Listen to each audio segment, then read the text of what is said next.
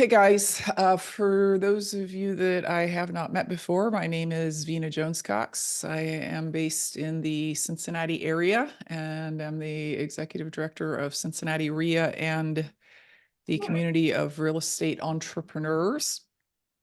I am also a very long-standing veteran of the real estate business, and I have a deep love for all things creative finance. So many times when you see one of these Saturdays and I am the instructor, it's because it's about some creative finance topic. Today, of course, it is subject to deals, and we're going to talk about them at a much deeper level than you have probably heard them discussed before. Subject twos require a lot more kind of understanding and thinking about the whole situation, including the seller situation, than a deal that you might just be buying for cash, or you might be going and getting your own loan on or something like that. And I have noticed that the trainings and information that one gets online, and I'm talking about like YouTube, Instagram, places like that, are extremely incomplete. They make it sound like, well, all I got to do is find a seller, go to a closing, take over their loan, and you're golden. Or worse yet, find a seller, get them to agree to let you take over their loan, and then get somebody else to pay you $25,000 and actually let them take over your loan.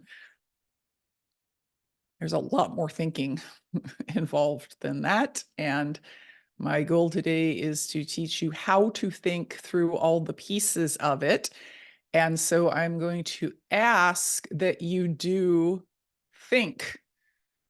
In fact, I'm going to be offering you opportunities to take quizzes out loud and say what you think about it, and think about it and say what you think, even if you're not sure that you've got the right answer. Say what you think it is so that we can make sure you have the right answer before you leave. As Ford said, thinking is the hardest work there is. That's why so few people do it. But in That's real why estate, it is the most important and most valuable work.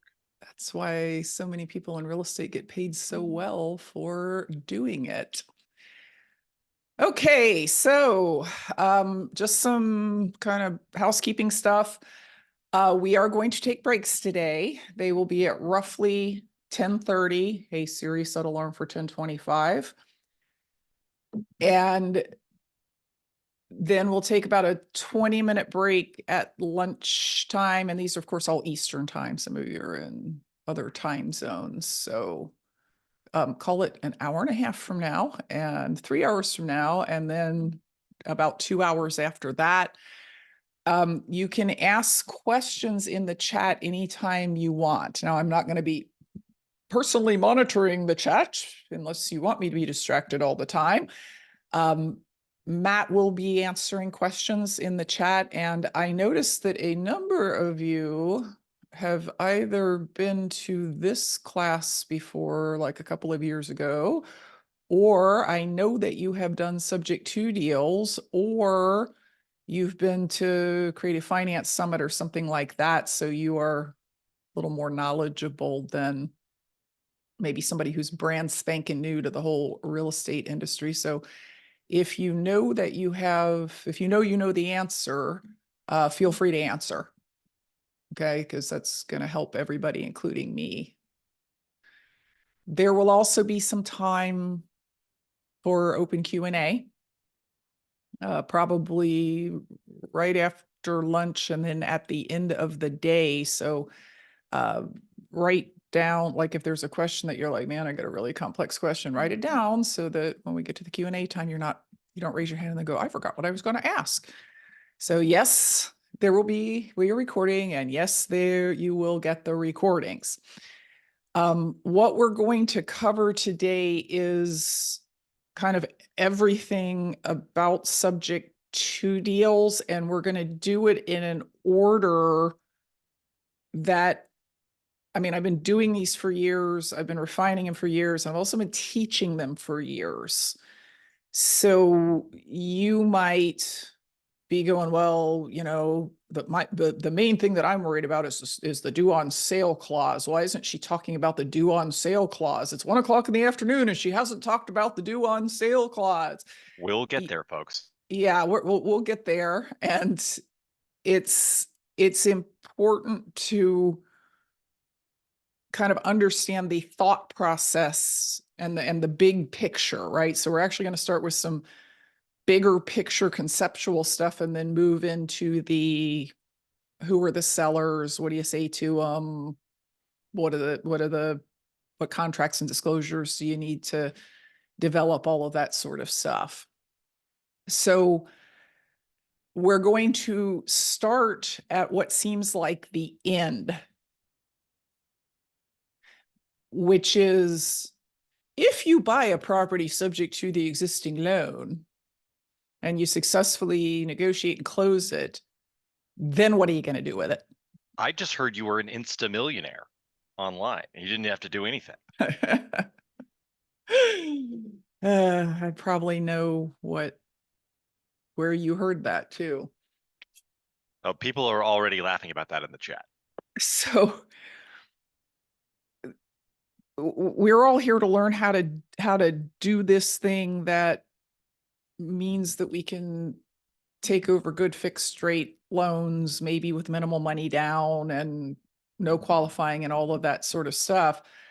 But the exit strategy for the property has got to be part of the calculation of, am I going to do this deal? Am I going to do it at this price? Do the terms actually work? Would you believe that you can buy a property subject to the existing loan with no money down and it could still be a bad deal? Can you believe that? It could still be a deal that lost money. So here's the thing.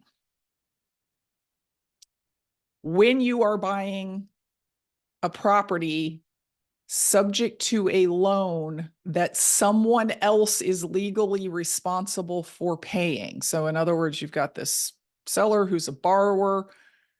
They have signed documents with a lender that say, I will pay this or else. And now you are stepping in and saying, oh, don't worry, I'll pay it.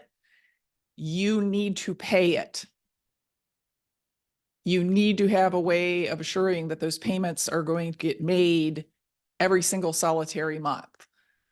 What happens if those payments are not made? Big picture, what You goes ruin on? somebody else's credit. Go after the seller. Somebody else's credit gets ruined because the bank reports the non-payment to their credit report, not yours. They don't have any right to report it to your credit report because you are not the borrower. Ultimately, the house is lost to foreclosure, and that's going to reduce your borrower's credit score by, golly, hundreds of points, make it really, really hard for them to buy another house for several years. And it's just sort of your ethical responsibility to make certain that these payments that you promise to make get made. So here's the issue.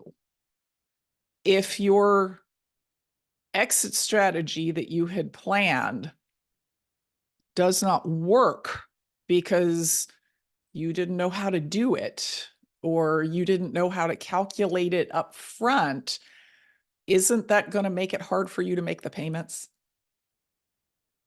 I mean, if you thought you could rent a house for $3,000 a month, so you took over a $2,500 a month payment, and then it turned out you could only rent the house for $2,200 a month, might that make it difficult for you to make that $2,500 a month payment? For a lot of people, that's not sustainable over the long haul.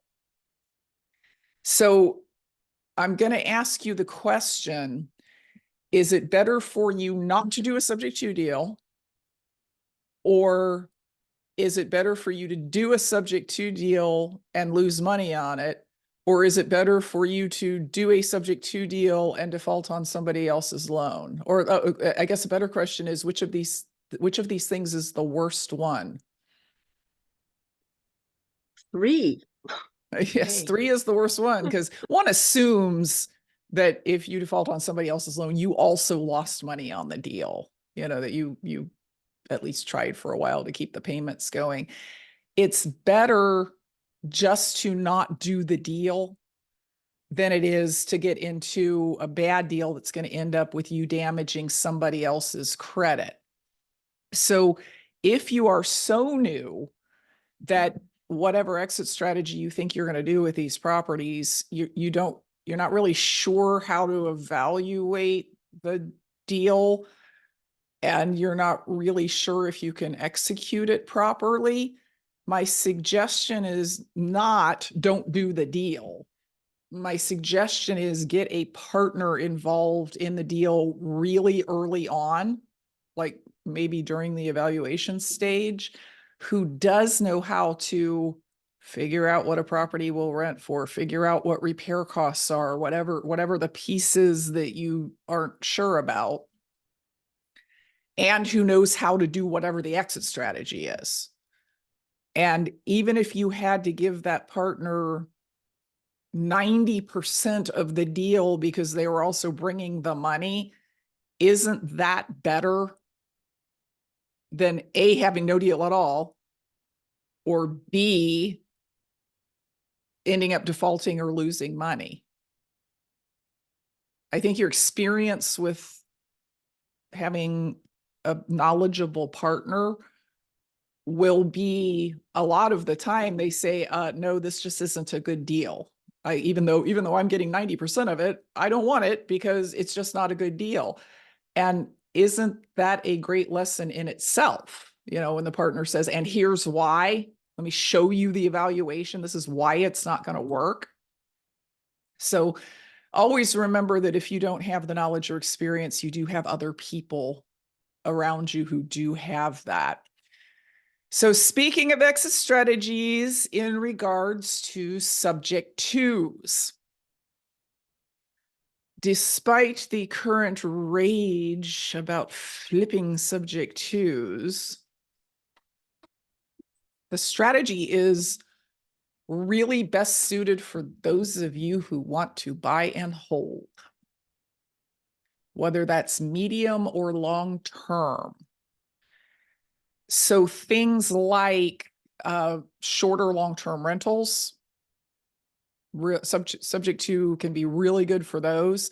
If you know the strategy of selling on lease option, that's more of a medium-term strategy, but those can work real well with subject twos. And repair for equity deals, where you're selling the property, but you're doing it on financing, and the person who's buying it's going to do the work on the property. The reason is because those strategies, I'm going to buy it and I'm going to hold it for 5 years to forever, are really more about monthly cash flow and equity buildup over time than they are about price, aren't they? If you're going to hold a rental forever and ever and ever, what price you pay today matters a lot less than what terms do you get. Because if you're never going to sell it, who cares if you paid $1 million for a $100,000 property, as long as it cash flows? You can, in fact, overpay for properties that you buy subject to if you plan to hold them. A lot of folks get trained really early on in their real estate business about what's the right price to pay for a house, and there's a formula, right? It's depending on what year it is and how the market is, that formula might be after period value times 0.7 minus repair costs, or it might be after period value times 0.75 minus repair costs. It's something like that. And when you decide that you no longer want to flip everything you own and pay lots of taxes on it and whatnot, it's sometimes hard to make the adjustment to say, well, actually, there is no right price. There's right terms for these longer term deals. So let me give you an example of paying too much for a property and still having it make money. This property, when I bought it, it was 19 years old, which makes it one of the newest properties I've ever bought. I don't know about you guys, but I'm not finding myself buying a lot of 5-year-old houses. Most of the stuff I buy is like it's new if it was built in 1965. So a 19-year-old house was like, wow, this is amazing. It's practically new. After paired value, remembering I live in Cincinnati, Ohio, it was about $130,000. And I mean, being only 19 years old, and it was owned by a homeowner, and she took good care of it. So really, to rent it, paint, carpet, and landscaping. To resell it, paint, carpet, landscaping, new countertop in the kitchen, new flooring in the kitchen. So, I mean, because it was a 19-year-old house, it felt a little outdated. So 5,000 to get it like really nicely rent ready, 10,000 to resell it.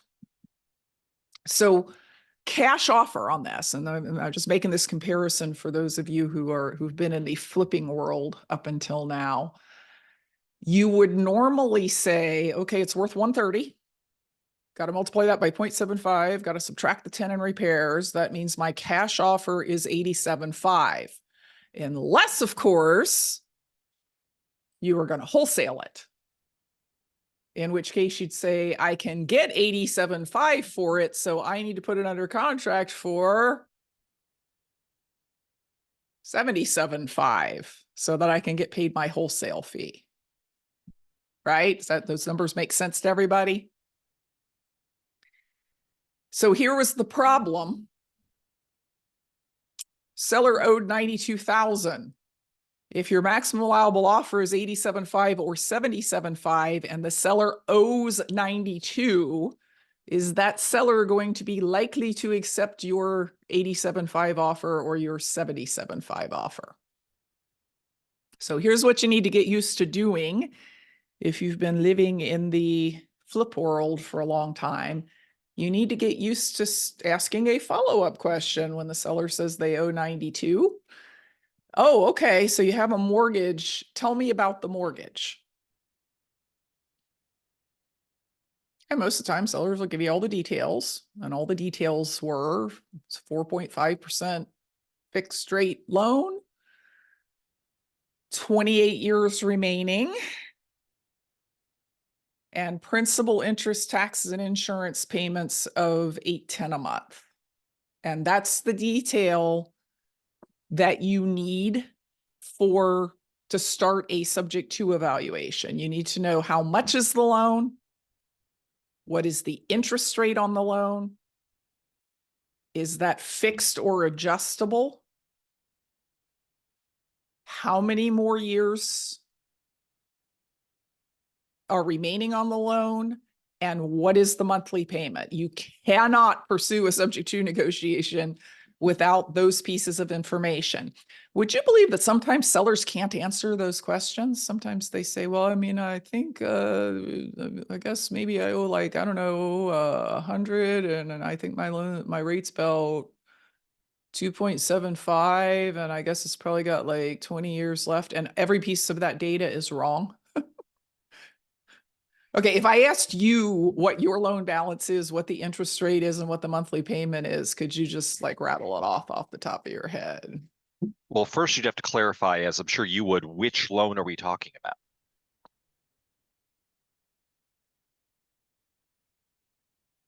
I'm confused by that statement. Well, don't you currently have like 40 of these or something in that neighborhood? Well, okay, I'm talking about my personal residence. I couldn't tell you. I just got that loan 2 months ago, and I would have to be vague on some of the terms because I'm That's not why we exactly have sure bookkeepers what and it was. accountants. So as you're talking to sellers, a good way to get this information correct is just ask them to pull out their last loan statement, because it'll have all that on there. It'll say when the last payment is due. It'll say what the payments are, what the balance is, and what the interest rate is. So this is not going to work as a wholesale or retail deal because the seller can't accept the kind of cash offer you need to make. Everybody agree with that? Well, she's going to bring money to the closing, which I'll tell you more about the seller here in a minute. That just wasn't going to happen. That just wasn't possible. So let's evaluate it as a rental. It's a 3-bed, 2-bath. You like that as a rental? Got a good setup for a rental. You can see it's got a 2-car garage. You like that as a setup for a rental? Do tenants like that? Yes. It's in a B area, good school system. Not gonna be offered crystal meth down at the corner. I mean, it's a decent neighborhood. And you could, like I said, you could make it really nicely rent ready for about $5,000, and then it would rent for $1,200 a month.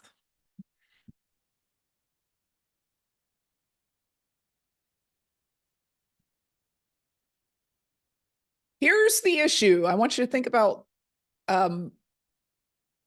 market rates for investors on what's called DSCR loans, right? The ones that are pretty quick and easy to get, and they're made for investors. If she agreed to sell for just her loan balance, and you went to the, which is under market, right? I mean, it's not 25% under market, but it's under market. I mean, her loan balance is 92, put 5 in it, you're in it for 97, it's worth 130. It's under market. But you put 20% down because that's kind of a requirement for all investors, right? And you paid points and closing costs. That means you would be borrowing $73,600.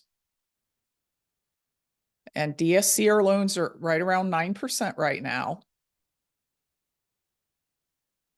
And on that $73,600 loan, you'd be paying $1,004 a month in principal, interest, taxes, insurance, and then there's a small HOA fee with this property. That would mean that your awesome 3-bedroom, 2-bath, relatively new 2-car garage, good neighborhood rental would cash flow $68 a month. No, Vina, you did the math wrong. It rents for $1,200 and the payment's only $1,004. That's not $68 a month. Yes, it is. Because are there expenses to owning a rental other than the principal, interest, taxes, insurance, and HOA? What other kinds of expenses are there? Vacancy, Vacancy, maintenance, maintenance, capital expenditures. and If any. CapEx. Yes.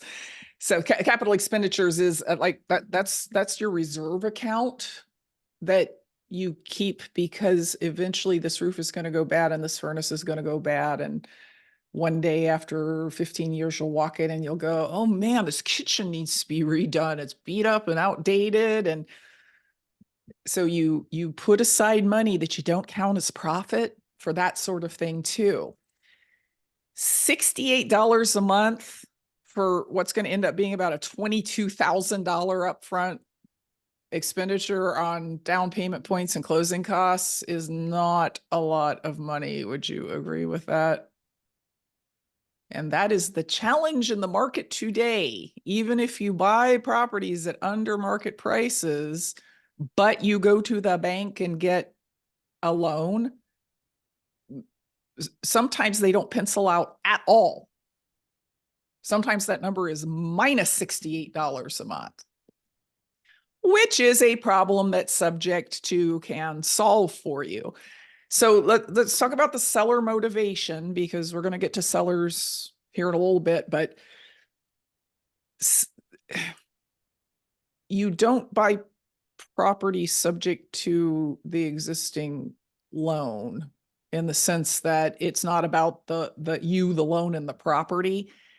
You buy properties from sellers who have an existing loan and some reason to want to let you take it over. It's the property is not the most important thing. The seller and their situation is the most important thing. So what is her deal? Well, she was olderish. She actually built this house. I mean, a builder built it, but she bought it pre-construction back, 19 years ago, 20 years ago. And she had just gotten to the point where she didn't want to do the stairs anymore. All 3 of the bedrooms were on the 2nd floor. Her knees were bad. She just, going up and down the stairs. Yeah, you've heard the story a million times. She had put it on the market over the summer for $130. So why didn't it sell?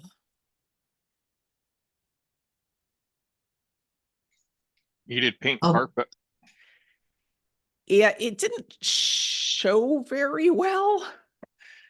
I mean, it was the carpet was really beat up, and the paint was both her preferred colors instead of neutrals, and she didn't paint it. An agent's always going to tell you to neutralize the property. And what kind of person is the most common buyer in this price range? Like how does that person finance properties like this?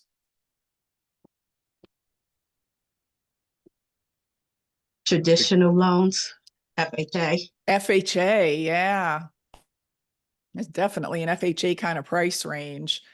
And our FHA buyers often struggling just to pull the 3% down payment together, much less, and then we're going to have to recarpet the house and paint it and fix this landscaping issue. So she got some offers, but the offers were all significantly lower than $130,000, because the buyers and the buyers wanted her to pay their points and their closing costs and all that sort of stuff. So she was at the point, by the time she called me, that she had already rented an apartment. Already put the down payment, already put the deposit down, already paid the first month's rent. And her stuff was all in boxes. And when I went to the house, everything was in boxes except for her bed. And she was just like, I just need to be able to move and know that I'm not going to have to make the payment on this house next month. I just have to get rid of it. So she said, if you can just pay off my loan, $92,000, and I can get out of here and we can do this really fast, I will just sell it for $92,000. I wasn't listed anymore at this point, so she didn't have a commission to pay or anything like that. So the question you should be asking yourself is, how do you pay her price, which we just found out is $92,000, and not put $22,000 down and get decent cash flow? Now, if I were asking like a general room full of real estate investors this question, they might take them a minute. But since the title of this class is How to Profitably Ethically Do Subject 2s, I think that kind of gives it away, right? So I'm sitting in her living room amongst all of her boxes, and I said, okay, I can do what you want, but it's going to have to be this way. I could take over your payments. The deed will be out of your name, so you won't have to have the insurance. You won't have to take care of anything. I'll pay the HOA. I'll carry the insurance. I'll pay the taxes, all of that. I'll even pay your usual closing costs. But we can do this. I mean, as fast as the title search can be done, we can do this and close. It's probably going to be 10 days to 2 weeks, and you can move.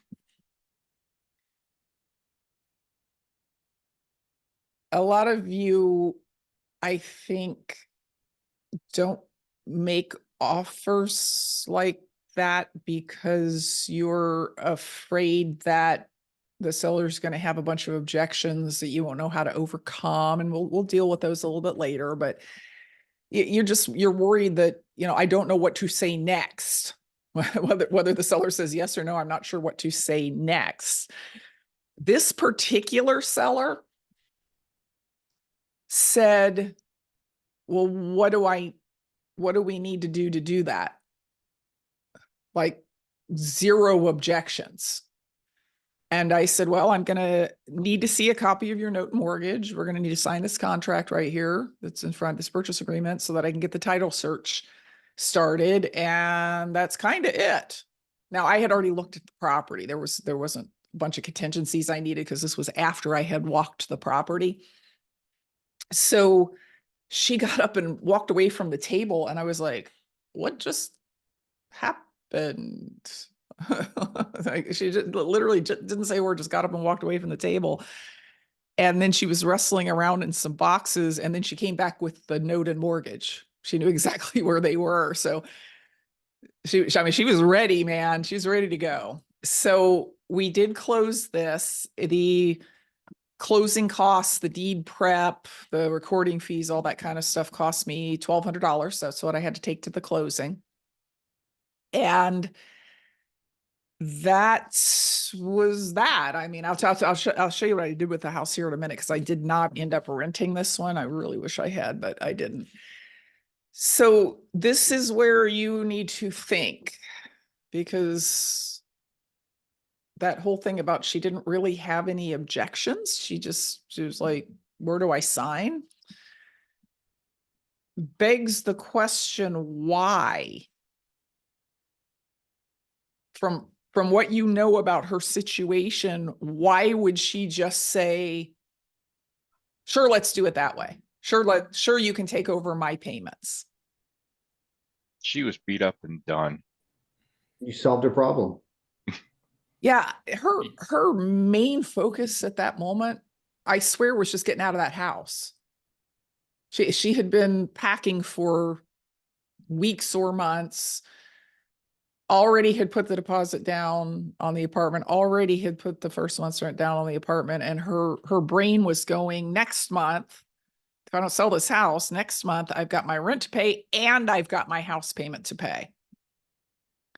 So it just solved everything she wanted solved. It didn't really matter to her whether this was paid to her by paying off the bank or by taking over the payments.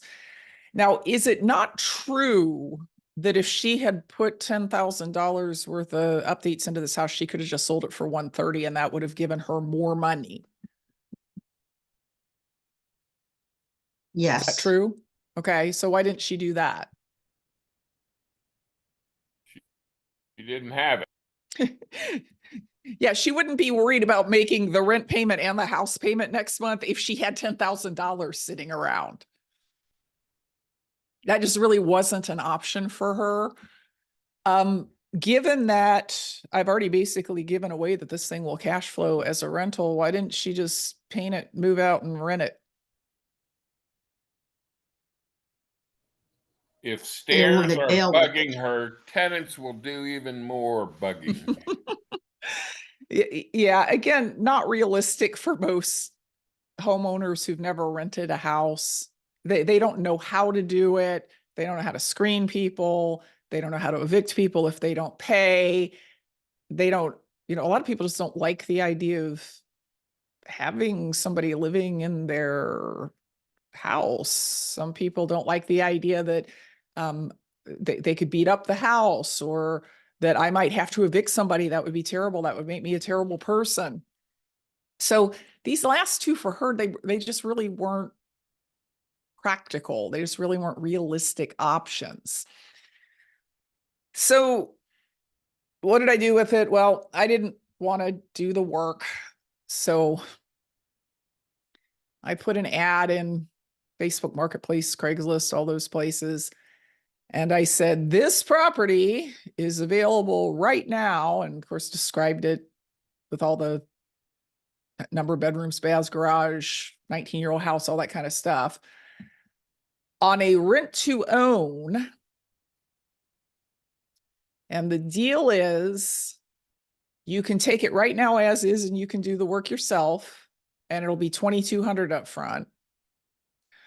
Or you can pick your carpet colors and your paint colors and I will do that work. But then it'll be $7,200 up front.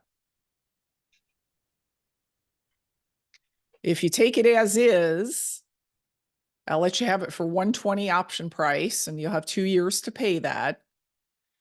And payments of $1,100 a month. So you notice that the price is below market and the payments are below market. Do you see those two things? That's because this is what's called a repair for equity deal. And it's something you do with homeowners. It's something you do with homeowners who have the ability to do this work, financial ability and physical ability to do this work. Would you care to guess whether the first 3 applicants wanted to pay $7,200 down and me do the work or pay $2,200 down and them do the work? I didn't get anybody who was like, yeah, you do the work and I'll give you more money up front. Like nobody said that. So it ended up being a $2,200 down option fee. Now it didn't quite work like it was set up to work, which is very common with lease options and with repair for equity deals.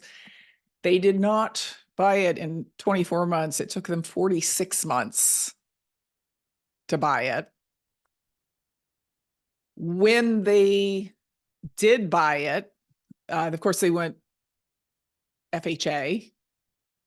And the FHA inspector looked at the roof, which wasn't actually leaking, but at this point, that roof was probably 22 years old. And he said, oh, needs a new roof. So they called and they said, well, we want to buy it, but we want you to put a new roof on it. Okay, well, did I agree to put a new roof on it when I set that price at $120,000? So No. is it fair for me to say, well, I'll put a new roof on, but we got to raise the price to cover the new roof? You're just a greedy capitalist. Yes, who 100% wanted to keep my agreement with them, which was here's this house as is. So I just raised the price to $127,000. We checked to make sure they could qualify for that first.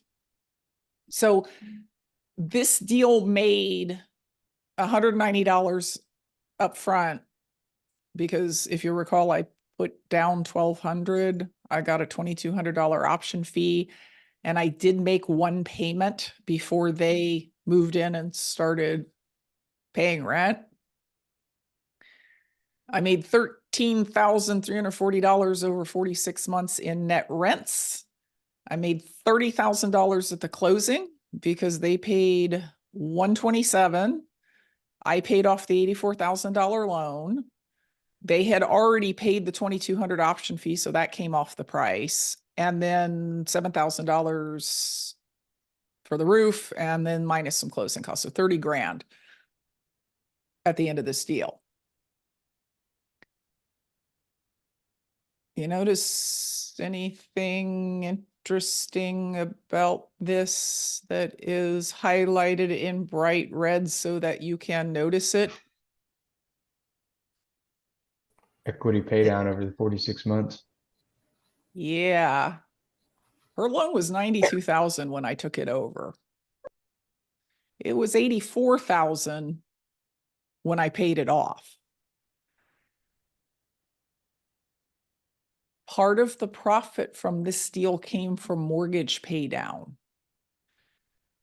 And, you know, I said, well, I paid the mortgage down. Did I really pay the mortgage down? Am I the one who was going out to work 5 days a week to make the tenant. monthly payments to pay Yeah. the mortgage down? Tenant paid the mortgage down. Yeah, the tenant paid the mortgage down via their rent. If I had kept this as a long-term rental, there would have been even more mortgage pay down, right? So there's like pros and cons to, do I do a medium-term exit strategy like a lease option, or do I do a long-term exit strategy like a rental? Because the other thing that's happened to this property in the last 5 years, as you can guess, is that the value of it has gone way up. So had I kept this property, I'd have a whole bunch of equity, both from the mortgage pay down and from the fact that prices have just gone up a lot. Well, in real dollars, they have gone up less, but the reason subject twos make the most sense for buy and hold strategies versus other strategies is because the mortgage pay down and the appreciation over time become part of the profit of the deal. So here is a key learning about subject twos, but just about every kind of creative finance strategy. If the terms of a deal are right and you plan to hold the property, it almost doesn't matter what price you pay.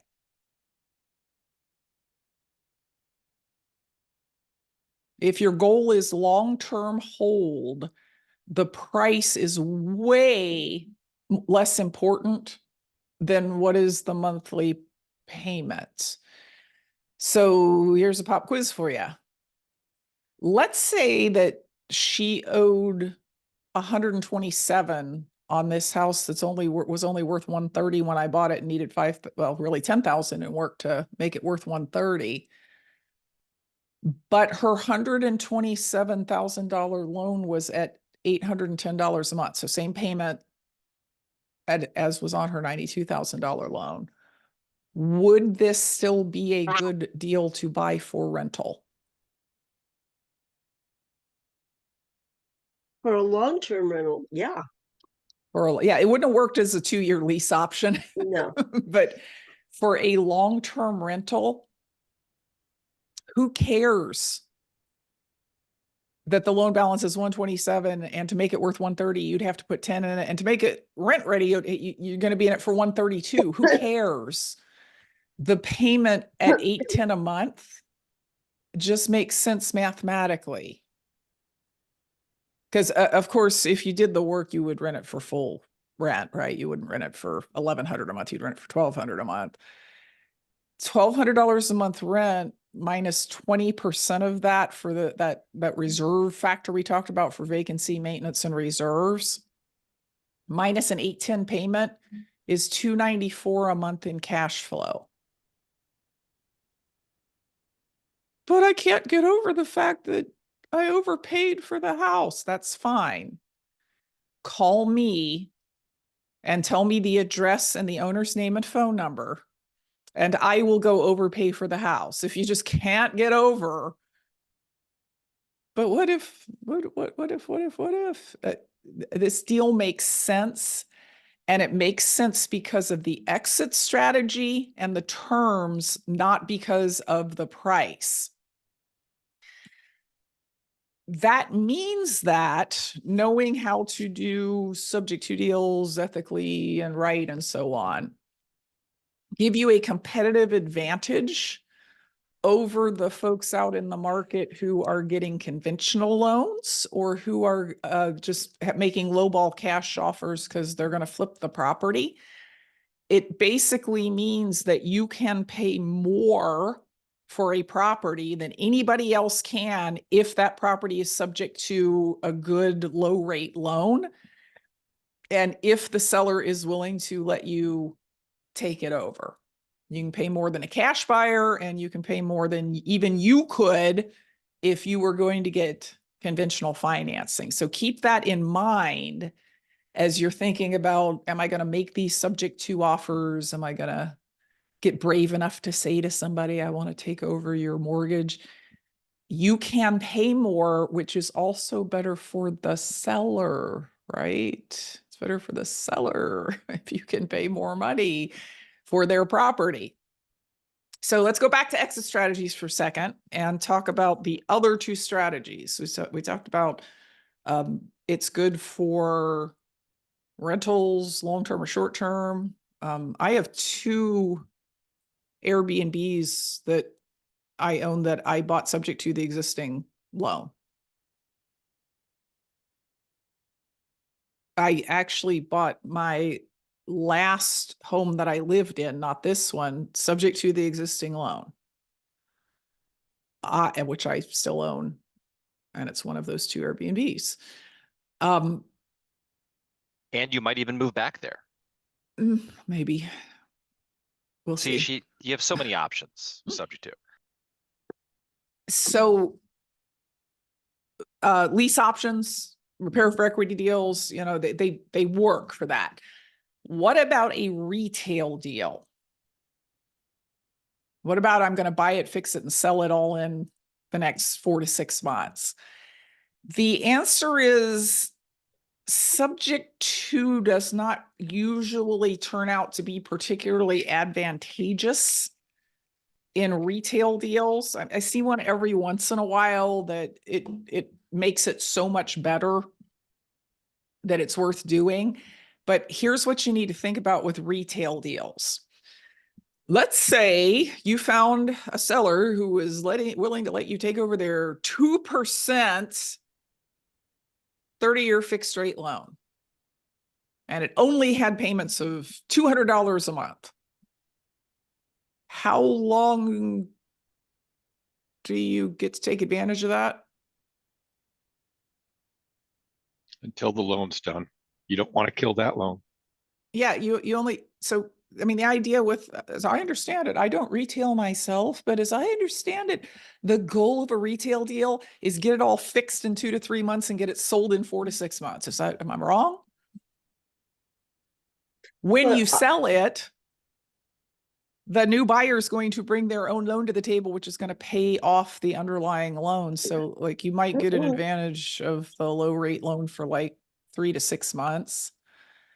And I'm telling you that if you do the math of, okay, I can either buy this property subject to this loan and then put a bunch of cash into fixing it up, or I can just borrow it all from a hard money lender at 12%. You're going to find that the difference in dollars is not that much over 3 to 6 months. True, but then you have to borrow less money. The second thing, we'll get to the practicality of that. The second thing is, I just said you can pay more for these properties than your competitors can because of the terms. You can't pay more, or not significantly more, on a property that you're going to sell in 6 months, because isn't your entire profit based on the difference between what you pay and what you can sell for? In a retail deal, isn't that how it works? Exactly. So if you say, well, I can pay 20% more because there's this 2% loan, and then you sell the property in 6 months, you just overpaid for the property is what you did. It's not going to pay down by 20% in 6 months. And then there's a third practical issue, which is most of the rehabs that I am seeing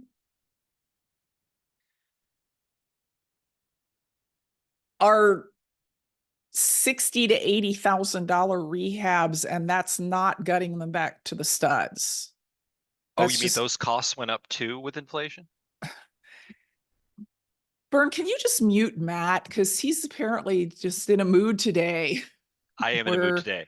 He's going to just comment on every single thing I Well, say. I commented on this specifically because this issue has already come up multiple times in the chatted questions. Okay. I've told them And you'll I'm get to it. sure you've answered them. So $60,000 to $80,000 is a pretty typical rehab these days. And then if it truly is like to the studs or it have fire damage, you could be looking at 120, 150, something like that in rehab. So, okay, I took over this great loan and now I need another $60,000 to $100,000 to fix it. Where am I getting that?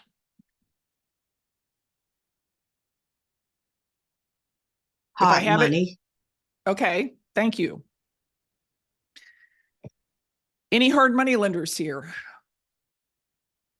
Anybody here a hard money lender? Yes, How do you feel about being in second position? no.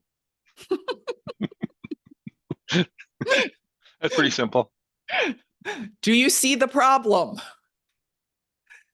The hard money companies that you know, none of them will be in second position. They just straight up will not do it. And they can't be in first because there's already a loan in first because you bought it subject to the existing loan.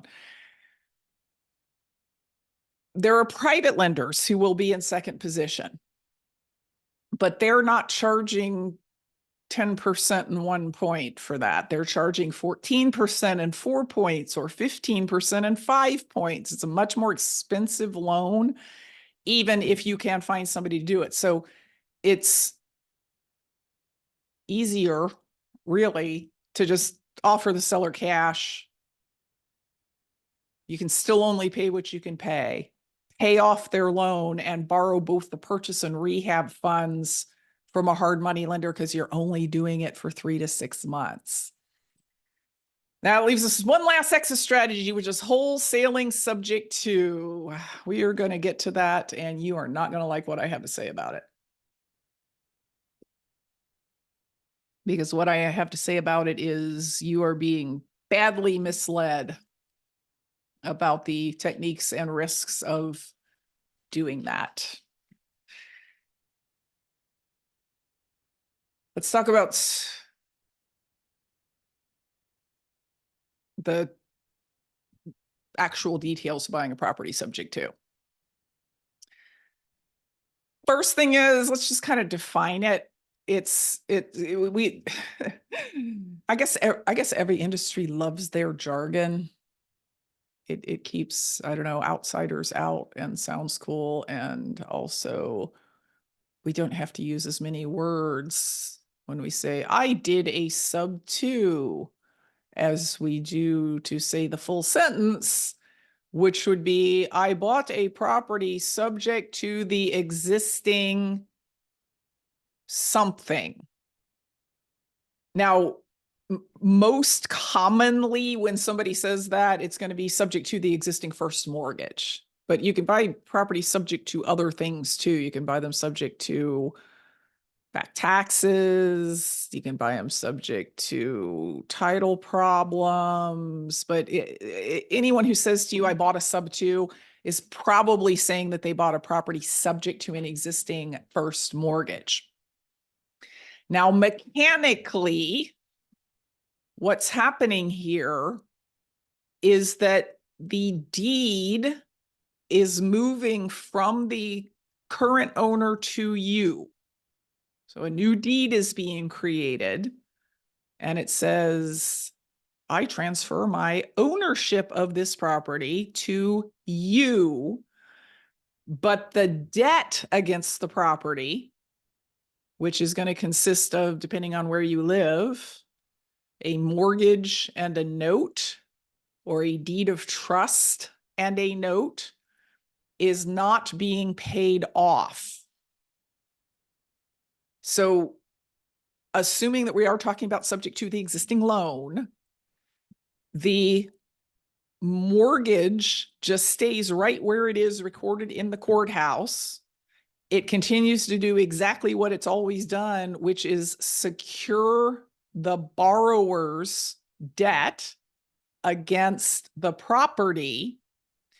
And the note also remains unchanged. It says, Sam the seller owes $92,900 on this property. It actually doesn't say that. It says whatever he originally owed, and it's got an interest rate and a payment and a due date and all that sort of stuff. So the deed at the end of the closing, the deed is in your name.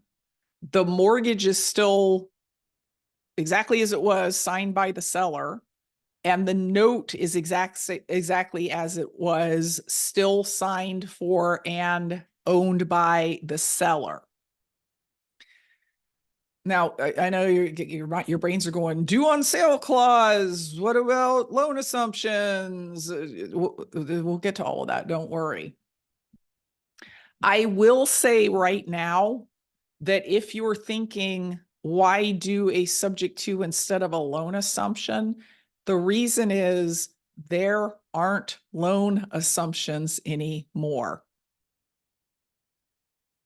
Of the first 40 or 50 deals I did, probably 30 of them were actual loan assumptions. Because what a loan assumption is you and the borrower agree that you can assume the borrower's loan, and then you go to the bank and you say, I want Vina to assume my loan. And the bank has some paperwork and the borrower signs it and Vina signs it, and the bank just replaces the one borrower with the other borrower. Those used to be, it used to be that FHA and VA loans were what's called freely assumable. And it costs $40 to get the document from the bank, and you and the borrower signed the documents, and now you were the borrower. I mean, that's basically the way it worked. Yes, FHA and VA loans are still assumable, but they're not freely assumable. They're assumable with qualification. And with qualification means you have to go through the entire qualification process as if you were getting a new loan. And one of the qualifications is that you have to live in the house. It has to be your primary residence. Do you understand why you cannot assume FHA and VA loans? I mean, unless you're looking for a house to live in. Yes.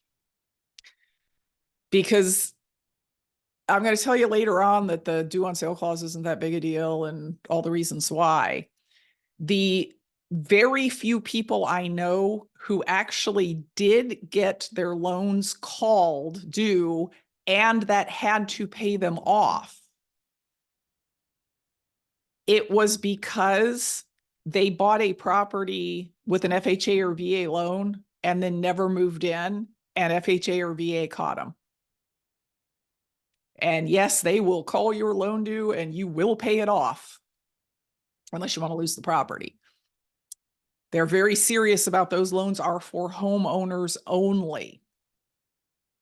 Now, I'm gonna take a minute and explain something here that more than half of you are gonna say, well, duh. But I'm telling you, this is a deep area of misunderstanding about subject twos, and I have found myself dealing with this confusion over and over again over the years. After the closing, you're the owner, the mortgage and note are still in the seller's name, okay? I've said that like 3 times now. The lender will foreclose on the property and will auction it off if you don't make the payments on the seller's loan.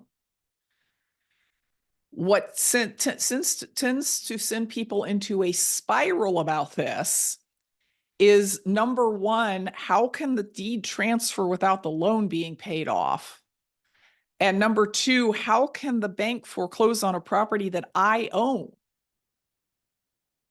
It's not my loan. How can they foreclose on it when it's not my loan? The answer is mortgages or deeds of trust, notes and deeds are 3 separate agreements that do 3 separate things. I think we're also used to, well, when you buy a house, the old loan is paid off and I get a new loan and I own the house, that it feels like they kind of have to travel together, and they don't. A deed transfers ownership.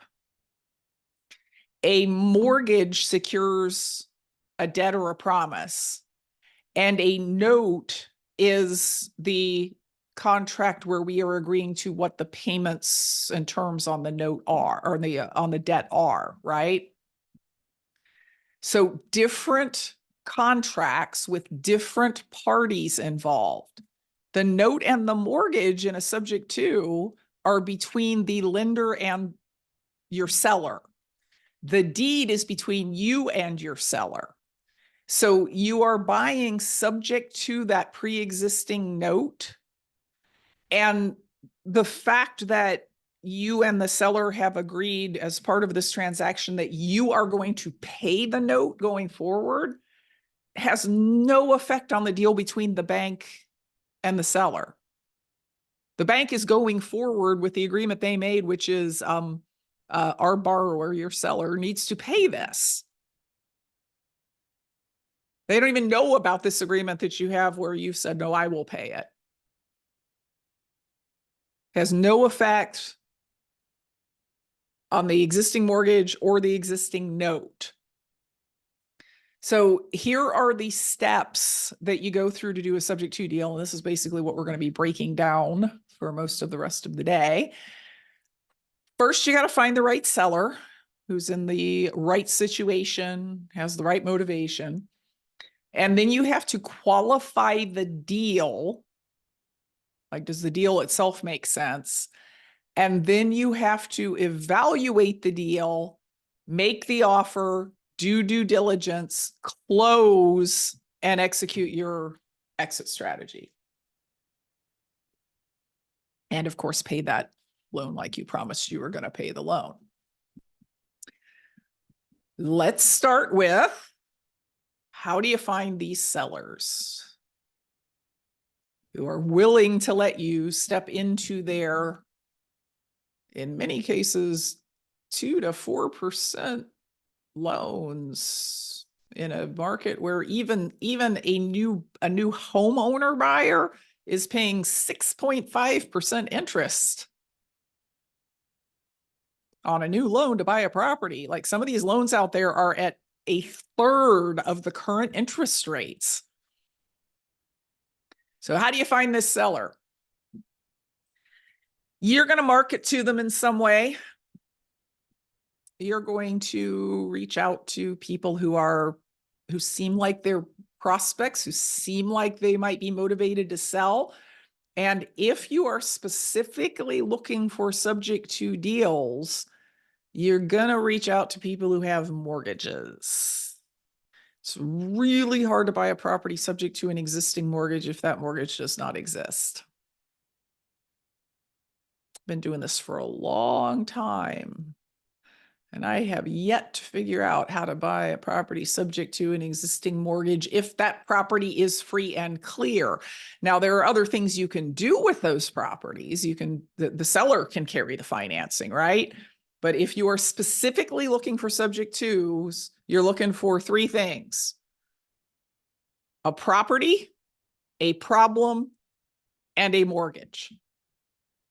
Okay, that's if you're buying lists, making lists, whatever you're doing, those are your 3 qualifications for finding likely subject to deals. Let's have a quiz. Let's try to put ourselves into the shoes of a seller who is going to ultimately say yes to the idea of, why don't I just take over your mortgage and make the payments going forward? What is going on in their heads or their lives that would make them say yes to that, just in general? They've got a problem. Okay. They got a And- major problem. They're either going through a divorce and need to get rid of it. They have huge medical bills or something like that, some financial problem that's put them in that position. Somebody died and the family has inherited the property and And can't they can't afford take it. care of it. Or, yeah. Yeah, they can't afford the monthly payments is Oh, a they really can't afford common the one. monthly payments. Yeah. Yep. Anything else? Foreclosure. Right. They can't make the payments that they have already said they were going to make, and in many cases are tens of thousands of dollars behind on those payments. I have never seen sellers in foreclosure as behind on their payments as they are right now. And I live in a long foreclosure state. It takes a long time for a bank to make a foreclosure happen in Ohio. But still, it used to be you'd see, 7,000, 10,000, 17,000 behind. I'm seeing sellers who are $70,000 and $80,000 behind in payments. And that is, of course, because we are coming off, we are still processing foreclosures that should have happened in 2020 and 2021. But there was a long foreclosure moratorium where people got to continue to not make their payments. And then coming out of the moratorium, the banks were required to offer loan modifications, which slowed things down. And then when they finally got to the point where they could start filing the foreclosures, they're having the same problem as every other employer, which is they can't find enough people to handle all the work they have. So 2 months ago, I was negotiating on a foreclosure where the last payment was made in 2017. And the property was scheduled for foreclosure in 2020, like scheduled for the sale in 2020. And that just got, nope, that's not going to happen. And that went on for another 18 months. And then it was scheduled again for mid 2022. And the seller declared bankruptcy.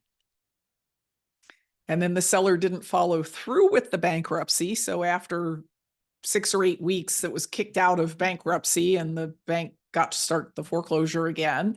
And then she filed bankruptcy again in 2023.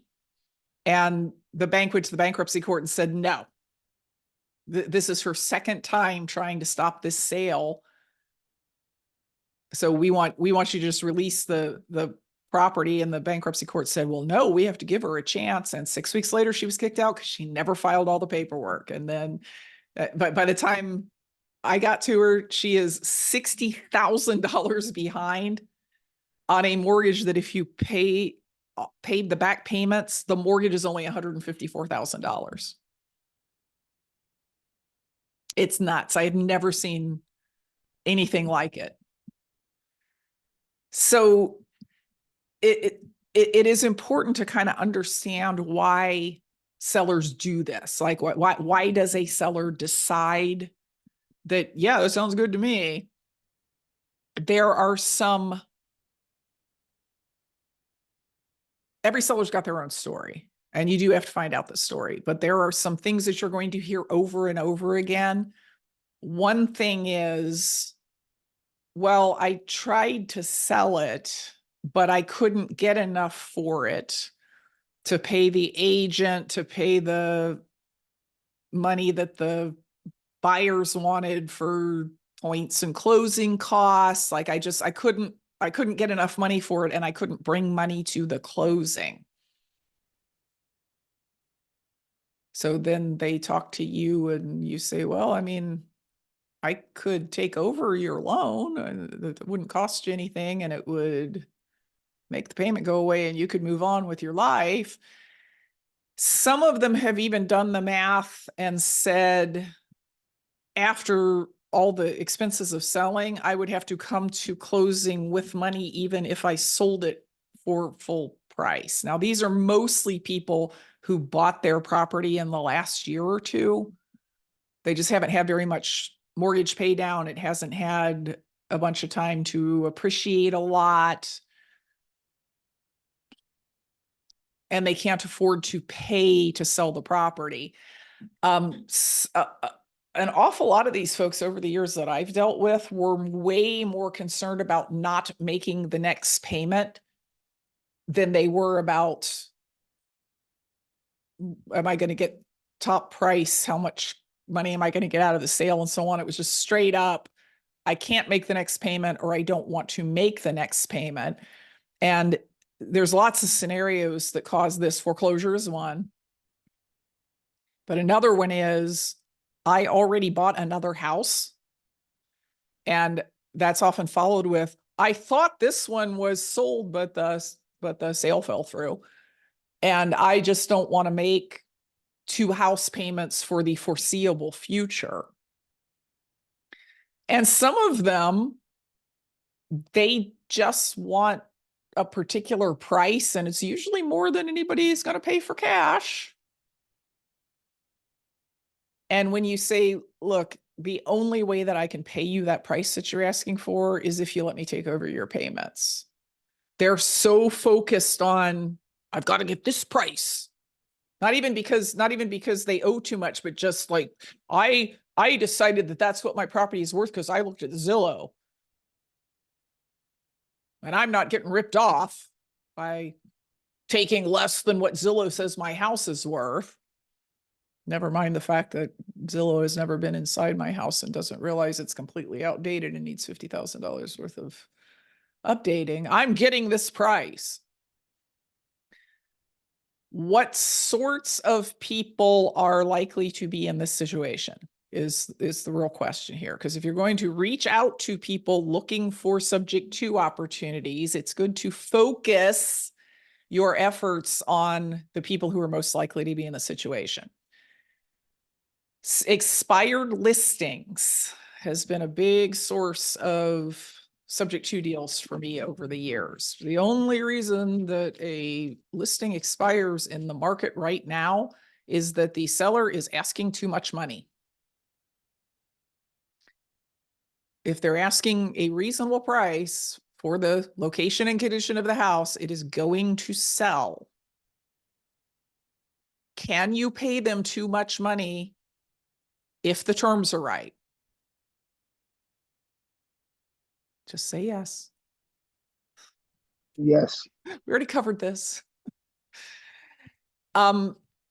Evictions and housing court filings. So what kind of seller are you going to find in that scenario? Like who are you going to be exclusively dealing with if you're A talking about it? landlord. Landlords, yeah. Rental housing owners. Most rental housing owners leverage their rentals. I mean, when they buy them, they get loans on them because they understand the power of leverage, which means they likely have a mortgage. And now they also have a problem in the form of either a tenant who has not been paying them or a city who is on their backs about code violations.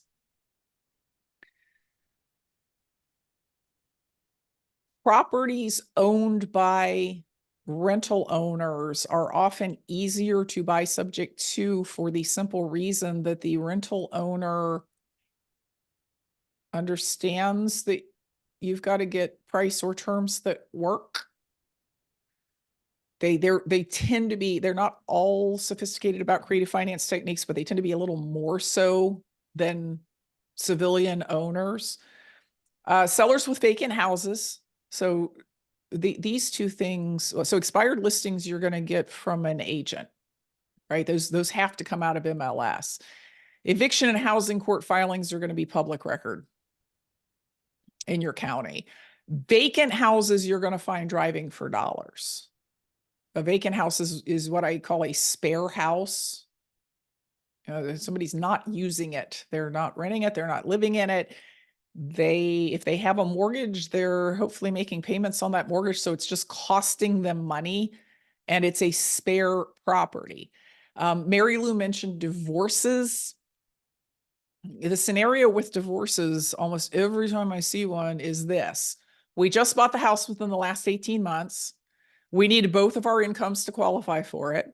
Now we're splitting up and neither one of us can afford the property on our own.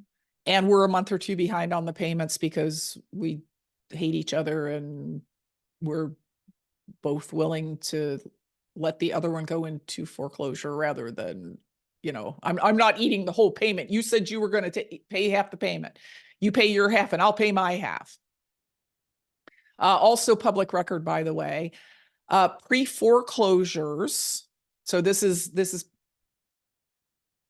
I am far enough behind in my payments that the bank has filed for me on me, has filed a lawsuit against me, which is public record.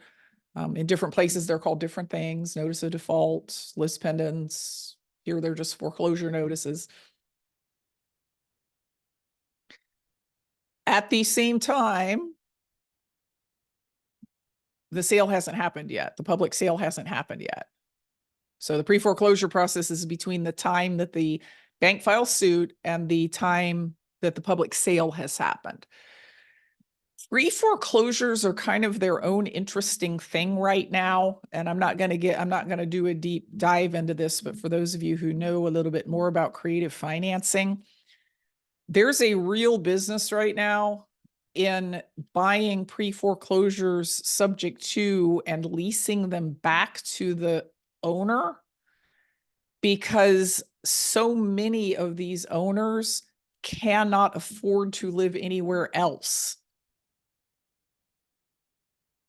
They've got a low rate loan and they got it 6 years ago, and rents have gone up so much and interest rates have gone up so much in the meantime that they will not be able to find another place that has a payment as low as the one on their own house. Now, the only way that that sale leaseback works, or even better, well, not better, another alternative is you catch up their payments using an option. You get an option to buy their house subject to the existing loan, but they actually get to keep the house until you exercise the option and they make the payments. The only way that works is if they had an interruption in their income that is now over.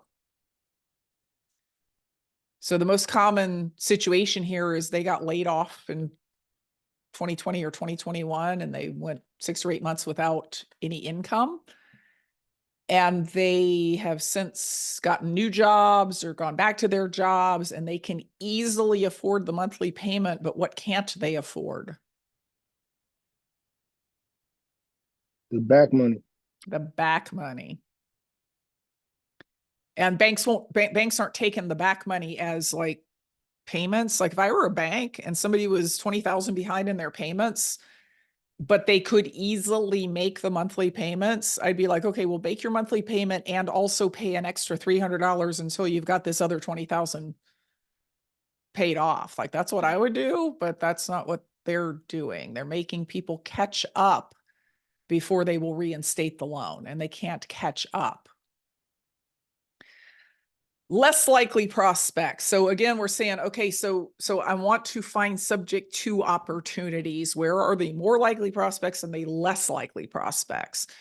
The less likely prospects are probates, because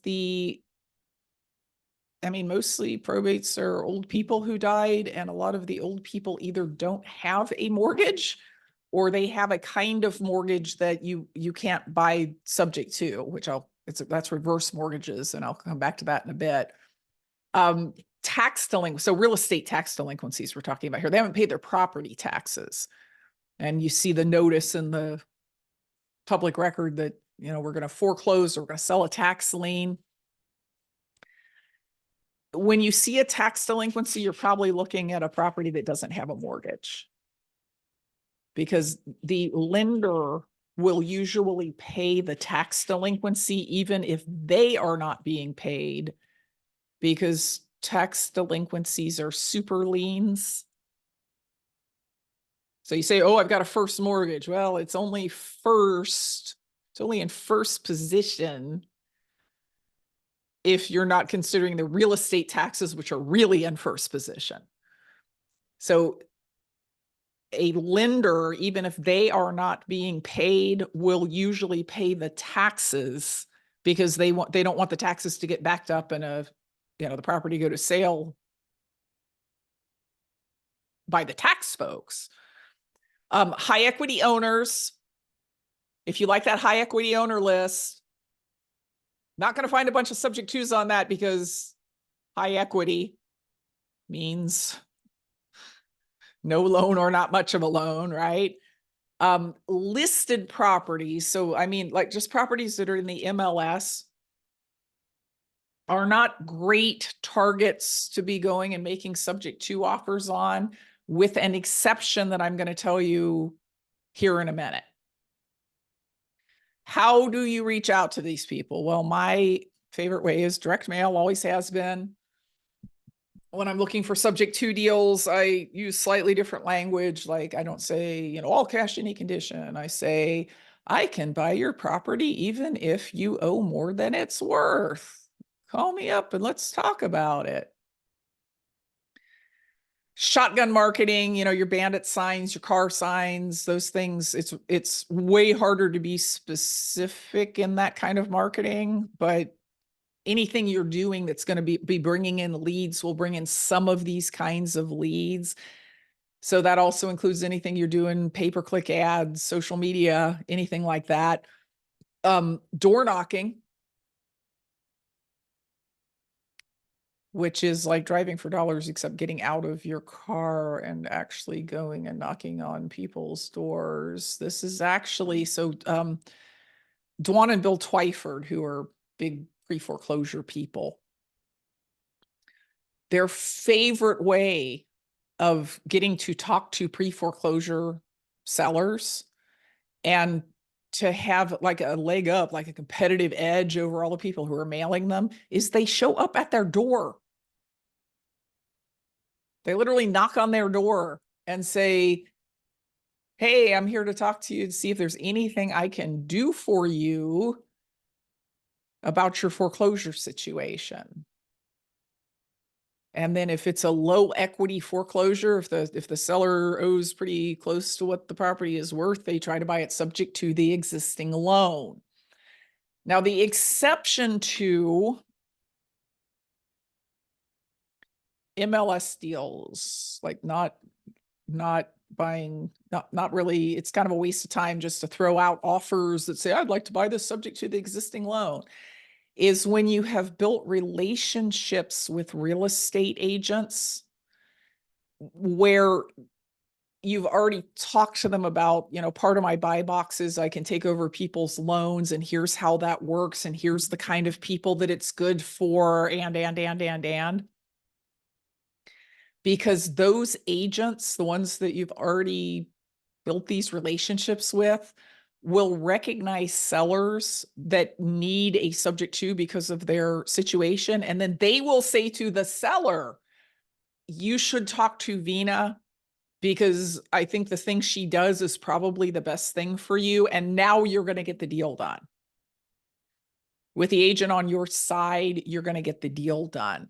If you guys have not heard Courtney Fricke, it's spelled Fricke, talk about building relationships with agents, you need to figure out how to hear Courtney Fricke talking about how to build relationships with agents. Now, how would I not reach out to people if what I were trying to do was subject tos? I would not do ringless voicemails. I would not do mass texts, and I would not have virtual assistants cold calling them. Here's why. Do you think that sellers kind of need to trust and respect you in order to agree to let you start making their mortgage payments for them? For sure. Well, no, let me not ask it that way. Do you like getting cold calls from VAs? Do you like getting mass texts? Do you like that you didn't ask for? Do you like ringless voicemails? I blocked No, him. So do you see the problem? Like that particular method of contact, which feels very intrusive to people, is not a good start to a relationship that's going to end with, I'm going to make your mortgage payments for the next 28 years. You really need to use one of these things, okay? Not the mass texts and VA cold calls and all that sort of stuff. Because we're starting on a new topic and it's almost 10:30, we're going to go ahead and break first. Now our breaks in these, you're at your house anyway, seminars are not 20-minute breaks. They are 10-minute breaks. And I'm going to be starting again in 10 minutes, which I mean, just look at your clock. I started to say it would be at 10:37, but it's probably not 10:37 your time.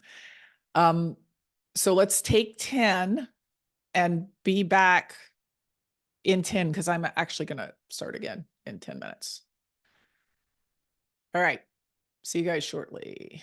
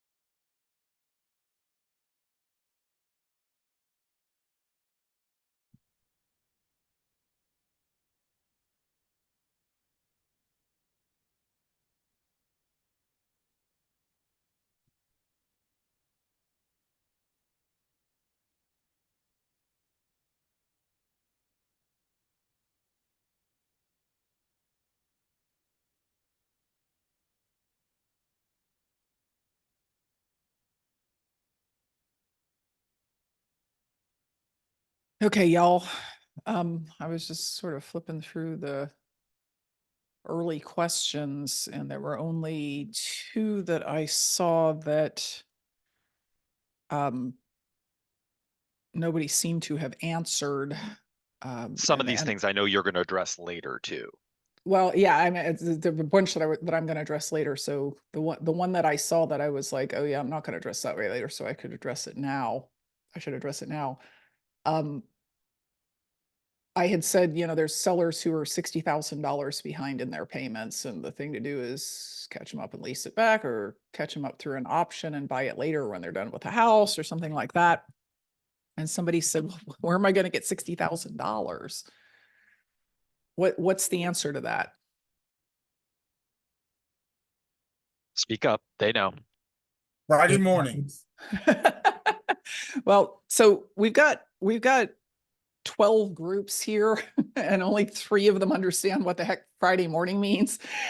That was shorthand. That was shorthand for if it's a good deal, somebody will put up that money to own half the deal. I've done that many times where somebody's got a $300,000 house that can be bought for a $60,000 catch up plus a $200,000 mortgage it has to be paid, and it will cash flow in the meantime, and they're short the 60,000. And I do the math and I go, oh, okay, well, I'll put up the 60, but I want to own half the house, but you're going to rehab and manage it. I'm not going to do that part of it. And I'm using myself as an example, but there's lots of people who would do that and can do that. So if Christy says hard money or private lender, yes, if the numbers work. Sometimes you can't take on that additional payment. It makes the house not cash flow. And the other problem is it couldn't be a hard money lender because they wouldn't be in second position. It could be a private lender, but you need a long-term amortizing mortgage, because if it balloons in 2 years, if you get a private loan, but in 2 years you got to pay it off, then what? You don't want to pay it off by refinancing a 2.5% first mortgage into a 6.5% first mortgage. So partners seem to work really well for that sort of thing. Valerie is offering that she would be a partner like that. Yeah, so that was one of the 2 questions. Andrea's saying she would be a partner in something like that. What was the other one? Oh, legal issues with leasing a property back to the person who was being foreclosed on, because you realize that what that agreement says is, I'm buying your house. I'm gonna let you keep living there because there's some reason you need to keep living there. Often it's the payment, and you're offering them a below market rent so they can afford to keep living there. But the question is, why do they need to keep living there? And the story is often, well, I've got kids in high school and I don't want to move them, or this is a great school and, I've got a special needs kid, and if I have to move out of the school system, there's no other programs for there's all kinds of reasons like that, which means their use of it is limited time, right? They need to be there until the kid graduates, 2 years, 5 years, something like that. So you write a lease with them at a payment that is less than what you could get if it was a market lease, because they need to be able to afford it. But also that allows the property not to be an alligator that you have to feed every month. And yes, there can be issues if the seller were to stop making payments, you were to try and evict them, and they were to go to court and say, well, I didn't understand this entire deal. I thought that they were just catching up my payments and I still owned the house. I mean, that people have done stuff like that. So you would do a detailed disclosure with the seller before you made that agreement that said, I understand I've sold my house. I understand I've sold it. So there's actually a subject to disclosure as well. I understand I don't own it anymore. I understand that the buyer's going to make the payments.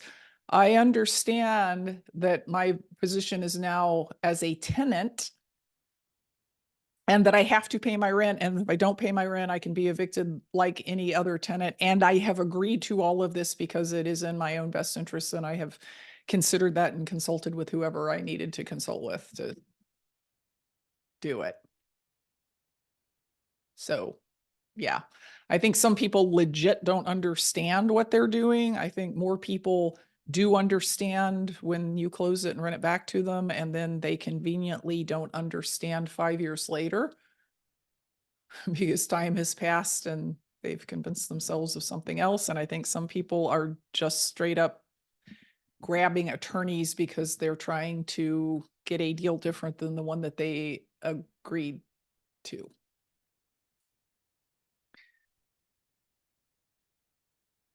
Okay. Pina, before we get too much further into this, I'm sorry for interrupting, but we've now had multiple people in the chat ask about the documentation involved in these deals. And I know it's considerable. We've got over 200 people on here, and I believe that people only paid $47 for this. But I want to give you the opportunity to address that since I know it's going to come up. Well, I'm going to run through what documentation you need this afternoon. Yeah, Susan just asked again about this. Are we getting the paperwork? Okay, so here's the deal with the paperwork.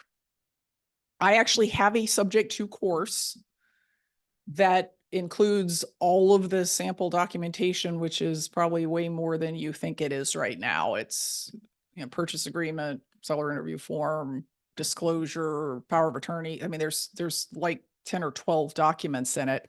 Yeah. But I didn't want to make this class $297, which is how much that course costs, because I wanted as many people as possible to actually be able to afford to be here.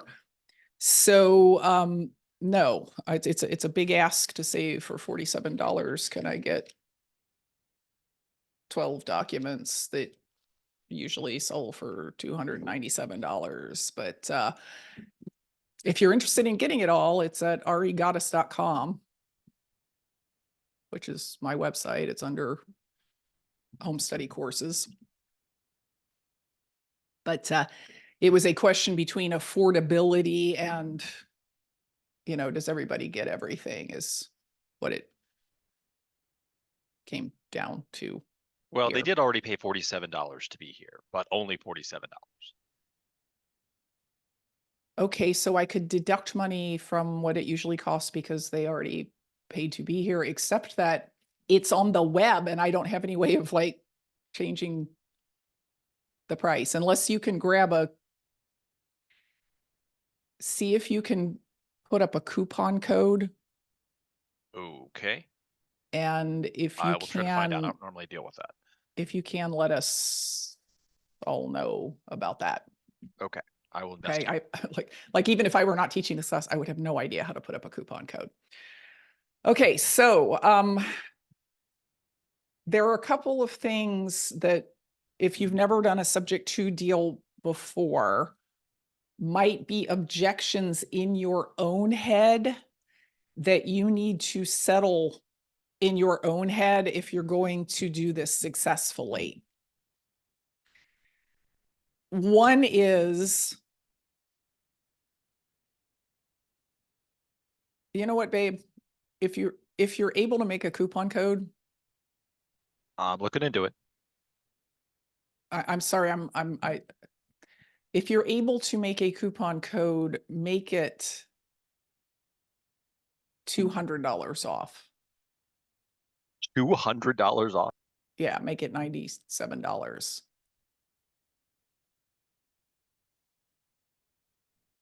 Okay. I'm feeling all, but they're going to need the contracts now. So make it $200 off, but make it only last until I may be stretching your technical ability at this point. Yeah. Make it only last like until tomorrow morning or something. Okay. Well, a lot of people seem happy about that, unsurprisingly. I would just urge everyone to pay attention as Vina explains to you how to utilize these documents and structure if you're going to invest in that. I'll see what I can do. Anera's going to be mad on Monday when she sees a bunch of $97. Anera is mad about how little you charge for almost everything. No, Anera's Like, mad because it's tax time. Well- Okay, so if these objections are in your head, you're going to have a hard time successfully doing deals because it's gonna, even if you don't say it to a seller, it's gonna be like, it's gonna come through somehow. You know what I mean? So one objection that other real estate investors have said this to me. They've said, I don't want to do subject twos because a seller would be nuts to just let me take over their loan, because if I didn't pay it, they would go into foreclosure and bankruptcy and everything else. And I say, okay, then it's a good thing you're not trying to do subject twos, because if you believe that, you're never going to convince a seller to do it. If you have this objection, it's probably because you are thinking from your perspective as a seller who has never been in a situation where you were choosing from among kind of bad options, right? Either I miss my next payment, or I let somebody take over my loan and let them make the next payment, right? If those are your choices, one of those two things is way better than the other. But you might be in a position where you've never had a month where you were like, I'm not sure I'm going to make my payment this month. There are lots of sellers for whom a subject to is way better than the other thing that is in front of them. Also, there are ways to make it less risky for the seller that we're going to talk about later on. The second objection is, and this is really common with new investors, well, I mean, the seller's going to ask me how many deals like this I've done, and I'm going to have to say 0. In fact, this is the first deal I've ever done, and then they're not going to trust me to make the payments. And so I'm in this horrible catch-22 where I can't do subject to deals because I've never done a subject to deal. Do you know how many times sellers that I was talking to about subject twos have asked me how many I've done?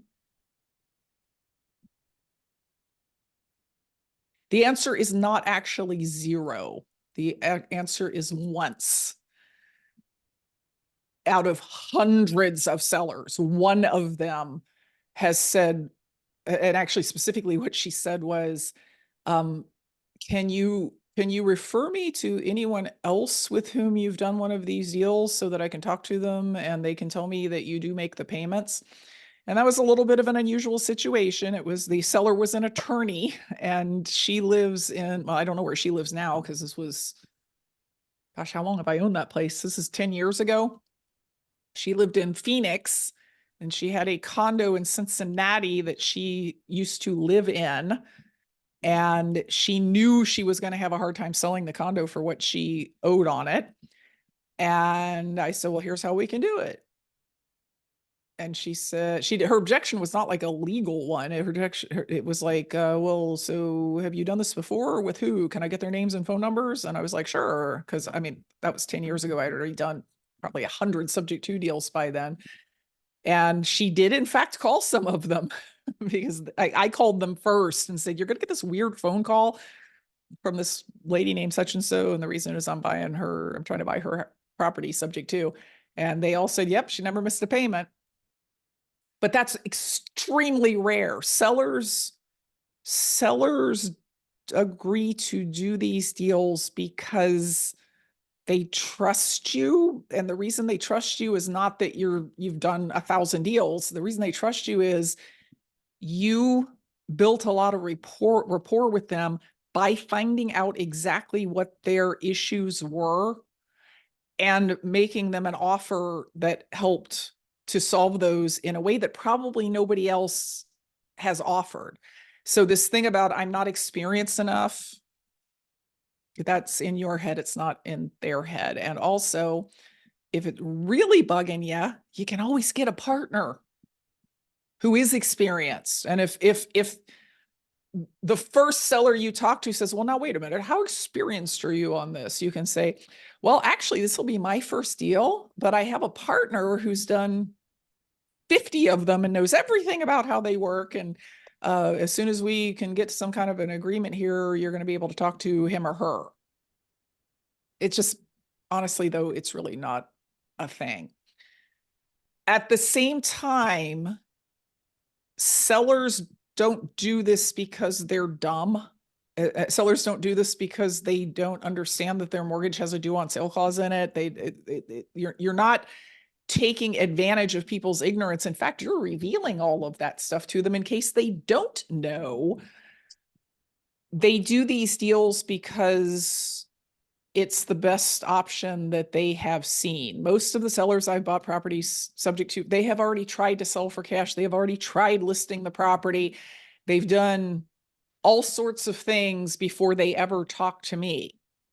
And I want to share some recent examples, and I'm putting numbers on the slides, but the numbers are not the important thing. The important thing is what was going on with the seller.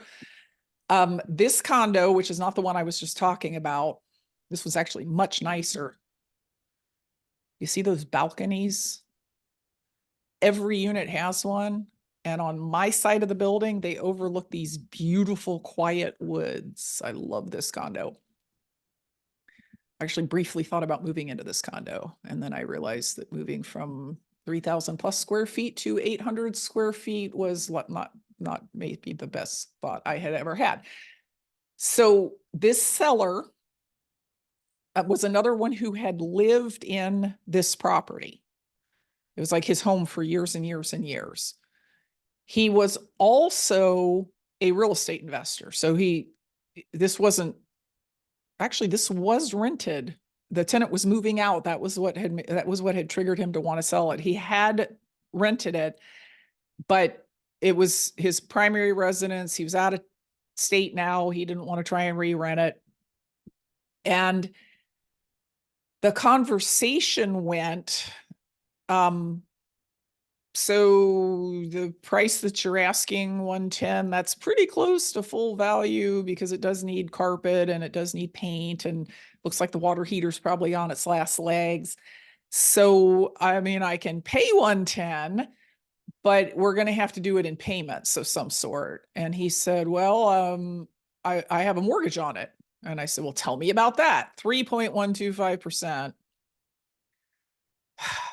I love these mortgage rates. 3.125%, and it's only $51,000. And I said, okay, well, bringing $49,000 to the closing is not an especially, like, I love your mortgage rate, but bringing almost 50% down kind of negates the value of these, of this owner financing. And I said, would you carry the rest? Because he was an investor. This was not a civilian. And he said, well, sure, but what kind of terms are we talking about? And the original terms, I said, I'll give you the $49,000 in, I don't remember what it was, 100 equal payments of $490 a month, so 0% financing. And he came back and said, can you pay it over a longer time? Because it was something about some money he was getting that if he made too much, it might have been Social Security, I don't remember, but if he made too much extra money every month, he was going to lose some of this other money he was getting. So we ended up with a lower payment over a longer term. So I pay his mortgage every month, and then I pay him some extra money every month, but it's at 0%. I mean, every payment I make to him, it just comes straight off the loan balance. Why was he selling? Out of state, tenant moving, didn't want to try to figure out how to revamp the condo from out of state, and didn't want to manage it from out of state. This property is an inherited property. Now, I said probate maybe isn't great because those tend to be, I mean, I'm not saying probate's not a good list to market to. It's just less likely to generate sellers who have mortgages. Inherited properties, which are properties that have come out of probate and now the heirs own them. We've done quite a few of those subject to, because the objection about what if you don't pay the mortgage just really doesn't come up, because whose name's on the bottom of the note? Who's the actual borrower when the property is inherited? The deceased. The dead guy. Yeah, somebody whose credit they are not concerned about anymore. Like the dead person's not concerned and the heirs aren't that concerned. So they don't really do the whole, well, what if you don't make the payments thing, because they don't care. The underlying situation here is usually something similar to this, which is, so it was her mom's house. Her mom passed away. There was a mortgage. It went through probate. She got the property and now she's paying the mortgage, but she's not using the house. She doesn't live there. She doesn't want to rent it. Actually, the house was full of junk and needed a whole bunch of rehab to even get it rent ready. And I remember her saying, this was, so, okay, this is a lesson in don't let people's preferences stop you from getting a deal. She had a brother who was mentally retarded. Mom took care of the brother until mom died. When mom died, there was nobody left to take care of the brother except this sister. So he had moved in with her, and she had her hands full now with new person in the house, taking care of the new person. She said, I never want to go into that property again. She said, I've taken everything out that I want, everything else I need you to take out, and I never want to go see the property again. So my partner actually went to her house, picked up the keys, took them over, opened the house, looked at it, brought her the keys back, because her preference was so strong that she didn't even want to like go show it. And I don't know what the story was there, but she was just really, really objected. So her mom died with a 4.5% loan. We had to put $18,000 down to get to that loan. And then there were $30,000 in repair costs as well. So we borrowed 10 of the down payment and 30 from a private lender, but it was on a long-term loan. It wasn't like 2 years and we have to pay you back. It was a long-term amortizing loan. So it cash flows $150 a month. And after the repairs were finished, it had $57,000 in equity, even over the subject to and the $30,000 in repair costs. So this was just she didn't want to make the payment. She didn't want to go see the property anymore. None of that. This property, bought it for $62,000, subject to a $59,000 loan at not a fantastic interest rate. It was a 6.75% interest rate. The payments are $583 a month, principal, interest, taxes, and insurance. And we sold it repair for equity. Now this, this one was a referral from another investor, because it didn't fall into any of those lists. It fell into the parent who was overly nice to his adult children list. He lived in this house and then he moved out of the city out into the country. And then his daughter said, I don't have a place to stay. Can I go live in your old house? And he said, yes. And then she moved in with her boyfriend and then they had a baby. I think he thought it was going to be like a temporary situation, and it ended up going on for like 5 years. And would you care to guess how much rent she was paying him during that 5 years? Zero. Zero. So for 5 years, he made the $583 a month payments. And then she apparently called him one day and said, "Hey, Dad, we found a house and we're going to be moving." And he was like, "Oh, thank God." And he called this other investor who actually had not talked to the guy about taking over payments, but when the guy lives in Florida, the investor lives in Florida, I live here. So when I called, the guy was like, "You got a loan on that?" And we negotiated the takeover payments deal. He did get after his expenses, he got about $2,500 at the closing. And this one needed a bunch of updating. So I don't like to do repairs on houses, so I wrapped this mortgage with a $98,900 loan to a handy homeowner, and the loan to them is a 30-year loan at 8.25% interest with payments of $847. Now, the reason that's important that it's a 30-year loan is he only had 12 years left on this loan. You're looking at this interest rate and you're saying, "Oh, he must have bought it really recently." No, he bought it a really long time ago. That's why the interest rate is higher than the other ones you're seeing.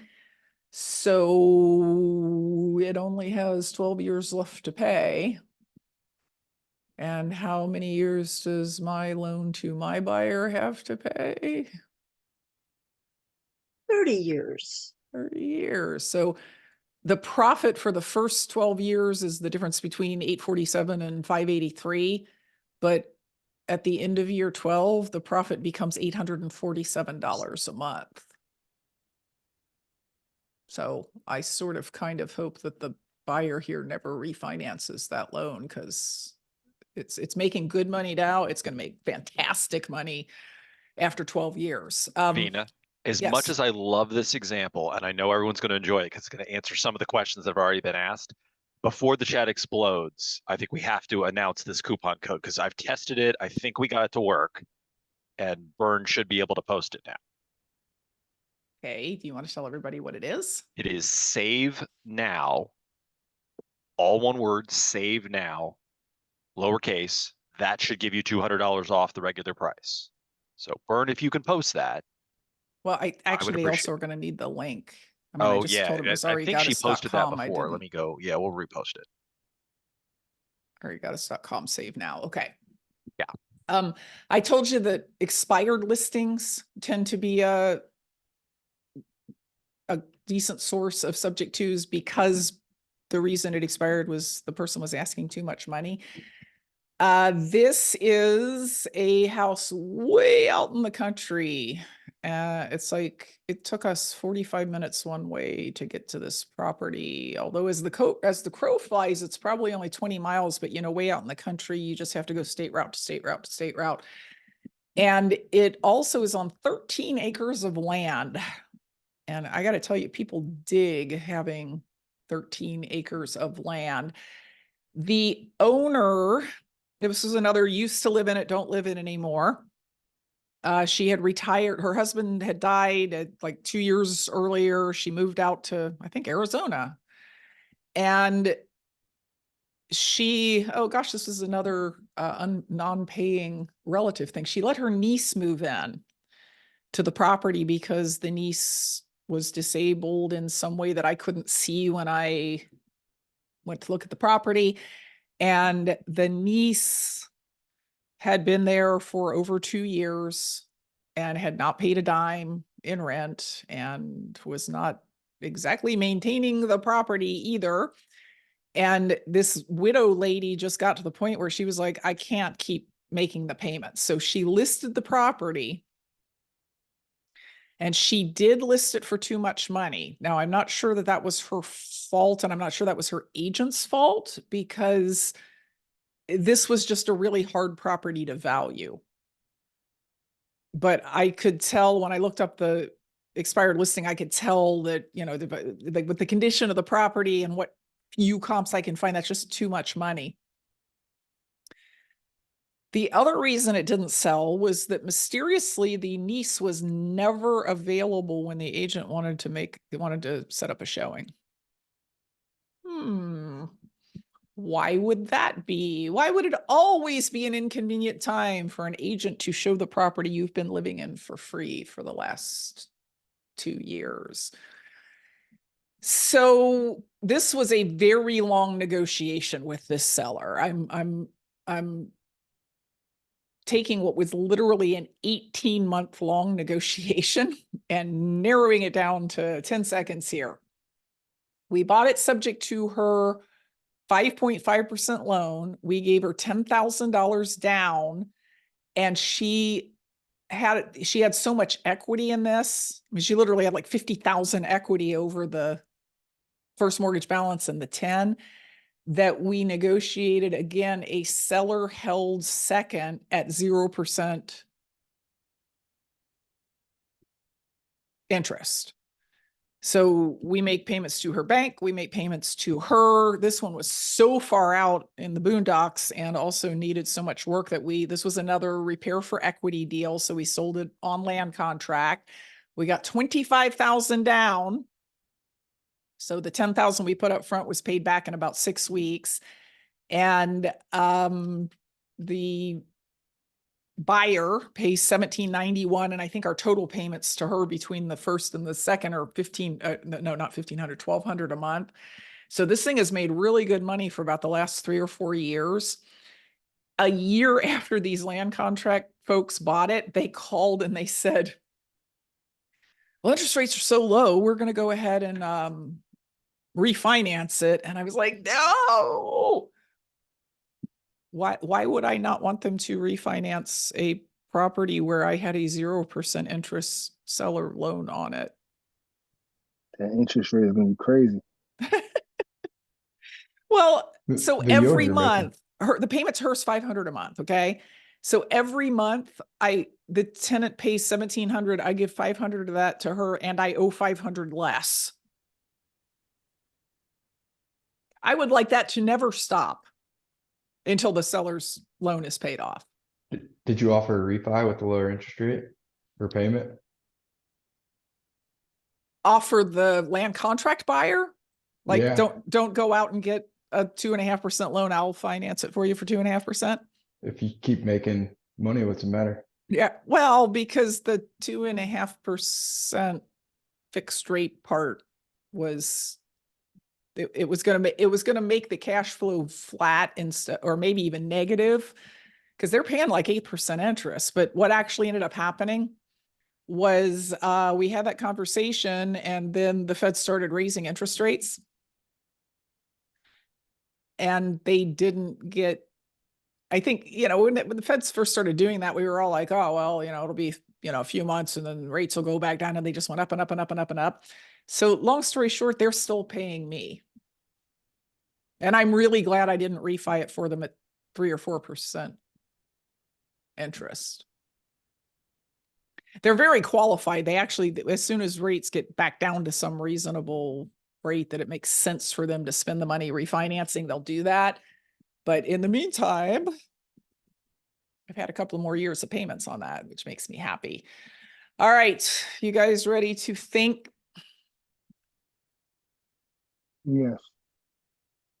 Just occurred to me that I did not set my lunch alarm. Hey Siri, set alarm for 11:55 a.m.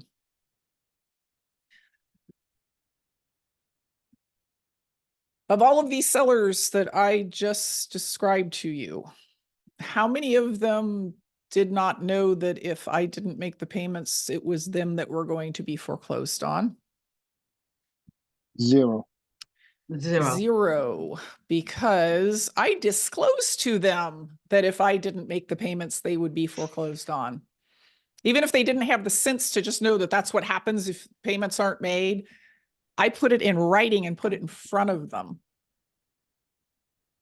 Now, I didn't say, well, by the way, if I don't make your payments, I always put it this way. If I were to get hit by a bus and was unable to make your payments, this is what would happen. And then I'll explain this after lunch. I take it a step further and say, but you're not going to get foreclosed on, and here's why.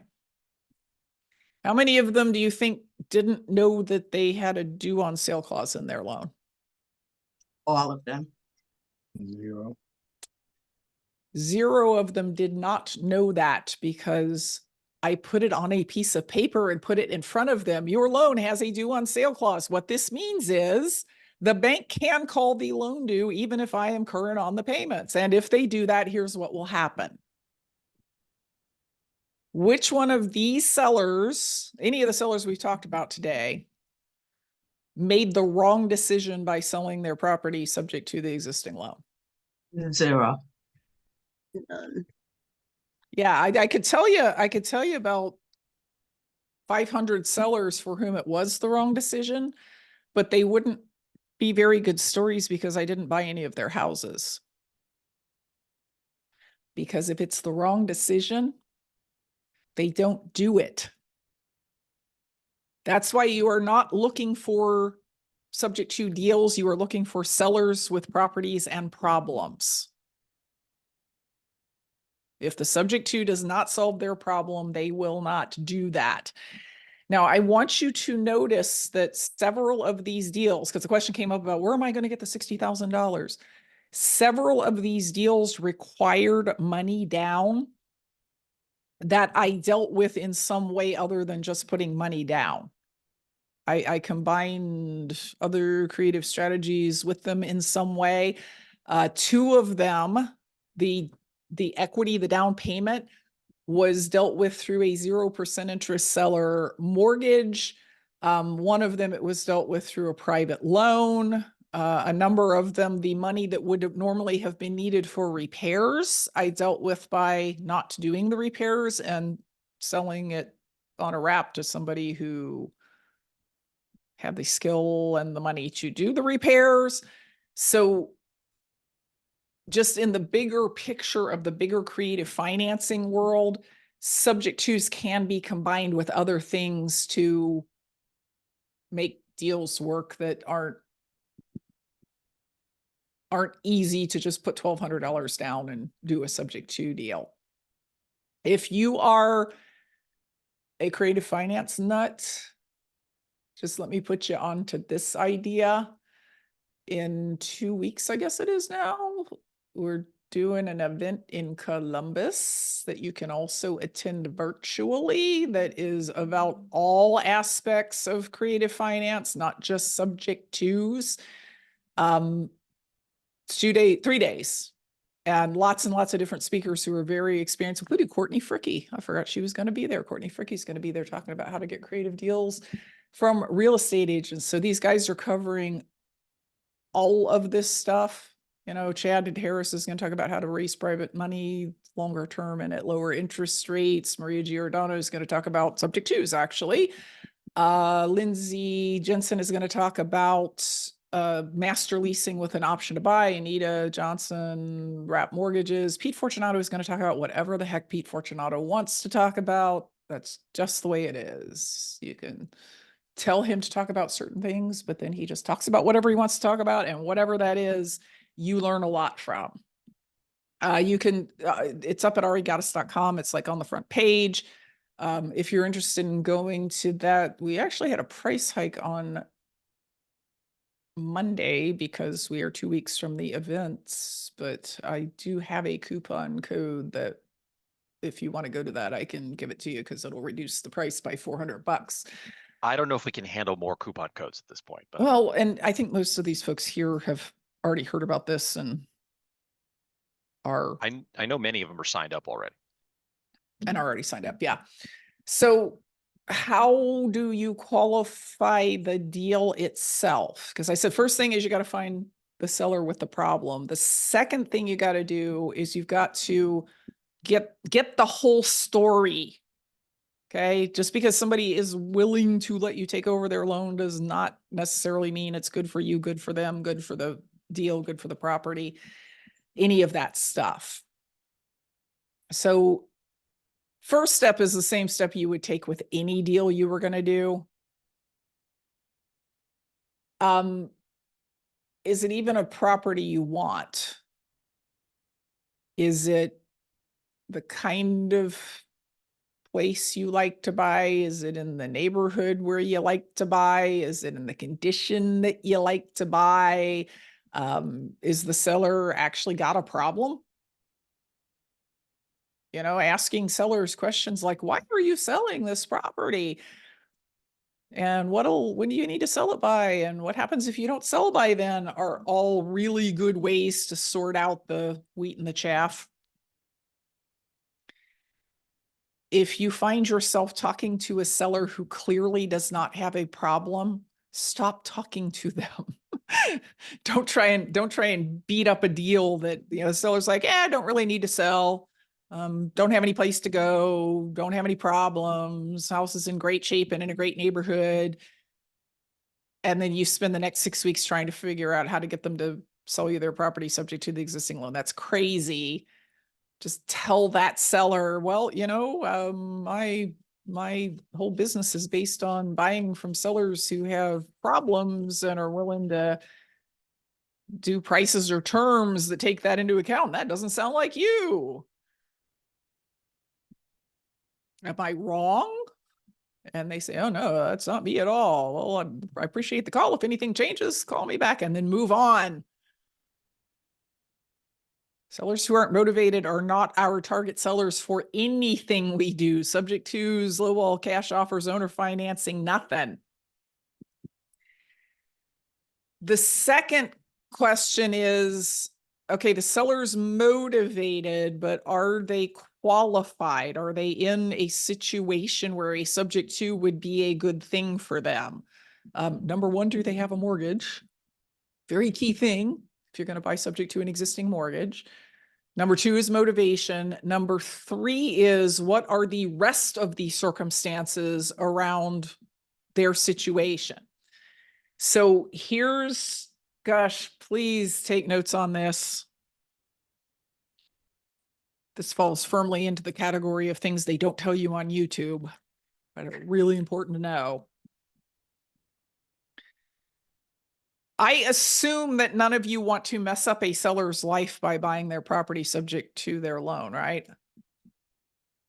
You don't want to do something that's bad for them in the long run. Correct. Okay. So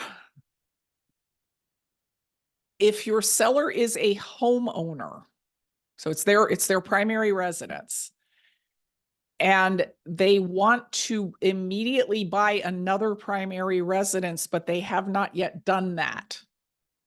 So in other words, I'm selling this house so that I can buy my next house.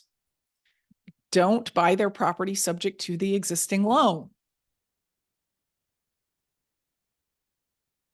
Because doing that will probably keep them from buying their next house. Do you understand why? Yes. DTI, debt to income ratio is too high.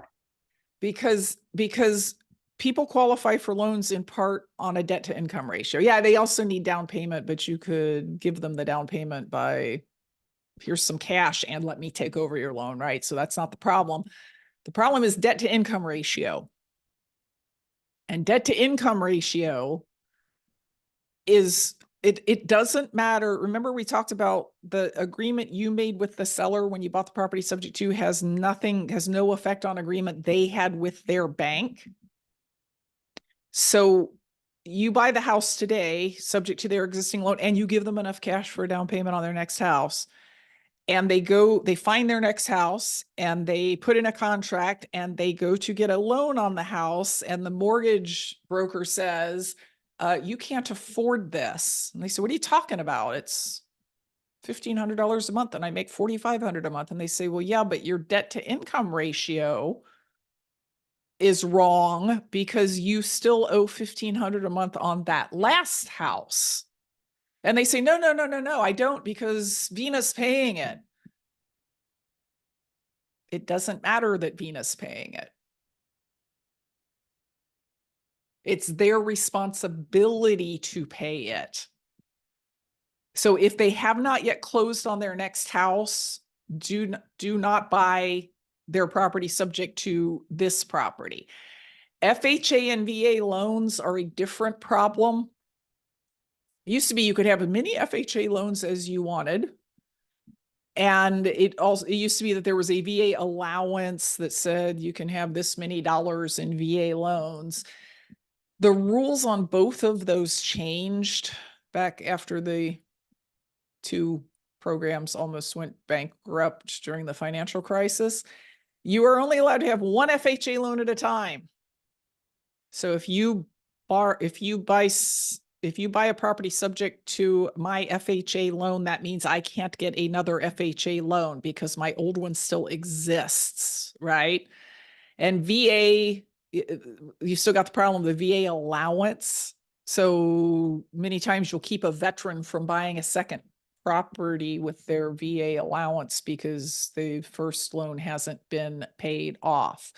So you don't want to screw with people's lives, right? If their immediate goal is go buy another house, you're not going to buy the property, their existing property subject to the existing loan. Now, for that first category of person, where maybe subject to is a really good option for them because maybe they just bought this house a year ago, it doesn't have a bunch of equity, it would be good. They're going to get the best price by letting somebody take over their loan. Instead of buying their house subject to, you can make their debt to income ratio correct by leasing their house from them with an option to buy it at a rent that is high enough that their debt to income ratio looks good for the next loan. And then when you exercise the option, you will exercise it subject to the existing loan. So you're basically going through two agreements here. The first agreement is we're going to do a lease option. I'm going to pay you this much money per month, and I have the right to buy your house subject to your existing loan after you have closed on the next house.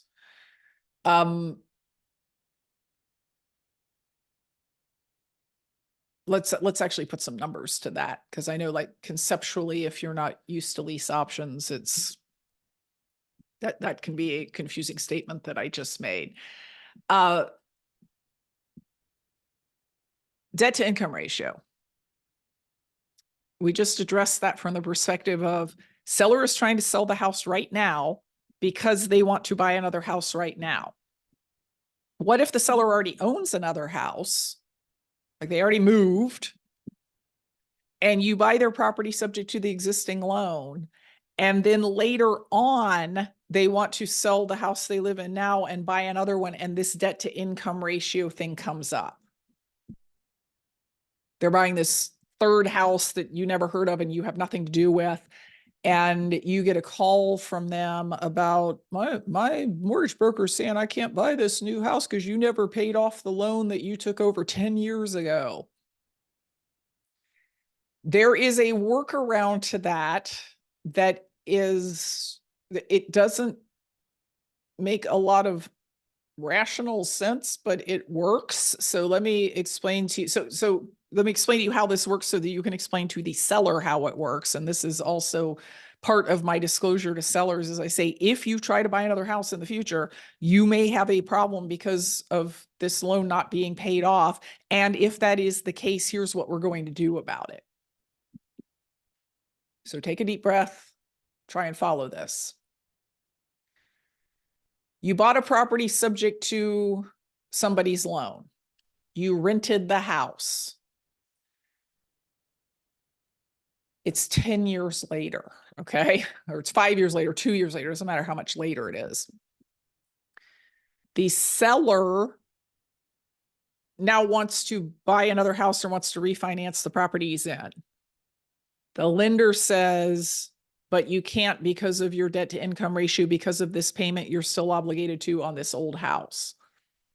If you talk to the new lender and say, listen, this old house of theirs is rented, would you like me to send you the lease? The lender will usually say, oh yes, that would be great because we can credit 75% of that rent toward the seller's debt to income ratio. Now, the reason that makes no sense is the seller is not receiving the rent, you are. The lease is not even between the seller and the tenant, it's between you and the tenant. What should count is you've now been making the payments for 2 years, and the lender should go, oh, well, that's taken care of, but they can't. So what they do is they take the lease you have and they credit 75% of the lease toward the seller's income, and now the seller can buy the house. Yes, we know this doesn't make technical sense. It Keep in doesn't mind make you're technical dealing with sense. institutions here. It has worked 100% of the time that I have run across this over the last 20 years. Is there like a delay time from like, so you said if they wanted to buy a new house immediately, you couldn't do this. Is there like a time period? That No, has to- actually it does work if they need to immediately buy a new house. It's just in that case, you are the one leasing it. You are the one leasing their current house because you're not going to be able to put a tenant in and show a lease until they get the new house, right? So let me give you a numerical example, and this would work either way, okay? Whether you're lease optioning for now and then buying subject to later, or whether it's 2 years later and the seller calls and says, they won't refinance my house because of this loan. Let's say you bought a house subject to the existing loan and the payment is $1,500 a month. That's the payment you're making to the seller's bank. You then rent the house for $1,900 a month. The seller now wants to buy another house or refinance a house, but his mortgage broker, bank, whatever, says you can't do this because the mortgage is still on your credit and your debt to income ratio is messed up. You talk to the lender, you say, actually, the house is leased. Let me send you the lease. They see the lease for $1,900 a month and they go, oh, okay.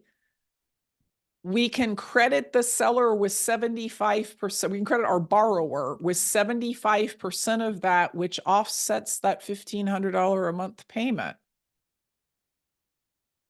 Now, why does this work even though it doesn't make any rational sense? Like, why is it allowed to happen even though it makes no rational sense? Because it's all documentation. It's just numbers. Because the mortgage broker's a salesman and he doesn't Bingo! really care. They Yeah. He wants his commission. They want to make the loan. And what they have to do is check a box that says the seller's debt to income ratio is okay. And if they can add $1,900 a month to the seller's income to offset the $1,500 a month in house payment, they're going to do it. One of these days, I'm going to run across a time when this doesn't work. But so far, no. So far, 100% of the time, this has worked. So the math that the bank is doing, or the mortgage broker, whoever, is there's $1,425 a month in income coming in because that's 75% of $1,900. There's a $1,500 outgoing payment. So instead of him being negative, this borrower being negative $1,500 a month, he's only negative $75 a month. And that's probably not going to kill his debt to income ratio. So the same thing works if you've got a seller right now who's trying to buy a house, a second house, when he's still got this first house with a payment of $1,500 a month. You will have to sign a lease with him saying that you will pay $1,900 a month as soon as he clears out of the house. And mortgage brokers will take that too. And then there's also going to be an option attached to that that said, as soon as you're gone, we're going to end this lease option thing and I'm going to pay you, I'm going to buy your property subject to the existing loan under whatever terms. So I just told you who bad seller prospects are. People who want to buy another house right away and they haven't. Oh, by the way, the other way to deal with that whole thing is if the seller can go ahead and close on the new house without selling the old house, have them do that. Now, some people just they make enough money that they can own two houses at the same time. That will work too. So who does that leave? Who are good seller prospects? Number one, people who have already qualified for and bought that next house. Number two, people who have no intention of buying another house. So my subject to deals that I do are mostly with people who don't have any intention of buying another house, either because they're getting married and this is their house that they had when they were single and they're going to move into their spouse's house, or there's some situation where they don't see buying another house anytime soon, or they are retiring and they're literally, well, that lady who sold me the 19-year-old house, I asked her, are you ever going to buy a house again? And she was like, somebody else is going to mow my lawn. Somebody else is going to clean my gutter. I'm going to rent. I'm going to rent for the rest of my life. I buy probably one or two a year that are inherited properties, and that borrower is not going to buy another house.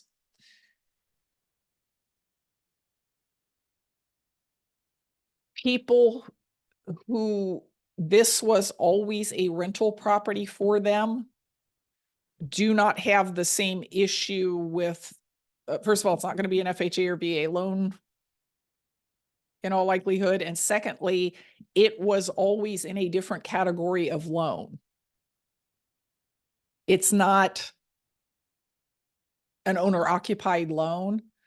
So I have never had a situation where I took over the loan on a rental property where the seller ever had a problem buying a buying a home ever again.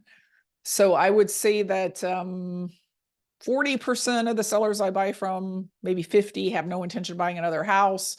There's another 30 to 40 that are rental owners, and so it just doesn't affect them. And the rest of them are people who have already qualified for and closed on the next property, and it's just not a thing until they try to refinance that property. And I'm actually going to show you an example a little bit later of a guy who he refinanced his new property that he bought 3 times during the years that I owned his old property. Sorry, my phone fell on the floor. So the next thing you have to do is qualify the loan itself. You have got to get details on the loan, sometimes beyond just, well, not sometimes, always beyond just what is the balance, what is the rate, what are the payments. It is not the case that all mortgages are safe to take over or are profitable to take over.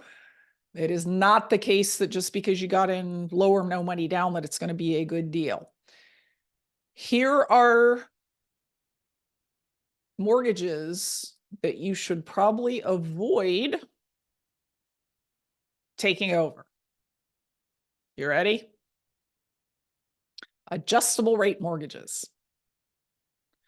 Do you understand why you should probably avoid Yes. buying subject to adjustable rate mortgages?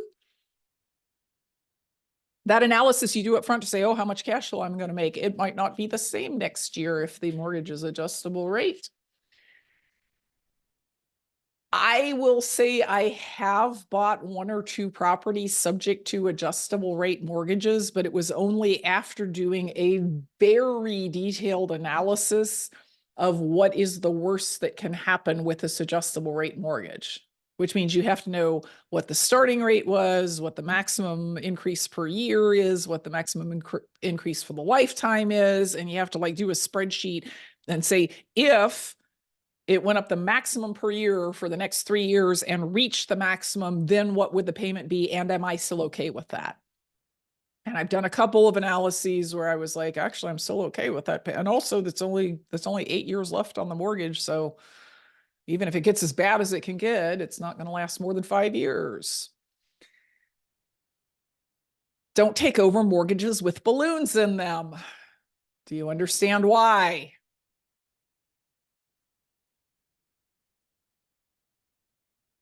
Your benefits go pop. Yes. they come due. That was a good one, Ryan. Yeah, the benefits go pop because at some point you have to come up with a huge chunk of cash to pay off the balloon, right? Now, mostly you're going to see balloons in private mortgages. So if I saw a private mortgage with a balloon, I might take the step of asking the seller if it was okay to call their mortgage holder. And I might call the mortgage holder and see if they were willing to alter the terms of the mortgage before I took it over. In other words, hey, do you like the income you're getting? Do you actually need that cash? Because I could take this over if we could get rid of the balloon. Home equity lines of credit. Do not take over home equity lines of credit. Those are almost always in second position. They are almost always adjustable rate, and they almost always have balloons. They don't call them balloons. They call them maturity dates. But most home equity lines of credit are 10-year lines of credit. And at the end of 10 years, you have to pay it off. So it violates every rule we've talked about so far. Don't do adjustables, don't do mortgages with balloons.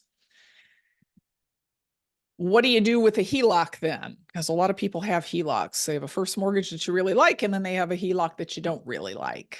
And the other problem with home equity lines of credit, of course, is that if you leave them open,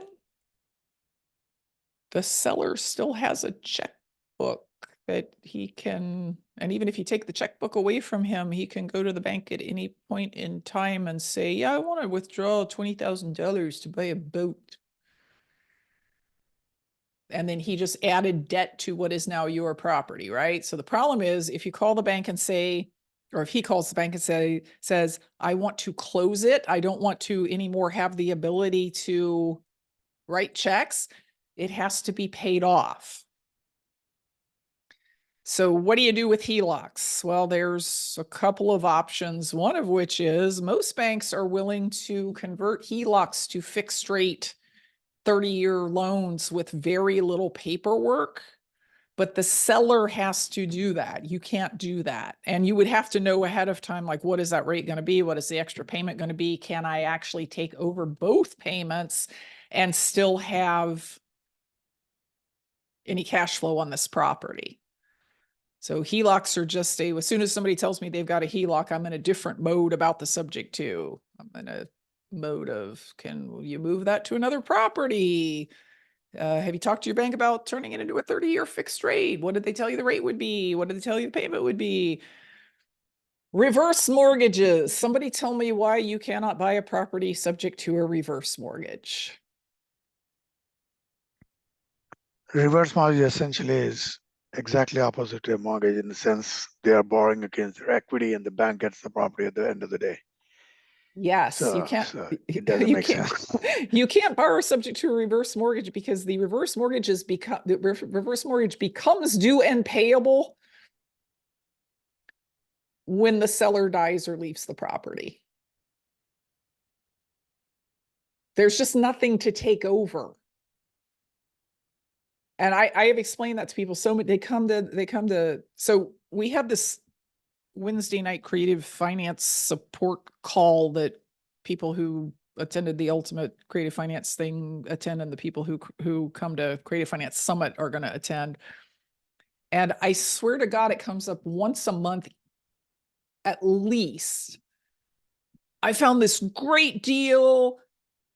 The seller's husband died and she's moving into a nursing home and they have a reverse mortgage. And how do I buy it subject to that reverse mortgage? It comes up all the time. And we have to say, yeah, so you can't. You're going to have to come up with some other alternative because it was the husband's loan. He died. It is now due and payable.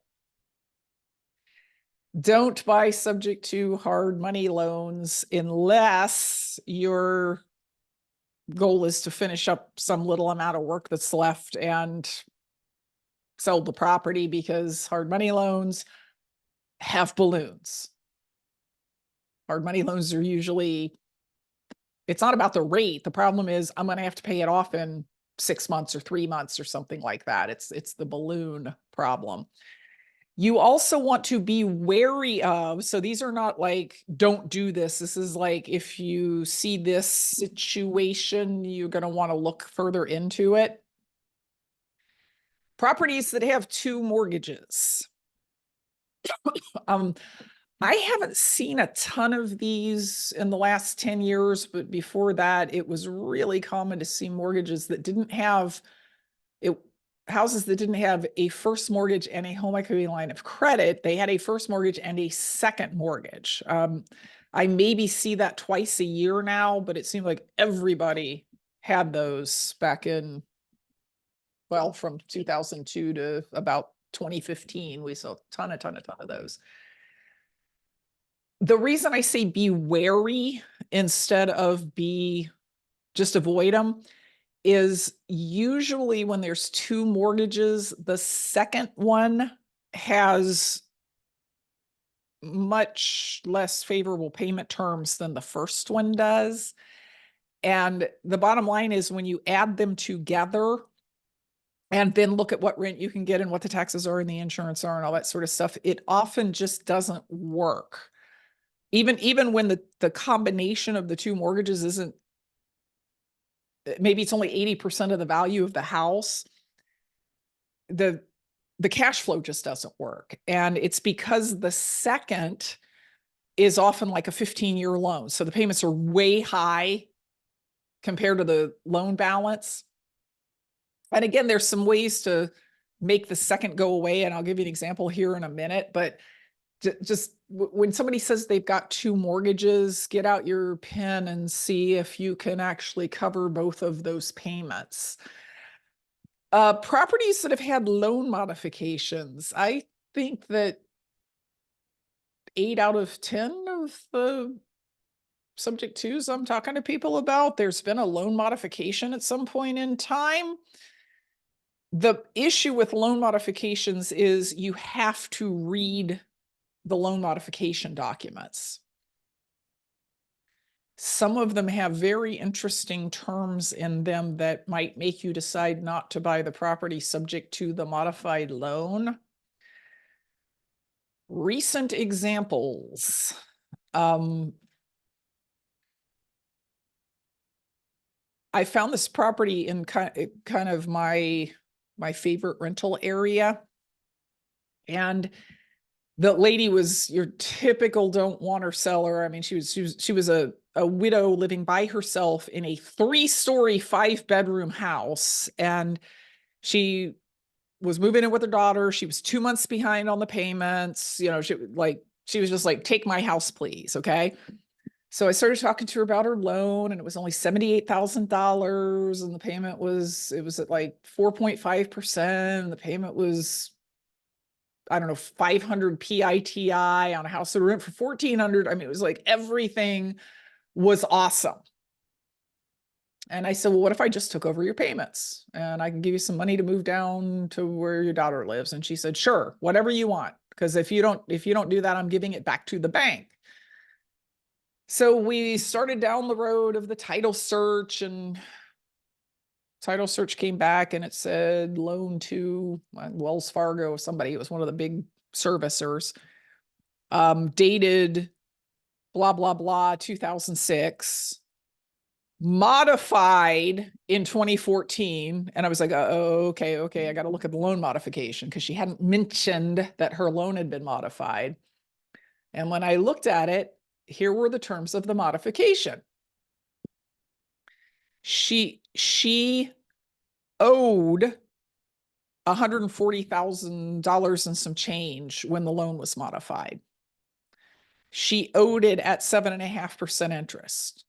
The modification knocked $40,000 or something off that loan. So they modified it at like 80 and reduced the rate down to 4.5%. All sounds wonderful.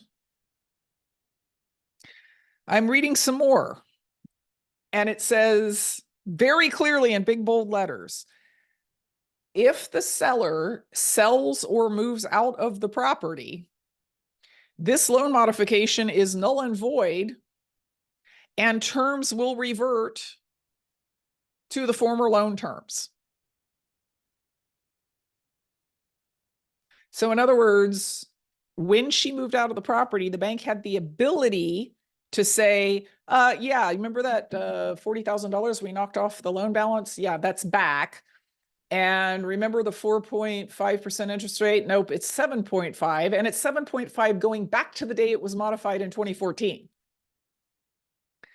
So we did not buy that one subject to the loan. We ended up doing a short sale on that one. There was another one that I was negotiating on very, very recently that was one of the current crop of loan modifications where people got behind in their payments in 2020 and 2021. And the way all of those modifications seem to be working is the bank says, okay, you owe us $40,000 in back payments.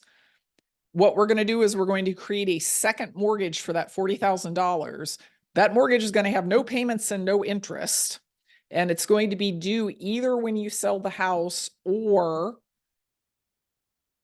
at the end of the other loan. So we're pretending like you never got behind. The terms on your first mortgage are going to be the same, make the same payment you agreed to make it the same interest rate you agreed to make. And what we're going to do is we're going to paste this mortgage onto the end. So when we get to the end, then you will owe the $40,000. This wasn't $40,000. This was more like $70,000. And because the payments were not being made on that loan, the payments were really low because like the 70, no interest, no payments. And that second also had something in it that I had never seen before, which was a clause that said if the property was sold, the first could be called due because of the second mortgage. It was like, I actually wish I had the text for that because I had to read it like 4 times and I was like, wait, so what they're saying is if somebody sells the property subject to the first, the second becomes due and payable and they can foreclose on the property based on the second, which actually has no payments and no interest. So read the loan modifications. And if you don't understand what they say, run them past an attorney or something, because if I were the bank and I could either call the loan due or I could roll it back to prior terms, I would roll it back to prior terms. And then what are you going to do if they say, oh, well, guess what? Your payment's now this much money because we rolled it back to the prior terms and now you owe us this much. And you did all of your calculations based on the modified loan. That's not going to be pretty. Also look out for special loans. You will from time to time run across a seller who they have a second, but the second was like grant money. It was like help on their down payment. And if they live in the house for 5 years, then the second mortgage goes away, but it's only been 4 years.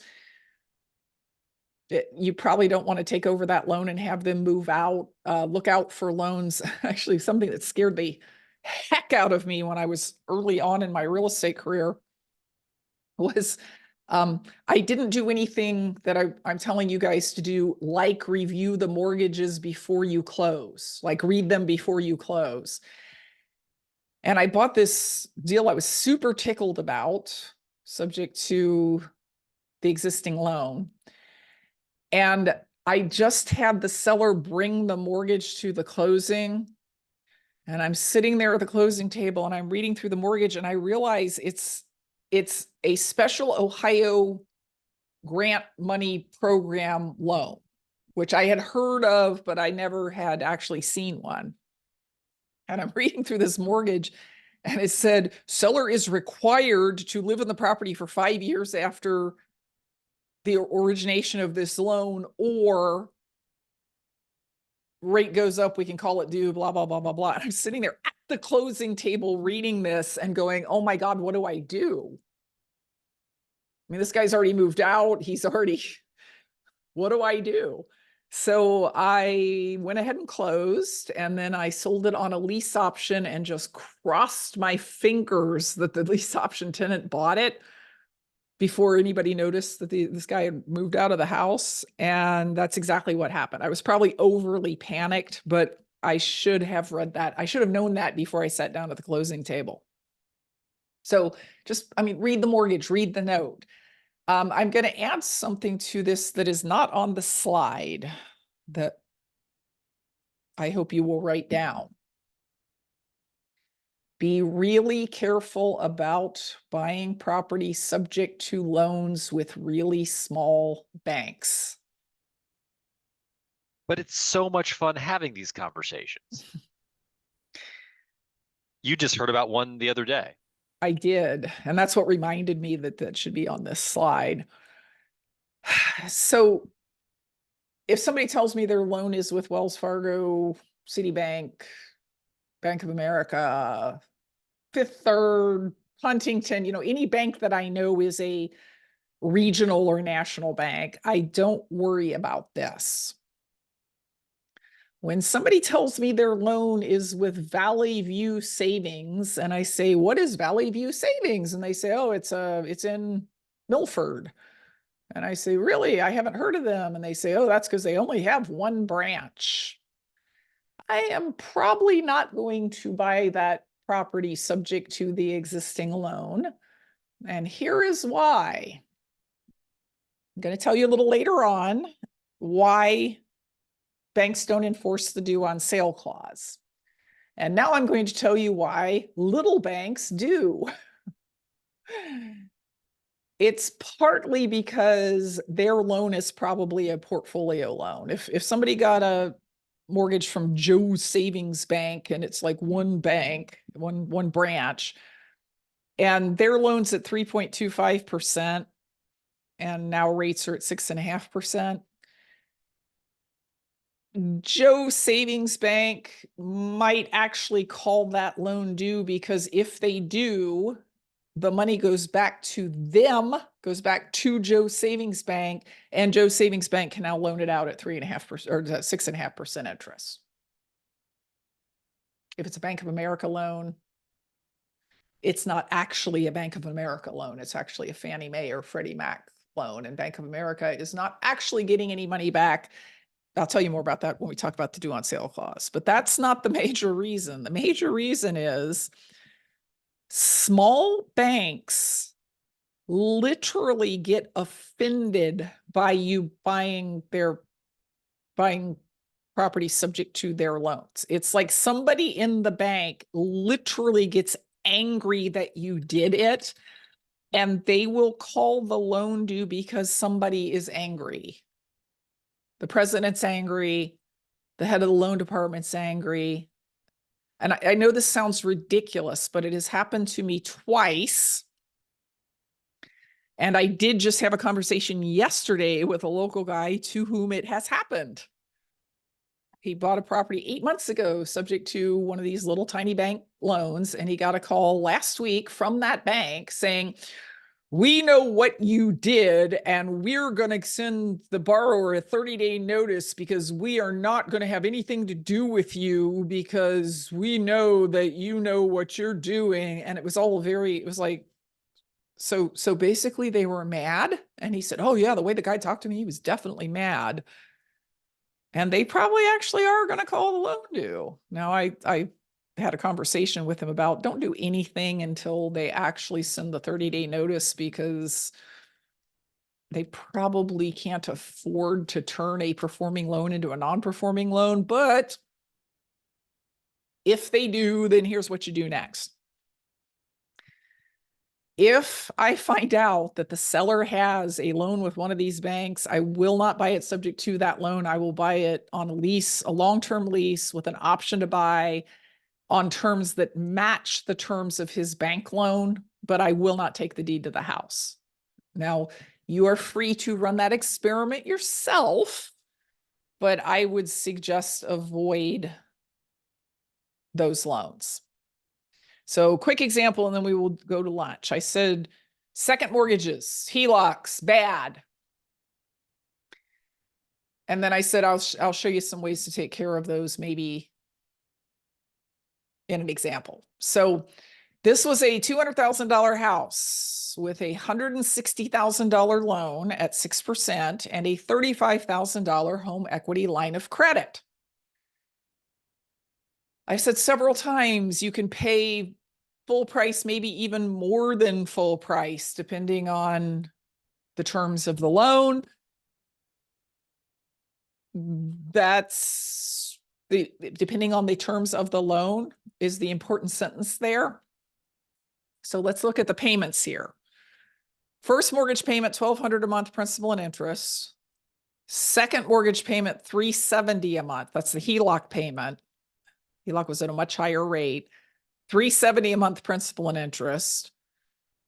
The property rent was $1,500 a month.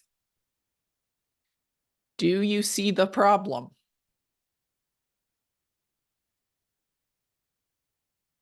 It's not about, can I pay $195 or not? It's about these two payments, and neither one of these includes taxes and insurance, are more than what the property will rent for.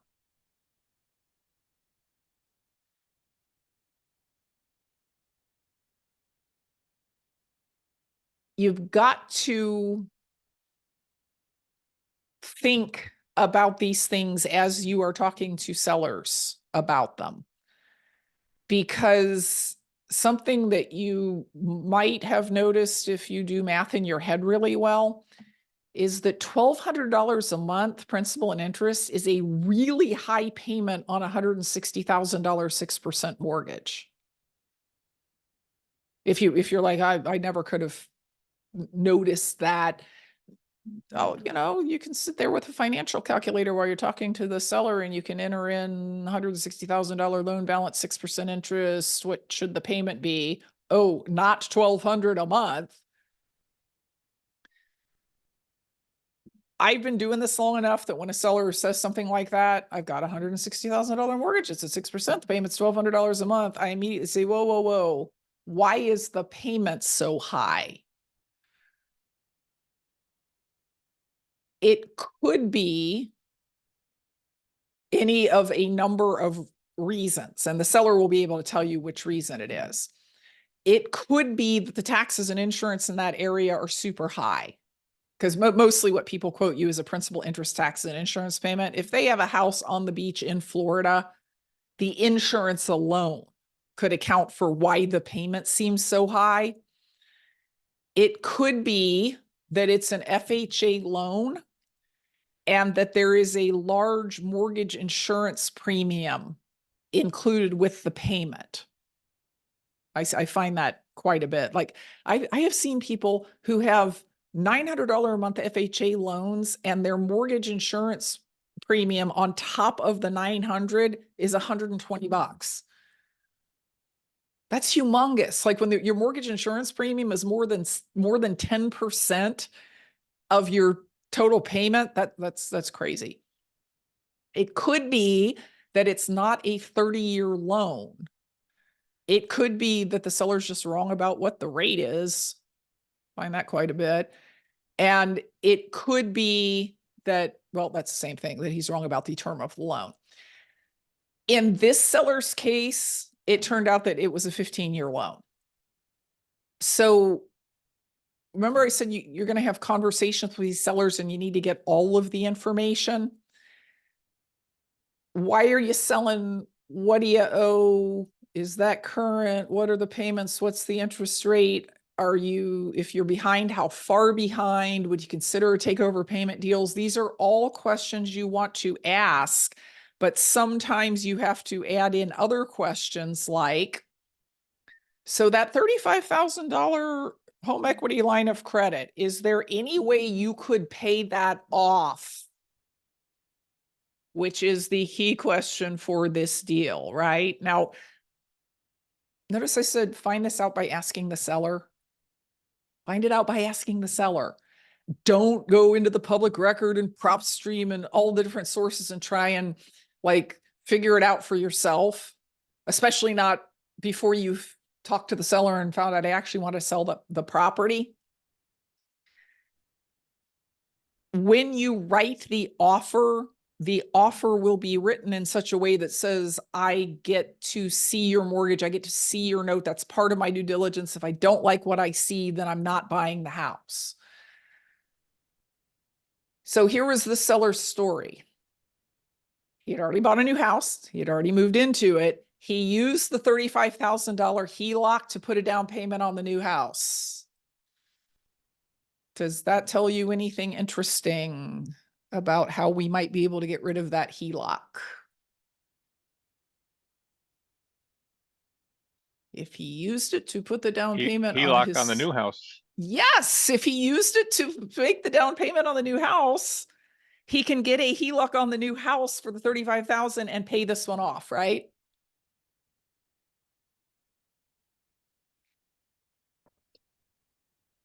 That's what he did. Now I say he moved the HELOC. It's not like it moved. It's that he opened up a new one and paid this one off. And that allowed me to just take over the first mortgage, which is much better than the combination of the two. So HELOC goes away. That $370 payment goes away. And that leaves me with a property that still barely cash flows just based on the first mortgage payment and the taxes and insurance. I think this thing made $9 a month or something like that. So why in the world would I buy a property that cash flowed $9 a month? Even though it's in a great neighborhood. Equity. 15-year mortgage. Thank you. See, one of the things you have to learn when you start doing any kind of creative finance deals is you have to start saying, okay, I know what it looks like now, but what is it going to look like in 5 years? What is it going to look like in 10 years? What is it going to look like in 15 years? Marty, you're just not thinking fourth dimensionally. Doc Brown had it right. The 15-year loan only had 11 years left on it. So $9 a month in cash flow sucks, but I'm sorry, I guess it was $25 a month.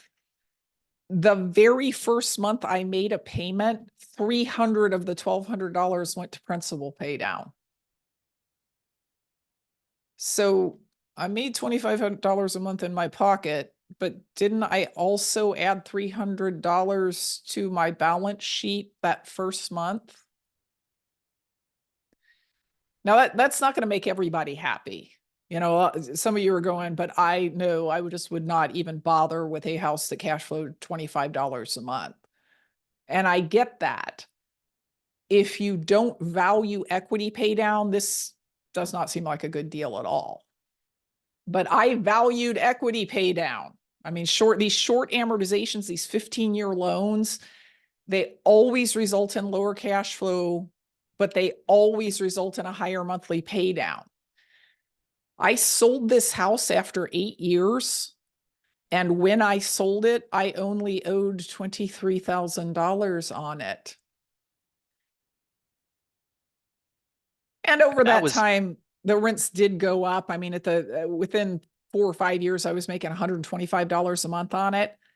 But when I sold the house, I pocketed a boat ton of money because my tenants paid the property down from $160,000 to $23,000 over the course of 8 years. Despite one of them being completely nuts. Yes, one of my still tenants. One of my tenants was, in fact, completely nuts. So yeah, just think about that as you're qualifying the loan and you say, oh my gosh, the payment's too high because it's only a 15-year loan. Okay. Am I willing to make just a little bit of money every month if I am also getting $300 worth of pay down in the first month and $310 the second month and $325 the third month?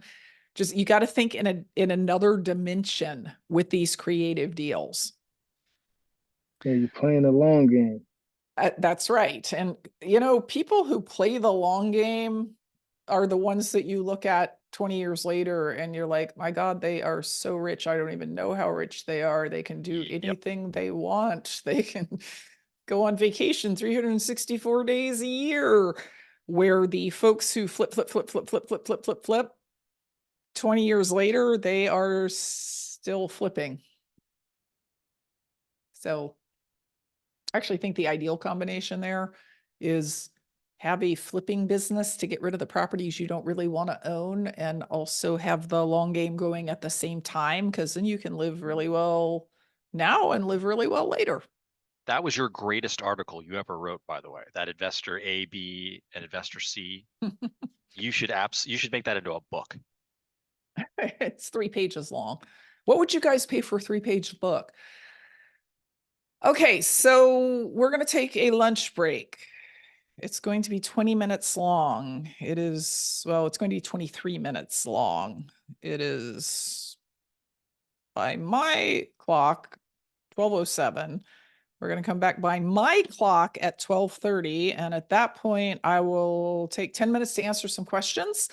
And then we will get more into the technicalities of buying properties subject to. All right, guys, see you in 20 minutes, 22 minutes.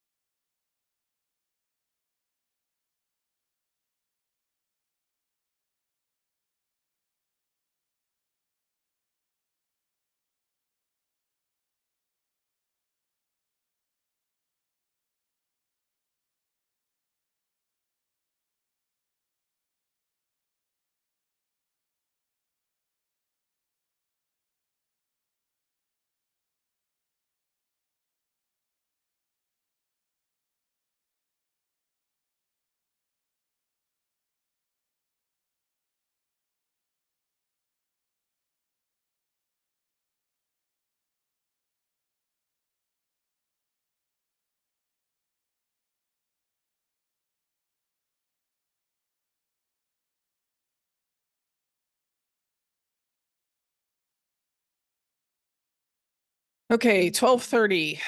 Gonna do questions for about 10 minutes now, and then when we're done, I'll hang out for a while to answer questions. But if anybody's got anything burning about what we've talked about so far, please raise your hand. Or possibly put it, if you had a question in the chat before that didn't get answered and you can't talk for some reason, maybe put it in the chat fresh so I don't have to go up 200 chats to find it. Raise your hand if possible. Yeah. We may have follow-ups and Vina may cover the subject later. Okay, so Shri. Hi, Veena. Hi. Real quick. So I obtained a property subject to, but it's not through the owner, it's by foreclosing from the second position. Mhm. And to get the homeowner's insurance, it's already in place. I'm paying it. Other than buying a first place insurance from a second, additional insurance, and I don't know whether they will actually pay if insurance claim were to be filed because there are two insurance policies in place. How would you actually make sure that there's only one policy, you don't have to pay two if there is a way? Do you already own the property? Yes, the deed is in Okay. my company's name. Yes. Okay, well, so a single insurance policy. So basically, get a new policy, call the old policy that was started by the homeowner, cancel that, start a new policy, and add the senior lien lender as the mortgagee on the declarations page, and add myself. You will be the primary insured. Now, canceling the owner's policy will be an interesting challenge. Yes. That is the reason Because- I'm asking that question. Well, I mean, I'm sure you're not on great terms with this owner anymore since you foreclosed on them. Yeah. But contacting them and letting them know that if they cancel their policy, they'll probably get a refund Okay. might encourage them to do that. Because you can't get added to their policy and you can't cancel their policy. They need to do that. Right.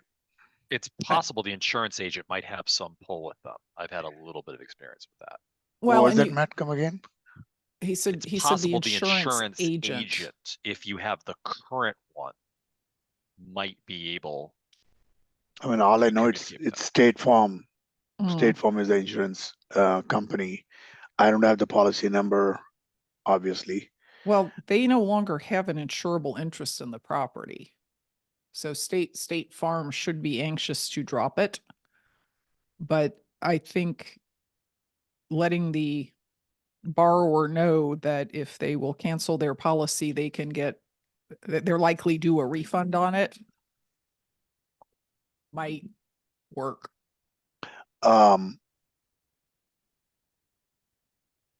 So here's the whole situation. I foreclosed them in March of 2023. They fought really hard. I was trying to give a loan mod. They didn't want it. They just want me to go away. It was really weird. But anyway, after the whole year, I got the property back. At the time when I foreclosed, the first lien lender, who is Midland Mortgage, they sent a notice that we might accelerate the note, call us to get the full payoff. They never contacted me after that. You have the right to make those payments. I do. It depends on the mortgage. In the mortgage, it says the loan can be called due, whether the deed transfer is voluntary or involuntary. They specified both clauses in the mortgage. So mine would be considered as an involuntary lien transfer. So they have the right to call the loan due if it is an FHA loan. So I cannot assume it.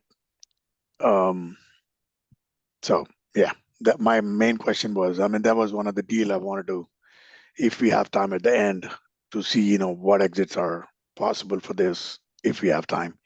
But main question was, how do I handle the insurance, because I'm paying both right now. Well, you could stop paying the other one and that would make it go away. Well, Oh, except that it's being is paid through the mortgage. yeah, it's through the Okay. escrow. Yeah, I think you just got to convince the seller or his agent, if you can find out who that is, to cancel it. Okay, Okay. all right, thank you. You guys who are like, what the heck just happened? Don't worry about it. That was a super advanced note question. It's okay that you are going, I don't understand that.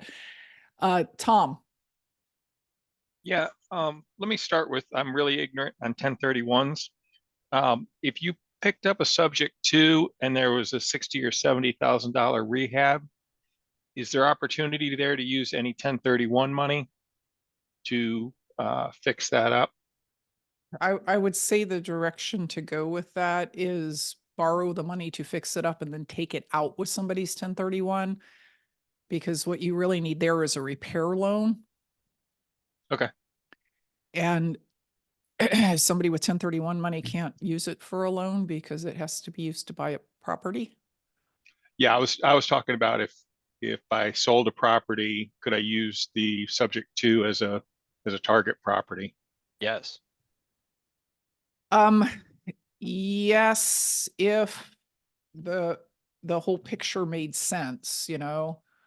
If I'm going to give you $60,000 over the loan balance out of my 1031 exchange, and you need that 60,000 to fix that house, Okay. Yep. I might say, well, wait, you know, the loan I'm taking over plus my 60 is actually more than the house is worth, and you haven't fixed it yet, and I'm handing you $60,000. If it was a different property and it made sense, I'd be like, I don't care what you do with $60,000. You can fix that other property or not. He could also exchange into another investor's cooperative property with an agreement that they make a loan as needed out of the proceeds they would realize for his subject to deal. Oh, yes. Okay, so it just gets complicated and messy. Yeah. Okay, thanks. Potentially. Though. Couldn't it just go to a contractor? No. For repairs? Well, it's got to, okay. So you're saying like, I'm buying it, but the money's going, the money's not going to Tom, it's going to a contractor. You know what I hate less than you know what I hate more than the idea of Tom walking around with $60,000 of my money in an unrepaired house? Fair enough. The guy with the brand new F-250 because I just gave him 60K. Exactly. It could go into construction, you know, a construction project, something. Benjamin and then Jose. Just wanted to ask a question. I had a situation, and I didn't pretty much know the whole sub-2 ordeal, where it was a seller. He reached out to me. He was kind of behind on his mortgage, so I ended up getting on the contract, but he didn't really know his payoff amount. So after I got authorization to receive his payoff amount, it was exactly at 220, and the house had needed some repairs. It had mold in the house. It needed, you know, to be updated. They kind of had ran the house down, and so the ARV was maybe around 260, 270, and I wanted to see, you know, in a situation like that, would it make sense to sub to it in a situation like that, being that, you know, far as he was behind in mortgage payments, and then he owed 220. He initially bought the house for 150 back in 2005, and this is where it's at now, the 220. So he, you know, kind of had been late multiple times. So I just want to see it like what would that situation make sense to do a sub to? I don't know enough yet. How many dollars would it take to catch him up? Yeah, I believe it was like 12,000. So he had refinanced at some point. Yeah, clearly. Okay. Yeah. So What 12 are to the catch him terms? up. And then how many dollars would be left on the loan after you caught him up? I think it was like the bank they emailed me and told me that the remaining balance was 220. Okay, so you got to ask what the whole Mhm. payoff is, and you also have to ask what the reinstatement amount is. Yes. because there's a difference. So it could be that if you paid 12, the mortgage would then be 208. So could you repeat that? I'm sorry, I'm What writing it is down. the reinstatement amount? Reinstatement amount. Yeah, the amount to bring the loan current to cure the payment default. So 12, let's call it 12 to reinstate and state it. And then how many dollars to do the work? Far as the repairs, Yep. yeah. So the repairs look like it was around 15,000. Okay, so total of 27,000 maybe to catch it up and do the work. Right. So all in price, call it 240-ish, Mm-hmm. and it's worth 270. Right. So then two questions arise. Number one is, could you just come up with the 27,000 or get a partner to bring it in so that you wouldn't have to have a second debt? And the other question is, what is the monthly payment on that loan when it's being paid? Okay, so what would be the payment amount? Because if you're going to tell me the payment is $1,000 a month, principal, interest, tax, and insurance, and the property will rent for $2,000 a month,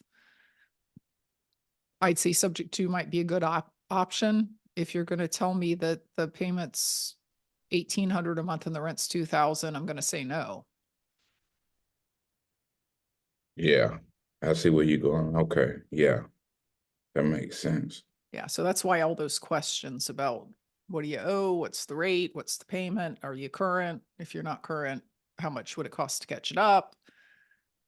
That's all part of your conversations with the seller. Okay, thanks so much. No problem. Okay, Jose, and then we're gonna have to belay the rest of these questions because I said 10 minutes and there are another dozen hands up.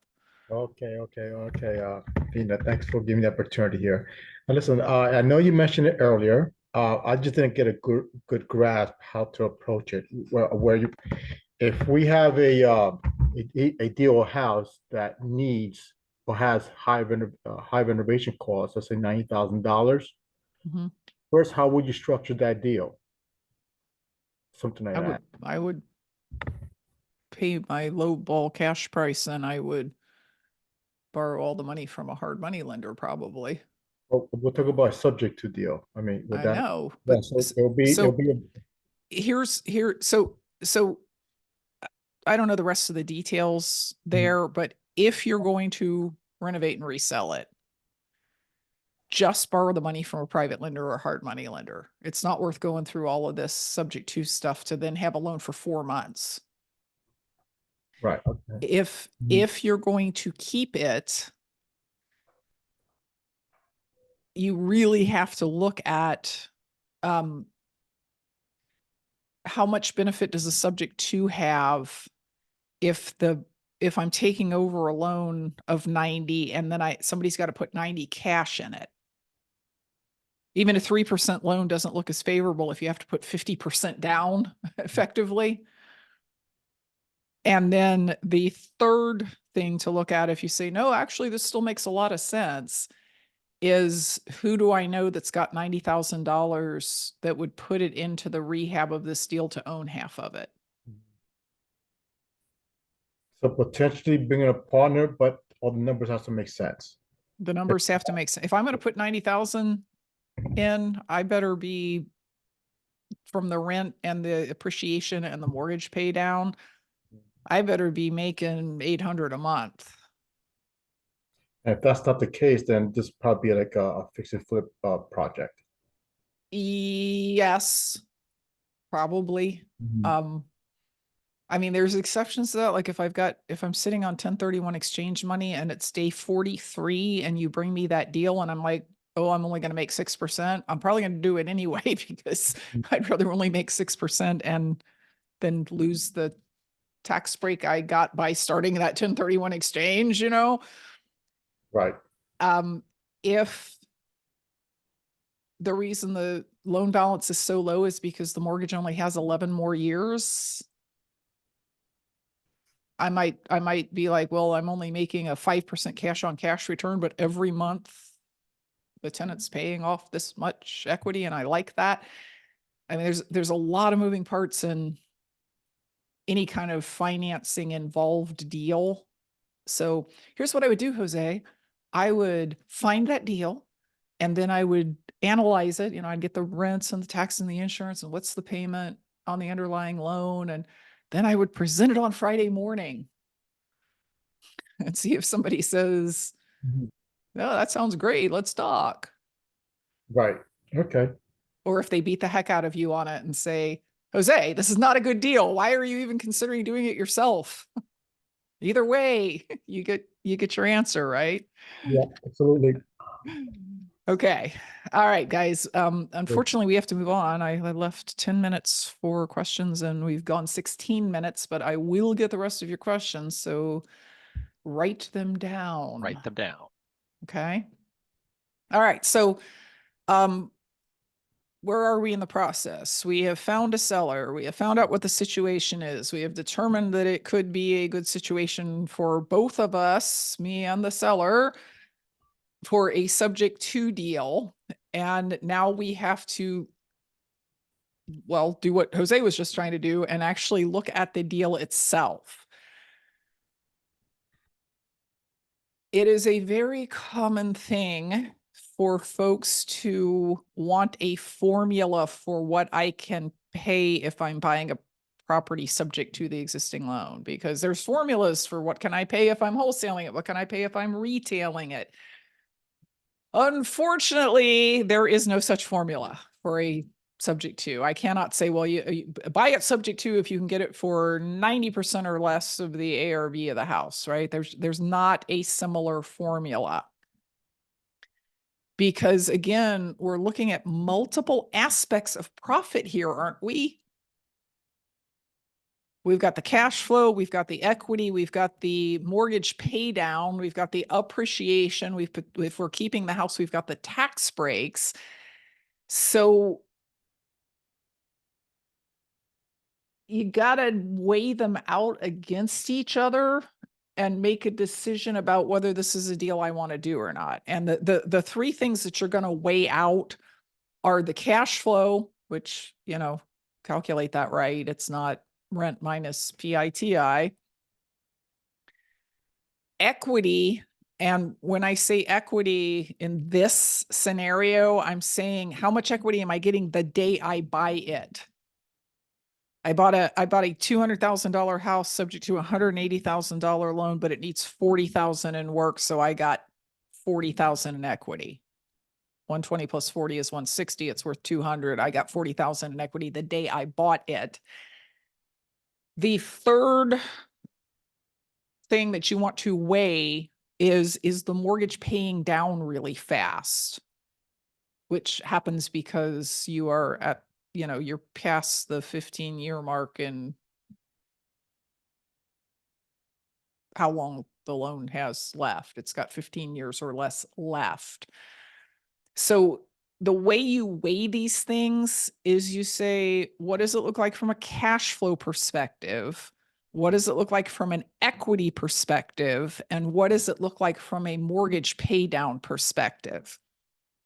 And my personal rule about this is it either has to have a lot of cash flow or a lot of equity or very quick mortgage pay down, like it's got less than 10 years left to pay it off. Or it can have a lot of two of those things. So it doesn't have to have like crazy amounts of cash flow, but if it has good cash flow and good equity, or it has good cash flow and it's going to pay down, it's going to pay off in 16 years, I will do that deal. Or it can have some of all three. So a whole bunch of one will make me probably do that deal.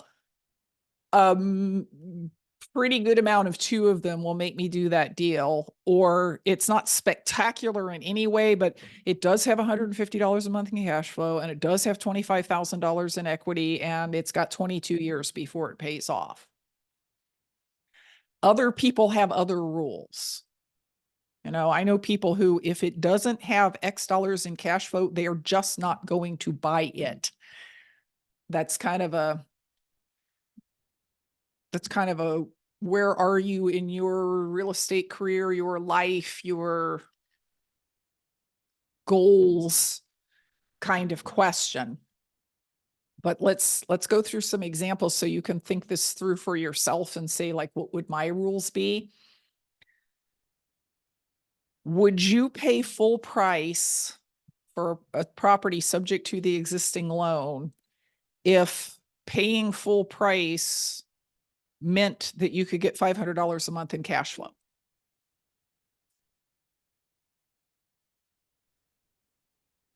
Yes. What if it also had 29 years, 11 months to run? Would you still do it?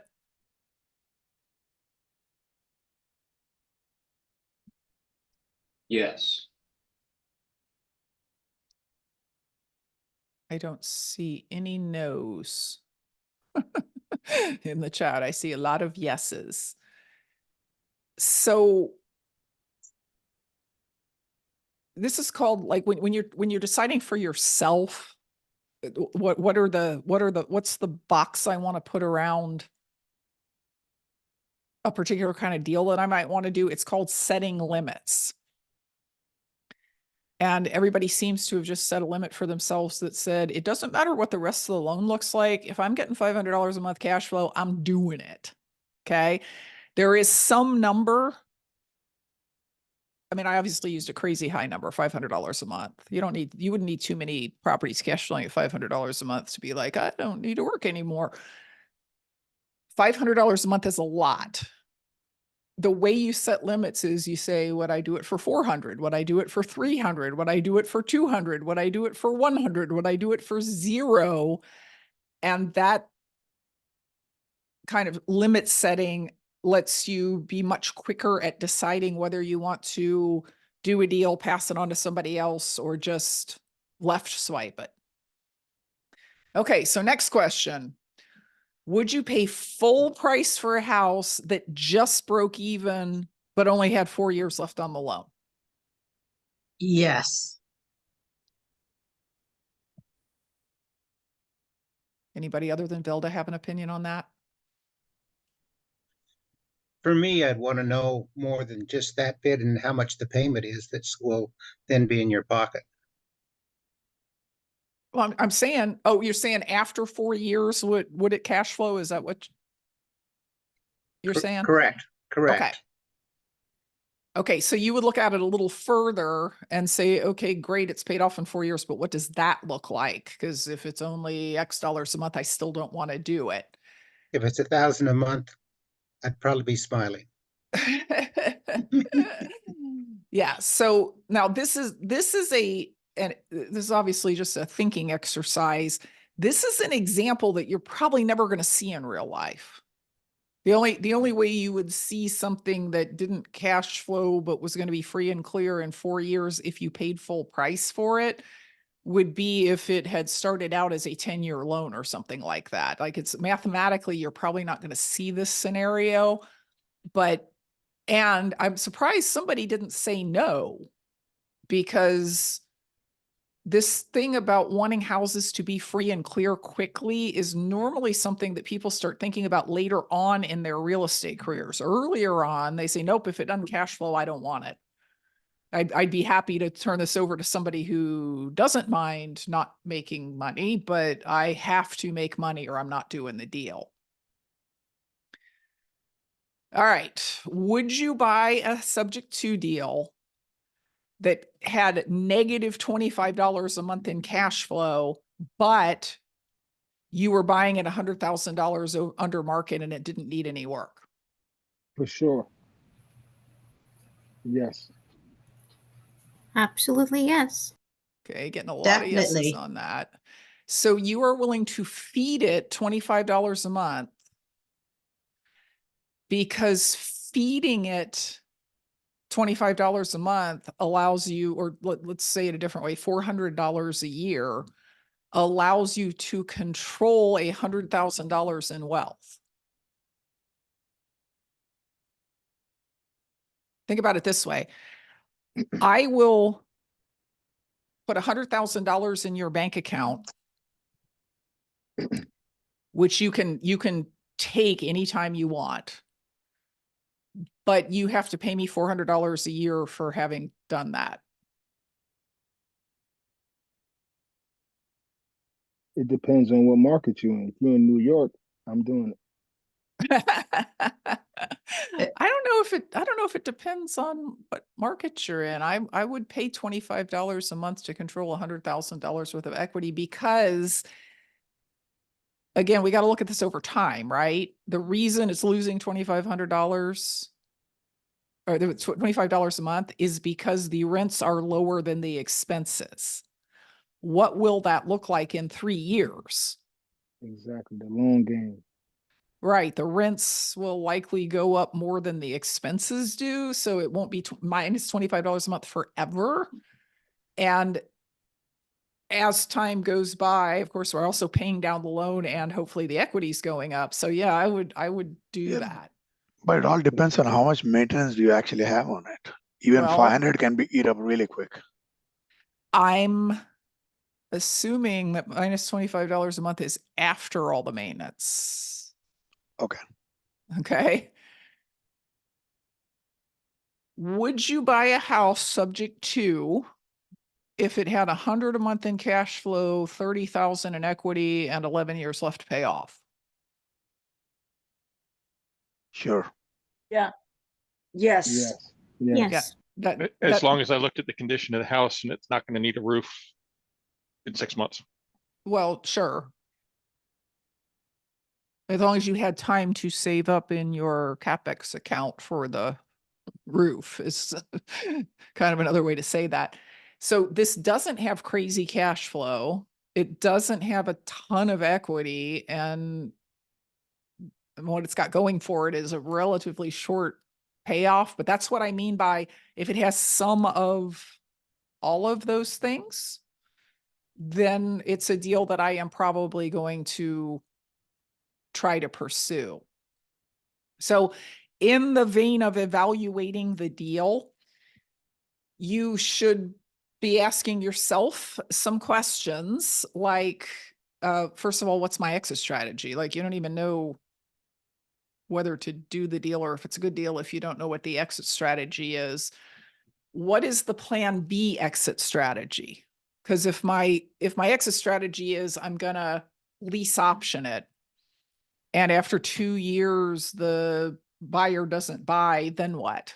So I'm going to have a plan B. Like, what if I just rented it? Would that work? I like there to be 2 exit strategies that would work. Setting your own limits on how much cash flow and equity you need to say, yes, this is a good deal. And then looking at the deal and saying, okay, so if I took over this mortgage, would I get the cash flow I'm looking for? Would I get the equity I'm looking for? Always ask yourself the question, how much cash is this going to need that I don't have? So sellers that are selling you property subject to their existing loan are not going to also give you money to do repairs. If you have to catch up back payments or make a down payment to make this work, where is that money coming from? And if it's coming from a loan, how does that affect your cash flow and equity? If it's coming out of your pocket, how does that affect your return? So you're gonna really analyze these deals before you jump into something just because it's a subject to deal and I don't have to qualify for it. So you've evaluated deal, you've decided, yes, this is something I'm going to pursue. Now you actually have to make the seller agree that it is a win-win for them as well. The start of a negotiation on any creative deal, including subject to, is finding out what's really going on with the seller. Like, what is the whole situation? This is way beyond talking to the seller on the phone and saying, how many bedrooms does it have? How much work does it need? How is the kitchen? Right? It's why are you selling? What is there some deadline that you have to sell by? If you don't sell it by then, what thing happens? And following up with those questions, right? If the seller says, oh, I've got to sell by June the 1st, and you don't say, well, why is that? Then you're not going to understand the whole situation. Don't assume things, and don't not make suggestions to the seller like, well, what if I took over your payments? Because you start to think, well, they're never going to accept that. You can't think for your seller. So you tell them what you can do for them and let them decide whether that works for them or not, or let them raise objections. Let them say it wouldn't work for me because of this, because the more you find out about the seller situation and the way they're thinking, the more likely it is you'll be able to put together something that works for both of you. Now, this is an important thing. Are you ever going to say to a seller, let me buy your property subject to the existing loan and you do a 0% seller carryback for the rest? Are you ever going to say those words to a seller? No. Why not? You have to keep it simple, stupid. Keep it simple. Yeah, you just says no. It's confused minds say no. Here's what it really comes down to. People don't like to feel stupid. And when you throw a bunch of jargon at a seller, I mean, you guys all understood that sentence I just said, but your typical civilian seller is not going to understand it. So don't use industry terms. Say it as simply as you possibly can. So I'm going to give you the exact words that I use when I want to broach the topic of a subject to with a seller. I say, I think the only way I'm going to be able to help you, or I think the best way that I can help you, is if you would consider a takeover payments deal, not a subject to. People understand takeover payments. They don't understand subject to. Now, what that means is I would be responsible for everything, all the expenses, the mortgage, the taxes, the insurance, the maintenance, repairs, everything. Are you willing to consider an offer like that? Now, I learned to say this next part after saying this first part about 100 times and having a lot of sellers say, well, I don't know. I don't know if I'm willing to consider an offer like that. Explain to me everything about it. And I really need to get in front of a seller. So like this part of the conversation is happening on the phone, and I need to get in front of the seller to really explain everything about it. So I say, are you willing to consider an offer like that? I'm not asking you to commit to it. I'm not asking you to say yes. I just want to know if you're willing to talk about it, which takes the pressure off, right? They don't feel like they have to say yes or no right now.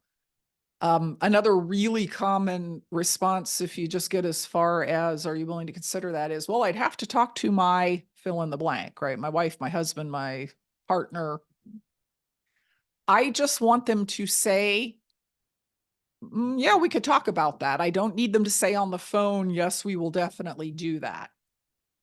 Okay. But if they say, oh, no, absolutely not, I'm not willing to consider anything like that, then I'm, assuming that the first part of this is true. And based on their asking price and situation, the only way I would be able to do it would be to take over the payments. Then there's no real reason for me to get in my car and drive to the seller's house. So if they say, no, I'm not willing to consider an offer like that, what should your next question be?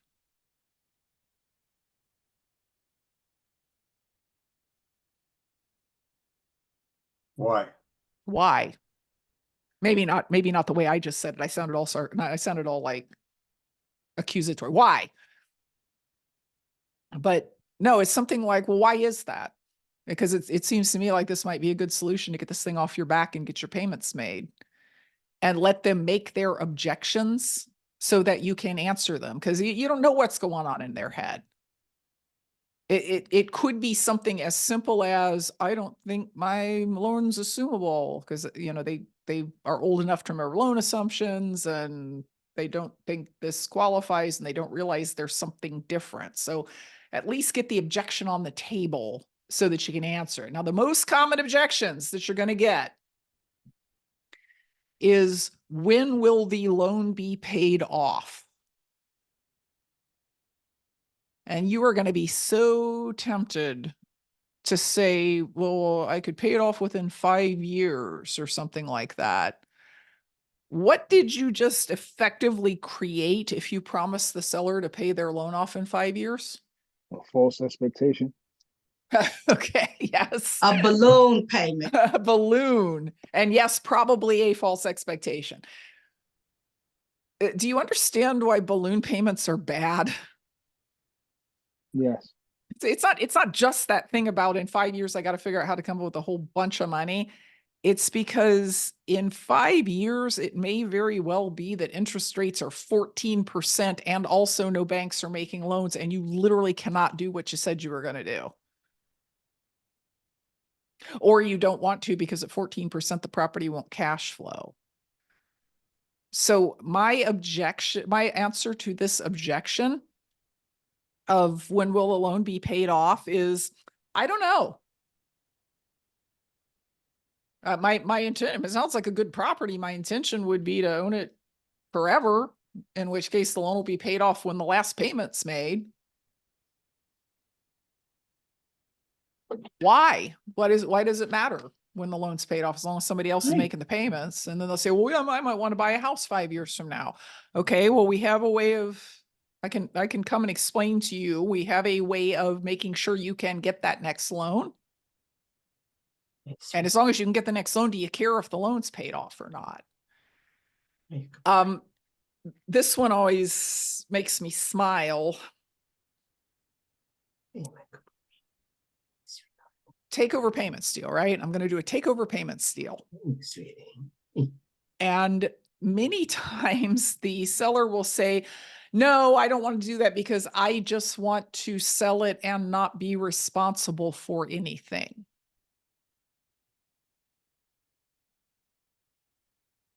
What's the answer to that objection? That's exactly what I'm doing. Okay, let me backtrack. So you will be selling, the deed will transfer. I will be responsible for the principal, interest, taxes, insurance, maintenance, vacancy, everything. Is there something else you want to not be responsible for? And this is really all just trying to find out what the seller is not understanding, or is understanding that's a real objection that you would have trouble getting past. Sometimes the seller will say, well, I don't want the loan in my name. Why is that? Well, because I don't want to have something that's in my name that somebody else is supposed to be paying, because what if you don't pay it? Right? The real objection is, in my head, I'm going, okay, he's going to take over my loan. He's going to make the payments. If he doesn't make the payments, I'm going to go into foreclosure. That's going to be super ugly. Right? So we'll come to that last objection here in a minute. Sometimes this objection is really this objection. Sometimes the sellers just say, I don't think my loan is assumable. These are usually older sellers who remember assumable loans. And my response to that is always 100% the same. It's, you're probably right. Like loans haven't really been assumable since like 1988. this is a little bit different. It's called buying it subject to the existing loan, and it works a lot like the assumable loans used to work, except we just don't tell the bank. I just start making the payments to the bank. Well, but I think my mortgage says that if I sell the property, then the bank will call the loan due. No, actually what it says is if you sell the property, they can call the loan due. It doesn't say they will call the loan due. And I've done dozens and dozens of these, and I've never actually had a bank call a loan due, but I don't want to do anything that's going to keep you up at night. So if you really think this is going to keep you up at night, we'll move on. And move on usually means, okay, what if I leased it from you with an option to buy it? We'll just, it'll be basically the same offer, just with a lease option instead of a subject to. This one, how do I know you'll make my payments? I think most sellers who are not already in foreclosure have that objection, whether they say it or not. I think it occurs to them. I think they truly do consider it. Now, the sellers that are in foreclosure, they're like, if they even think about it, I think what they think is, how's that any different than what's happening right now? Right? My payments already aren't being made. But sellers not in foreclosure, I think they all maybe it's not while they're on the phone with you, but later that night, they think, oh my God, what if they don't make my payment? So this is just an objection you need to overcome, even if they don't say it out loud. In some parts of the country, like Cincinnati, sometimes I feel like sellers are too polite to ask that question. Almost Whereas in New Jersey, sellers will just yell at you, even when you're making a good deal with them, as Dave can attest. Yes, we know this because we did an event in New Jersey with live seller calls during the event, and almost every seller yelled at me. Even people that liked you. That's just what they do. But it was all fine. It was all fine. So here's the thing that you need to consider about that last objection. Don't, if somebody asks you this, or I'm about to tell you to overcome it, even if nobody asks you, obviously don't get offended by it, because if you were the seller and you sold your property subject to the existing loan, and the person who bought it dropped dead and therefore didn't make the payment, right? It doesn't even have to be like, oh, you're going to be a bad guy and not make my payment, or you're going to be uneducated and not be able to make my payment. You're dead, okay? Or you're in a coma and the payment does not get made. What is the seller's recourse? What can the seller do? He can foreclose on you. That is the most common answer that I get to that question is, well, the seller will just foreclose on you. The seller cannot foreclose on you. The seller does not have any legal right to foreclose on you. The seller is not a lien holder. They had a house. Now they don't have a house anymore. The house has a lien on it, but it's not the seller's lien. Only the bank can foreclose on you. So let's say that we have a seller who has good credit and cares to keep it that way. What can the seller do when you stop making payments? He can take over the property. You're dead. How are they going to take over the property? Because it's still under their name. It's not under their name. The mortgage and the note. Mortgage is. They can make a payment. They can make the payment. They can make the payment to the bank on a property that they do not own and have no right to. They have no right to that property. They can't go rent it to somebody and collect the rent because it's not their house. Can they sue For specific performance? They can sue the dead person for specific performance. And how long is that lawsuit likely to take?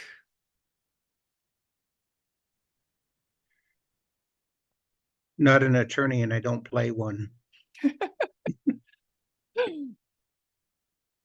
Well, I mean, they can probably get a summary judgment because you're dead. And the summary judgment would be that your estate, I guess, owed them either the money or the house back. See what a mess it is? It's a mess for the seller. All they can do to protect their credit is resume making payments on a house they no longer own and sue you and hope to either get the money they paid or get the house back. Those are their choices, and it's not pretty.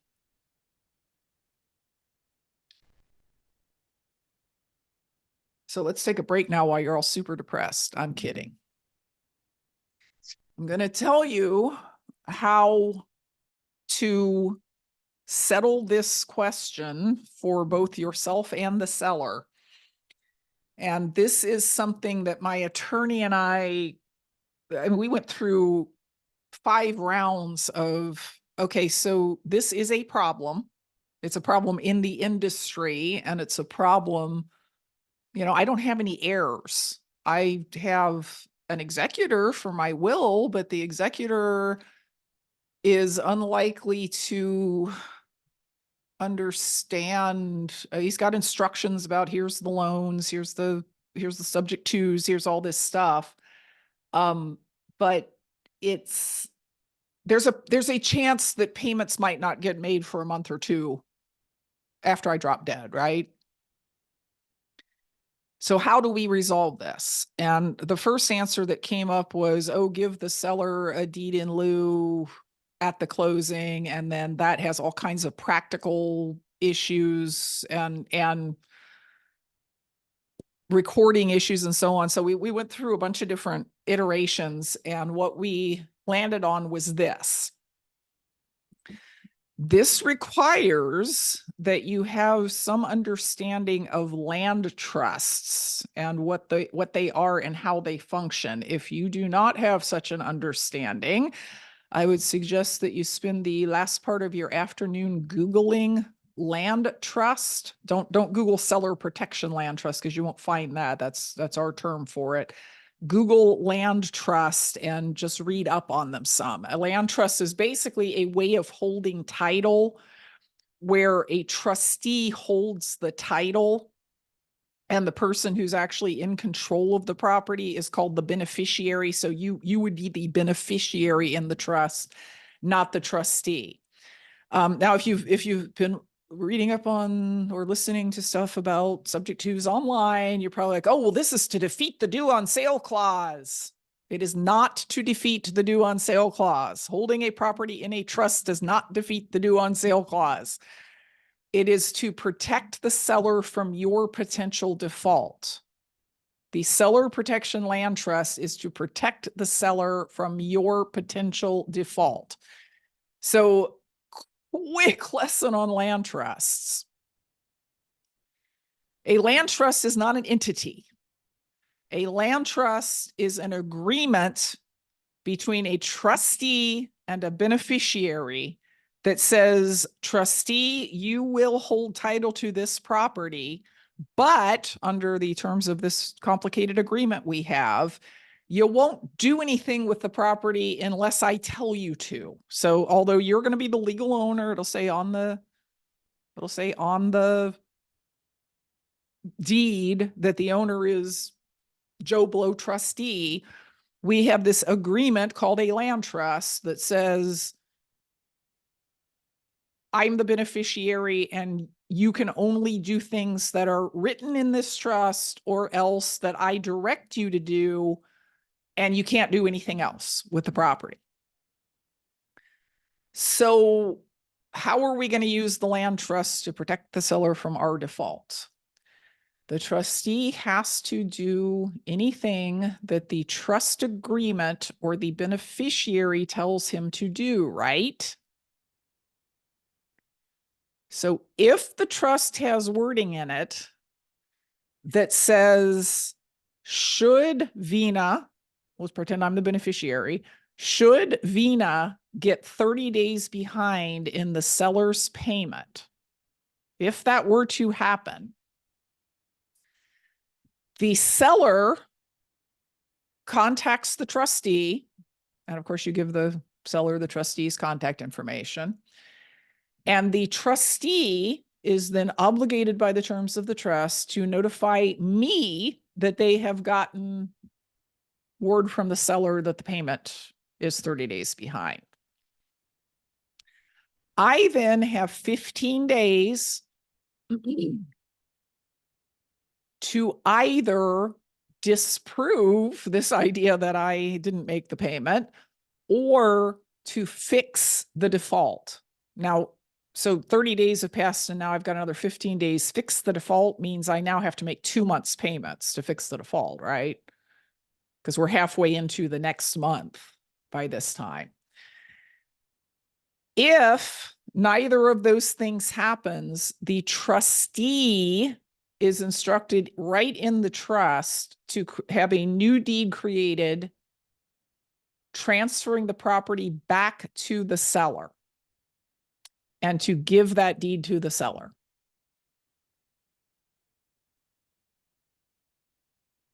Anybody uncomfortable with this? Anybody saying, well, but I would want the right to get more than 45 days behind on somebody else's payment before they got the property back?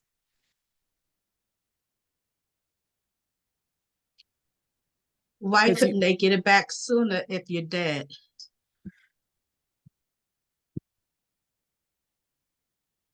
If I'm dead, there's, so the Well, example first I off, gave was Vina is the beneficiary.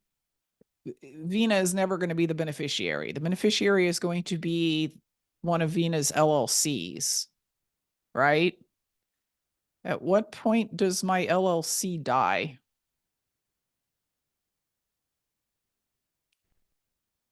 I think it would be hard to word that because I am really not a participant in this trust. I am really the owner or one of the owners of an entity that is the beneficiary of the trust, and the entity doesn't die. The entity doesn't have a lifespan. So to put in something that was effectively like a due on death thing,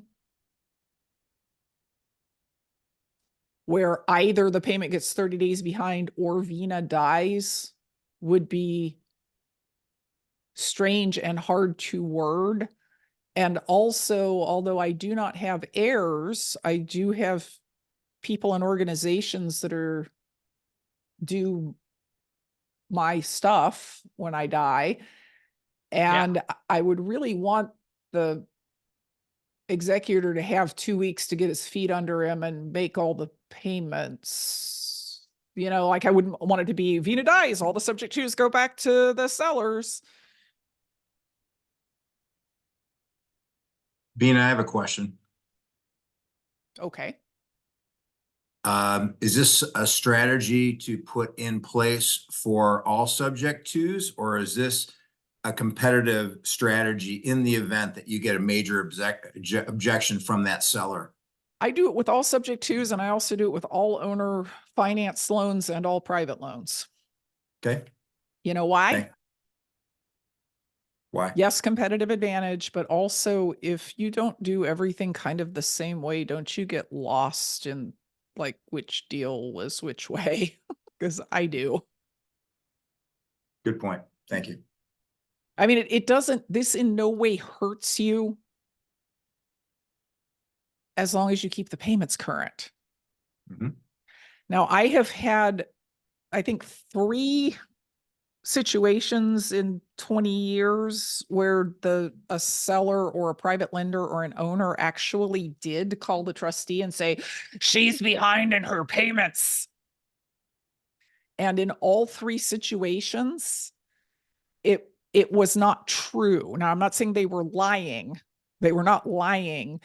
In 2 cases, in one case, the bank had it was a subject to, and the bank had apparently just misapplied the payment somehow.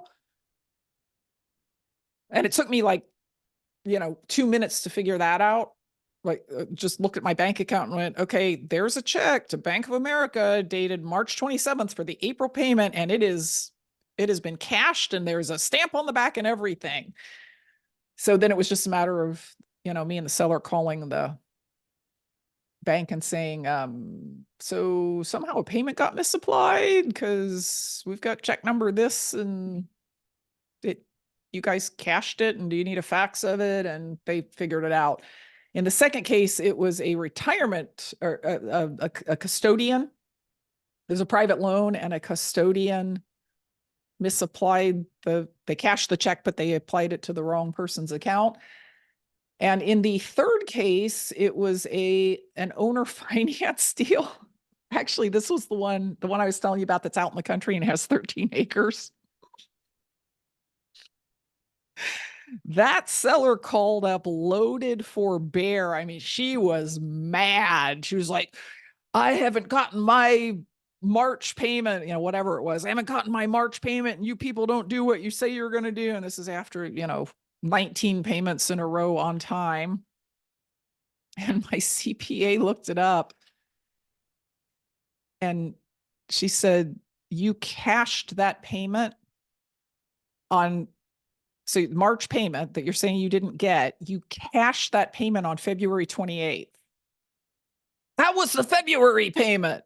Okay, which payment do you think you cashed on February 2nd? Because we always send out payments earlier than they're actually due. And the gal literally got confused because she cashed 2 payments in February, and she doesn't keep good records, and she decided that February 28th payment was the February payment, not the March payment. So yeah, it's always been user error so far in all the times that anybody has tried to get their house back that way. There's a couple of other things that your trust agreement needs to say. I know a lot of you guys already use land trust to hold properties just because you like the privacy of it. So you would need to add these instructions. But there's another set of things that there's another clause that you need to add. And that clause is one that makes the trust non-revocable until you have paid off the underlying loan. So in other words, you can't get 12 days behind and go, man, I'm not going to be able to make this payment. Okay, here's what I'm going to do. Trustee, deed the property out of the trust and into my LLC. Because then it wouldn't be in the trust anymore, and the seller couldn't use the seller protection aspect of the trust because it wouldn't be in the trust anymore. So to be fair, you need to also put in the trust that the property cannot be removed from the trust unless the loan is paid off. That right there is the thing that when I tell it to the seller, not in those words, I don't say, well, what we're going to do is we're going to put it into a non-revocable land trust with instructions to the trustee that say this and this and this, and it's called a seller protection land. I don't say all that. I say, if I don't make my payments, you will be able to get the property back. And by the way, you'll be able to get it back with improvements I've made. And, if this happens 10 years from now, think about how low your mortgage will be by making a phone call. Does that sound good?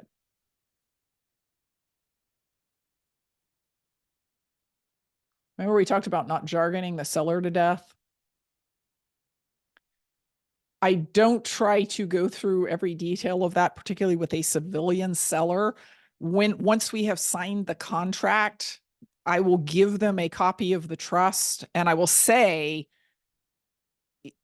you maybe want to run this past your attorney and make sure the attorney understands it. And if he has any questions, your attorney can talk to my attorney and they can explain it to each other. But my attorney created this and we've used it many times and nobody's ever actually gotten their house back because nobody actually has had to because I don't make payments late.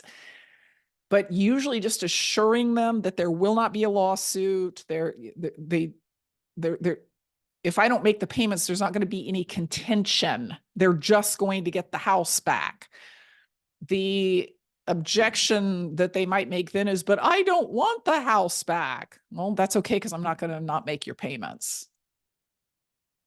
Right? So I am guessing that there are a bunch of questions about what I just said.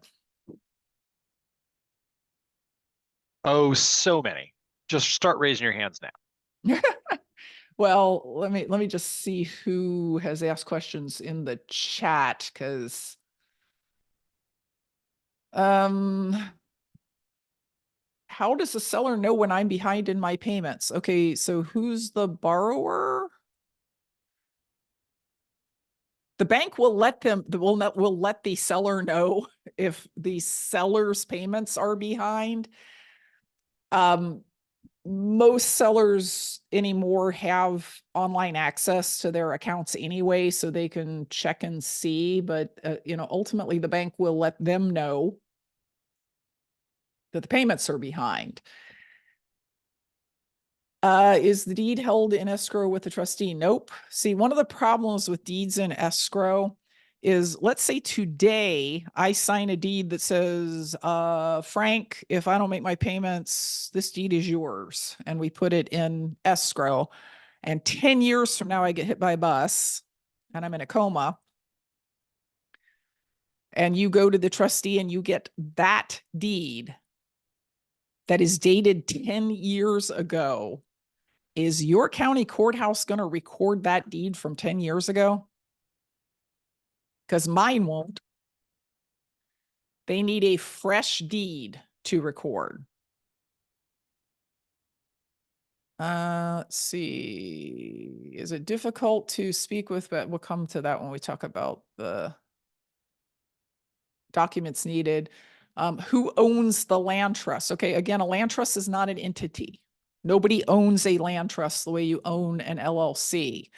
There are two parties to the land trust, the trustee and the beneficiary.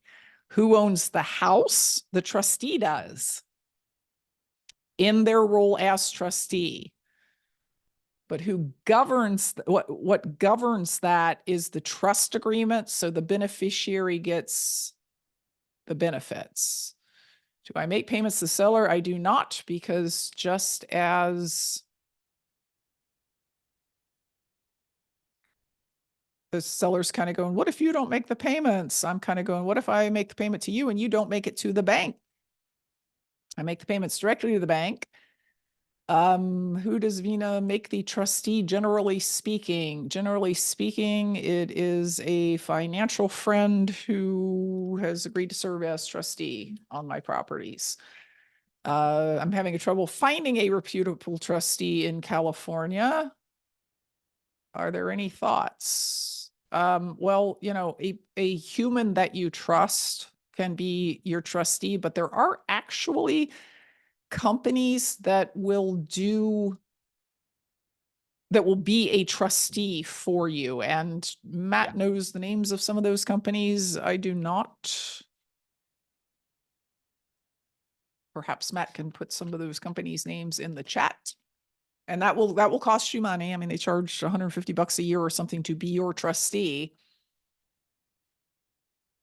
Can the trust agreement prevent you, the beneficiary, I assume you mean, from doing anything to the property? I guess the trust can allow or prevent whatever you want it to, but since you and your attorney are creating the trust, I don't know why you would put that in there.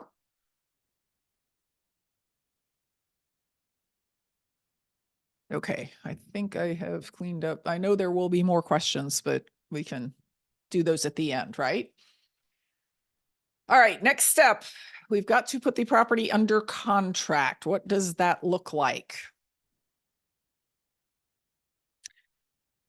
I get questions fairly commonly that go, okay, I've got a seller who's agreed to sell me the property subject to, what do I do next? And I say, okay, well, do you have a purchase and sale agreement with them? And the person says, no, do I need one of those? Yes, you need a purchase and sale agreement. Whatever purchase and sale agreement you have that you like, that you use, is fine. We are going to put some language in there that would be a little different than a typical one that I'll show you in a minute.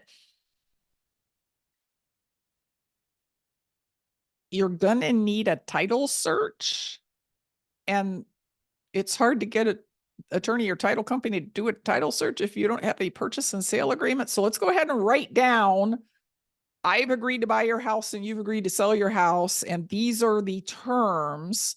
And let's also put in whatever other contingencies you would normally put into one of these, like I need an inspection, or I need an appraisal, or whatever it is that you would usually say. Let's go ahead and put that into the purchase and sale agreement. Now, here's where it gets different, okay? Because normally, like, your purchase and sale agreement either says, I'm going to pay $100,000 cash, or I'm going to pay $100,000 and it's contingent upon me getting a loan. This is what you need to say in this purchase and sale agreement. Somewhere in there, it's going to say something like price and terms, right? This is from my purchase contract, so it's, you know, it's worded like mine is, but you can find the clause in yours. Here are the words that are different. Purchase price shall be, and you fill in the number. So it's $300,000. Payable as follows. Buyer to take over payments on seller's first mortgage loan to, and then you write in who the servicer is, Wells Fargo or whoever, with a total balance not to exceed whatever you think the balance is, whatever you have been told the balance is, at a fixed rate of interest not to exceed, and you put in a number there. You've been told it's a 2.75% loan, so you put in 2.75% with blank months remaining. And you can write in, you know, approximately 240 or approximately 208 months remaining.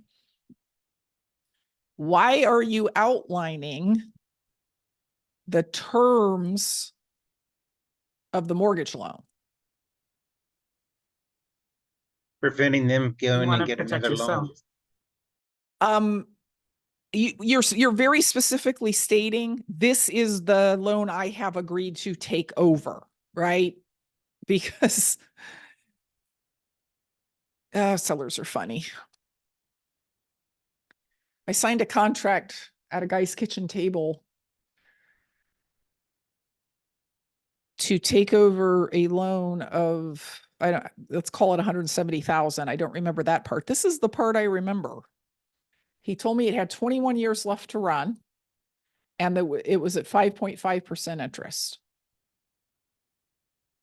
So I filled in, I'm agreeing to take over a $170,000 loan, fixed rate of interest not to exceed 5.5%, approximately 261 months remaining. Then we did the title search. And it turned out that his loan had 28 years left to run. It was for 200,000, not 170,000, and the interest rate was 7.75%. When I called him to say, so that the details that you gave me on the loan are not correct, and with the loan as it actually is instead of the loan that we thought it was, I can't buy it because the payments are literally higher than what I could get for rent. And the guy reacted so badly that I feel like he knew that he had refinanced the property 2 years earlier. I mean, I'm always willing to say he probably refied and forgot about it. He just, you know, there but for the grace of God go I, right? But his reaction was like, I'm going to sue you. You said you would take this thing off my hands. And I said, no, I told you I would take this thing that we wrote down in the contract off your hands, and you haven't got that thing. So nothing happened. But yeah, I don't know if he thought that I wouldn't actually check on the loan detail. I don't know what he thought, but he was, all, I'm going to sue you because you're not doing what you said you were going to do. And I'm like, no. You can't do what you said you were going to do, which is let me take over $170,000 loan at 5.5% with 21 years remaining. So remember, making an offer is always the first step of buying a property. There's always due diligence, and part of your due diligence is going to be to find this out. So there might be some additional words that you have to add if the deal's a little bit different. So let's say you're taking over $170,000 loan, but you're paying $180,000. The rest of it would be accounted for by saying buyer will pay the balance of the purchase price in cash at closing.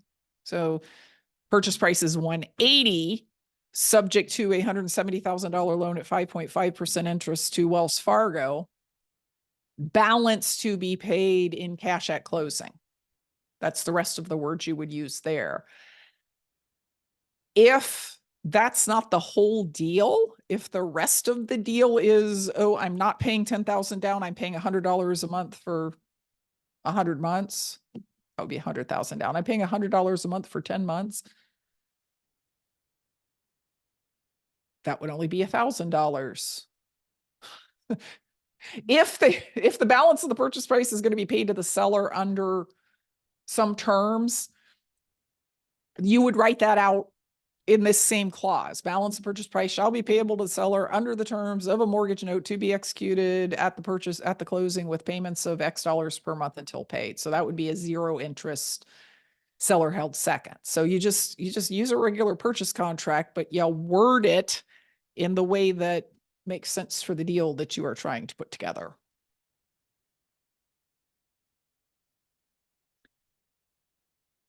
Now you have the property under contract. What next?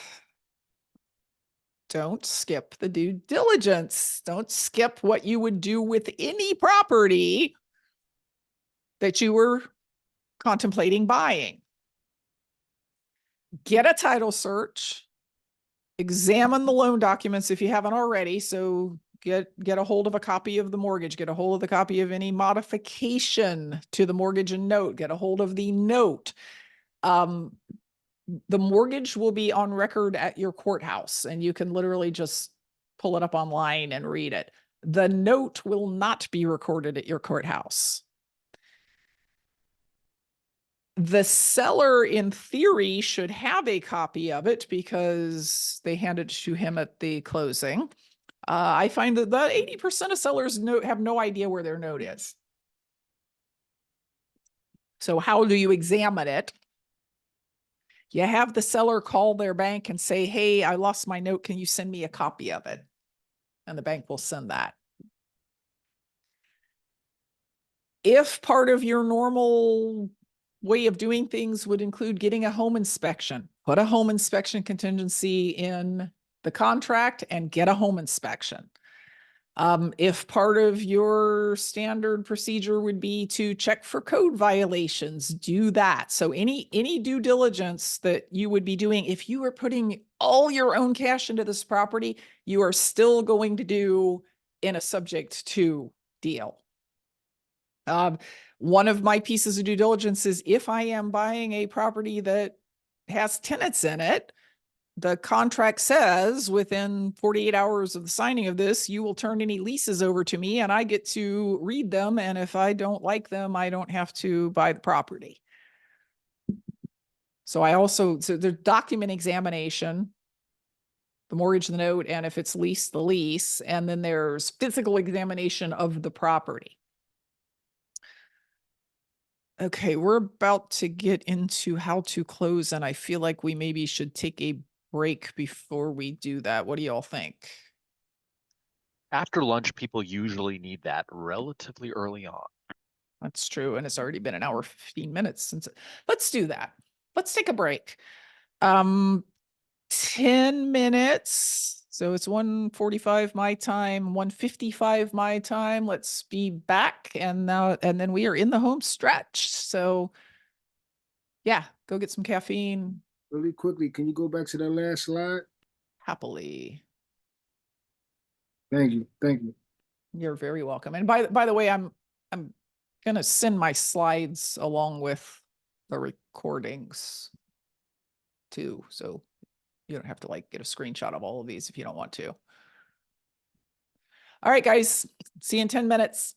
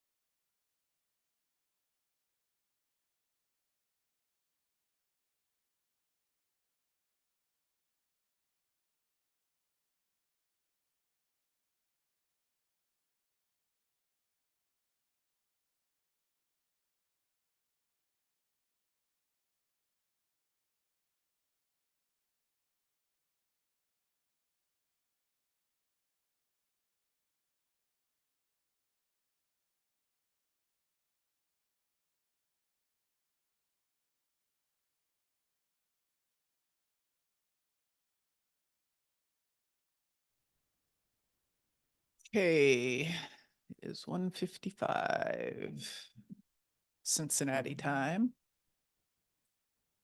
So we're gonna take the next step.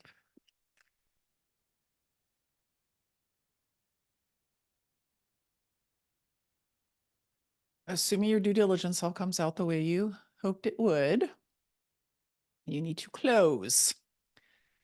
And closing is not going to be done at a kitchen table to save money. That's not going to happen because you need certain things to be true that you are only going to find out by closing at a real title company or attorney's office. There is a lot more paperwork here than what you're used to in, well, maybe not in like a bank deal. There seems to be like tons of paperwork in a bank deal, but in a typical cash closing. And part of the reason to do it at a title company or attorney's office is because that way you can get a title search to make sure that there's not other liens against the property that you didn't know about, that you are also buying the property subject to those liens, but you didn't know about it. You can get title insurance. You can have the title company or attorney record the documents here that need to be recorded. Like just pay the money and get it done correctly. Oh, also sellers who are selling subject to are already maybe a little bit nervous about, is this a real thing? You know, I've never heard of this. Is this some scam? And agents who might be bringing you deals because you built a relationship with them, if you tell them you're not closing at a title company or attorney's office, that's just going to send up all kinds of red flags for them. So just let's do it right. Okay. Can I recommend, please, that if you're going to go down the path of doing subject twos, that you please line up a title company or attorney who will close them before you ever put a deal under contract? There will be title companies who tell you, and attorneys, closing attorneys who tell you, well, we don't do that because it's illegal. It is not illegal to buy properties subject to the existing loan. They just haven't heard of it. Or their boss told them it was illegal or something like that. There are other title companies, attorneys that say, yeah, we know it's legal, but we don't close them. So please find one ahead of time that you know for sure will close them. How will you do that? You will go to your local real estate association. You will say, hey, what title companies and attorneys close subject to deals? And somebody, if you ask that question enough times, somebody will tell you who closes theirs for them. And then you're going to call that title company. You're going to say, I'm getting ready to do some subject to deals. You guys don't have a problem closing those, right? And you're going to confirm that. The documents that you're going to need at the closing are a deed, which the title company or attorney will create. That's what transfers the property to you. You will need a disclosure signed by your seller. What does that disclosure need to say? It needs to say that they understand that they are selling their house and will have no future right to any proceeds from the house. It will say that they understand that there's a due on sale clause in their loan, and that what that means is that the bank can call their loan due if they decide to. It will also say, therefore, you, Mr. Seller, will make no special effort to notify the lender that this transaction has taken place. If the attorney or if the bank calls the loan due, you will not discuss it with them, I will discuss it with them. If the title company, or if the bank calls the loan due, I will be negotiating with them to stop that from happening, right? You need to, they need to understand what's going to happen. It also needs to say, and I talked about this in the morning, this loan will continue to report to your credit. This may make it difficult for you to get a loan to buy an additional property in the future. If this occurs, you will contact me and we will figure out how to make that happen, right? Now, how did all this evolve? Just problems I had over the years. Oh, it also will say, because you are not making the payments anymore, you are not entitled to the interest deduction for the payments. These were all things that, as I have done more and more of these over the last 25 years, some seller throws up some new thing and I add it to the disclosure. I had a seller, I owned his property for 7 or 8 years, and every January 2nd, he would call the office and he would say, you need to send me the 1098 from the bank so that I can deduct the interest. And every January 2nd, we would have the same conversation. You can't deduct the interest because you didn't pay the interest. Well, my CPA says I can because it's my social security number. Okay. I will, when I get the thing, which by the way, the bank's not going to send it till the end of January, I will send it to you, and I will also send you a separate document that says that you received an equal amount of interest from me because I'm the one who paid it. You'll get something that says the interest deduction was $7,167, and also I paid you $7,167. Yeah, but you didn't pay it to me. I know I paid it to your bank. Like, we have the same conversation every freaking year for 7 years in a row. The thing about it could make it difficult for you to get a mortgage. I've always told people that, but I bought this property subject to a loan that was, it was a divorce / probate situation. The couple had gotten divorced. She was on the loan. He kept the house. Then he died. She was like 2 months behind on the payments. We went through this whole, this is what I can do. And she already owned another house. I mean, they were divorced. She owned another house. And 2 years later, she called me and she was so happy when I took over that loan because her credit was being ruined over a house she hadn't lived in for years. And she called me 2 years later and she was talking about lawsuits because now she was trying to buy yet another property, and her mortgage broker said she couldn't buy it because I still was making the payments on the loan on her dead ex-husband's house. And I said, we talked about this.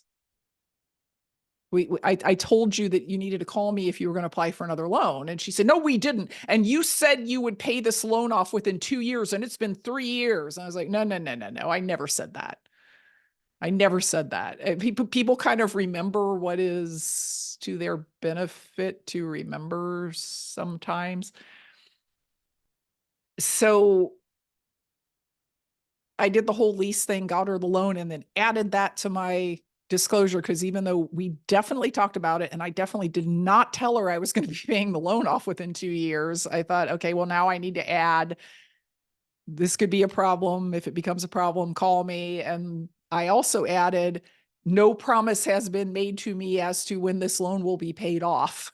So disclosure is about a page long. It includes all the things that I just said.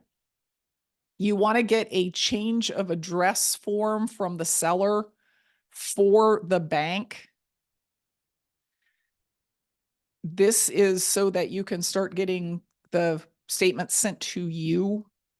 because if there's a change in the escrow or something, you want to know that like right away. If they go, oh, your escrow is short, so we're gonna have to raise it by $50 a month for the next 6 months. You want to know that so you can make the appropriate payment. You know, you can just go to the post office and get change of address forms, right?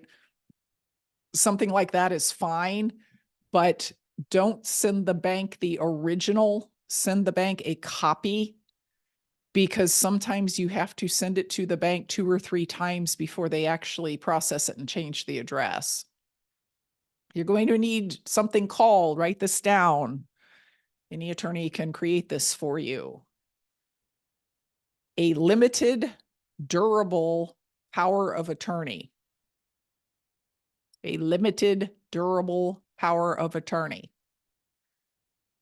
Limited means it gives you the right to act on behalf of the seller only in regards to this property.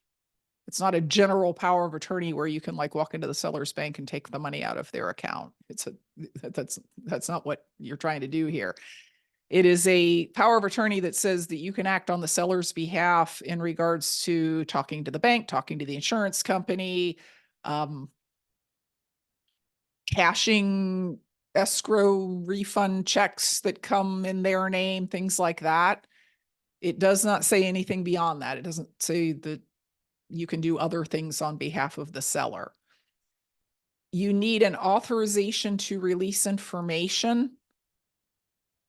This again is for the bank, because the power of attorney should work. The power of attorney you should be able to send the power of attorney over to the bank, and the bank should talk to you about whatever you need to talk to them about.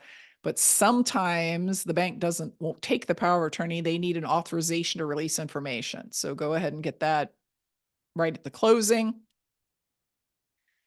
You're going to want to have the seller go ahead and sign a payoff request. At some point, you are going to need a payoff because you decide to, I don't know, sell the property or something. The payoff request should not be dated, and it should not have the loan number or the servicer name in it, because that could change between now and the time that you need a payoff, right? You buy the house today, you sell it 7 years from now. It could have that loan could have changed hands twice between now and 7 years from now. So something you get today that says it's Wells Fargo loan number 24601. 7 years from now, it could be Bank of America servicing it, and they could have assigned it a whole new loan number. So you want to be able to fill in the date, the loan number, and the servicer name at the time at which you need the payoff. And if you're going to use the Seller Protection Land Trust, you want that signed, notarized, et cetera, there too. Everything with an asterisk beside it is stuff that you are going to have to, in one way or another, provide. The title company is not going to provide these other things to you. You are going to have to provide them yourself. They are also all things that if you get that home study course, there are samples of all of them in there, including the Seller Protection Land Trust. Now, I would suggest very strongly, as a just as a matter of practice, do not show up at the closing and suddenly surprise the seller with the power of attorney and the disclosure. Get those signed within 24 or 48 hours of the time you sign the purchase agreement. Here's why. You probably already said everything that's in that seller disclosure to the seller, but if they are going to see it in writing and freak out, let's not have that happen at the closing table. Let's have it happen way before we get to the closing table. If they feel like they need to run it past an attorney, they're going to need time to do that. Just go ahead and give it to them a day later, 2 days later, sit with them, explain it to them. If they have any concerns, they can show it to their sister who's the realtor, you know, whatever they feel like they need to do. Don't have this happen at the closing table. The very last thing in my seller disclosure says the seller is not considering bankruptcy, and that if the seller does declare bankruptcy, they will exclude this mortgage from the bankruptcy. And if they don't exclude this mortgage from the bankruptcy, I have the right to stop making payments on the loan. Now there's a reason for that involves the fact that a bank can call a loan due because of a seller bankruptcy. They usually don't do that, as it turns out. They usually just keep taking the payments like nothing had ever happened, but they can do it. So that was, I put that in there because I actually had two different sellers declare bankruptcy after I took over their mortgage. Both of them were planning on doing it at the time at which I took over their mortgage, and they did not tell me so. One of those two banks then petitioned the bankruptcy court to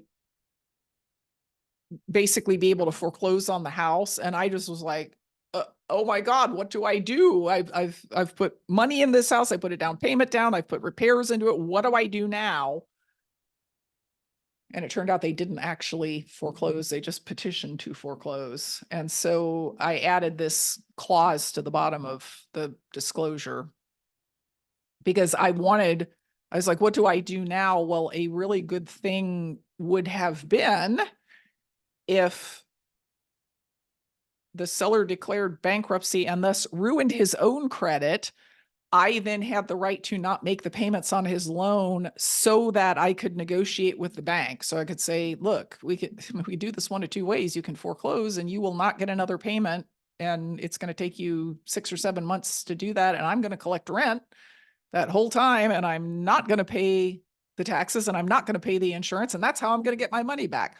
Or we can do it the other way, which is I'll just keep making you payments and we'll pretend like the seller's not involved anymore. So I added that. There was this one very memorable situation where I had somebody in my business who was responsible for getting this document signed,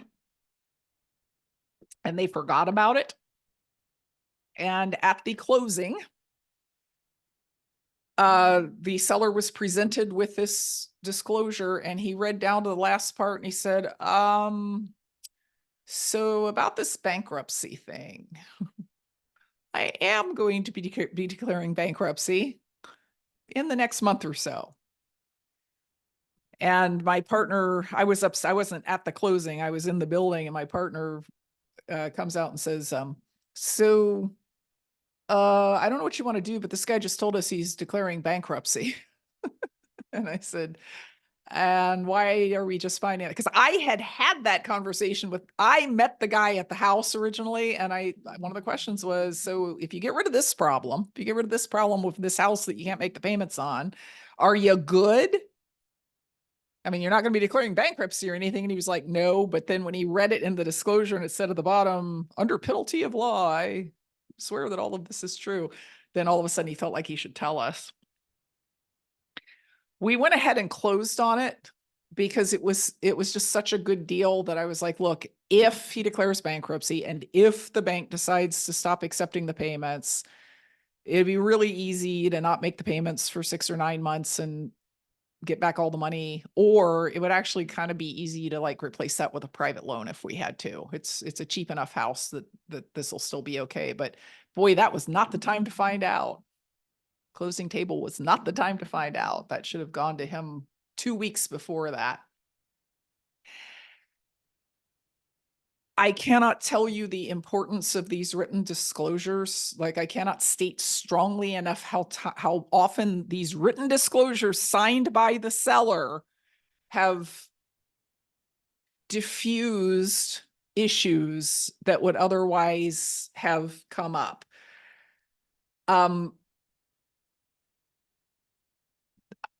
This property, that you're looking at the picture of, I love this property.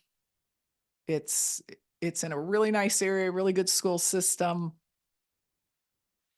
Never had any problem renting it. Haven't owned it that long.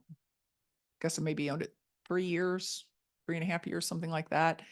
I get good rent. The rent's gone up every time the tenant has moved out. It's in good shape. I love this property.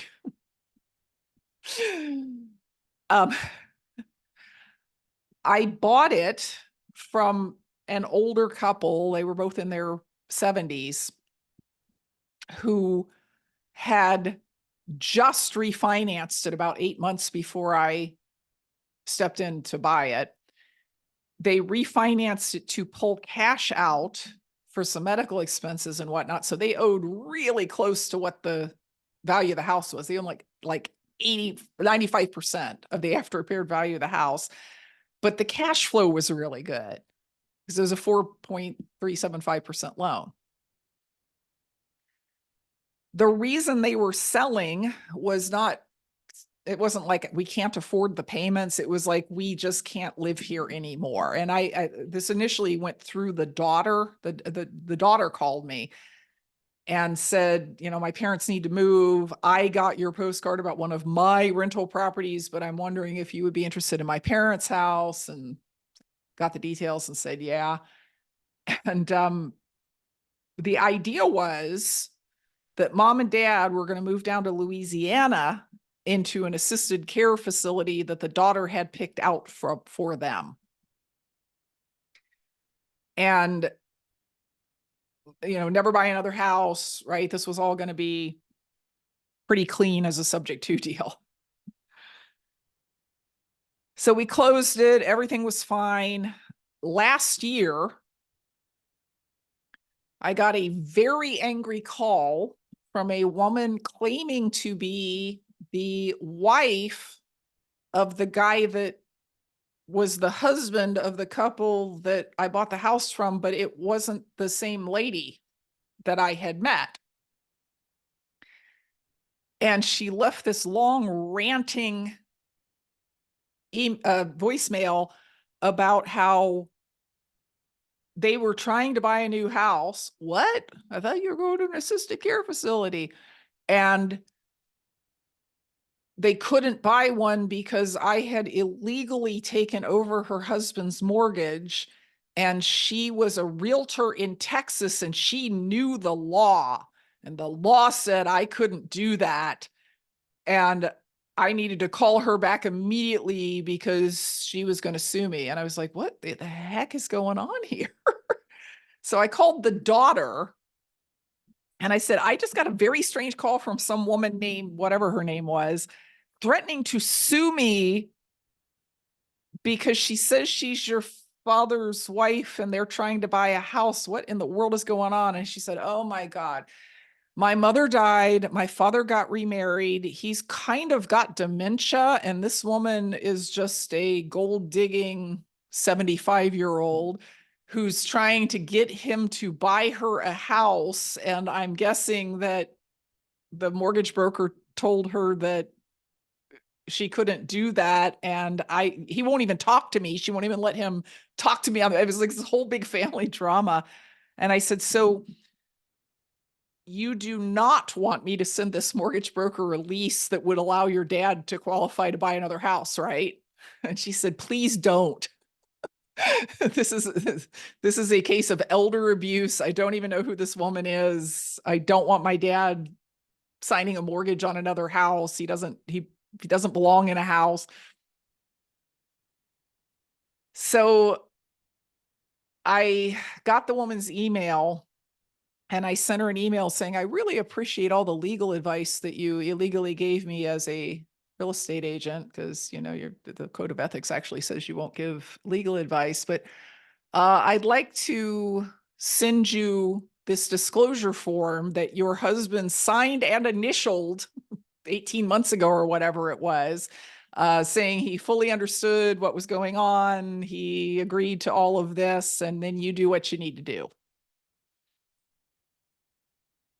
And I never heard from her again because he had initialed every single line of, I understand I'm selling my house. I understand this could make it hard for me to buy another house. I understand.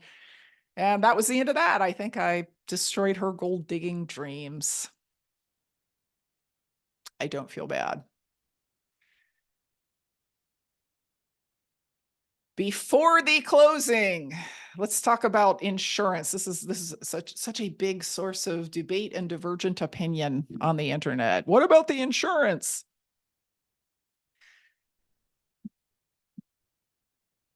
There's some really bad advice out there about insuring subject to deals. And one piece of really bad advice Shri actually referred to, which is keep the seller's policy and then go get your own policy. So basically have two insurance policies against the property. Shri, you want to share why that's a really terrible idea?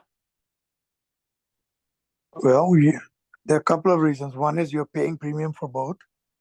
The other is if something were to happen to the property, if you file a claim, both insurance companies might fight saying that the other needs to pay, and the first one is not going to pay me anyway because I'm not on the policy.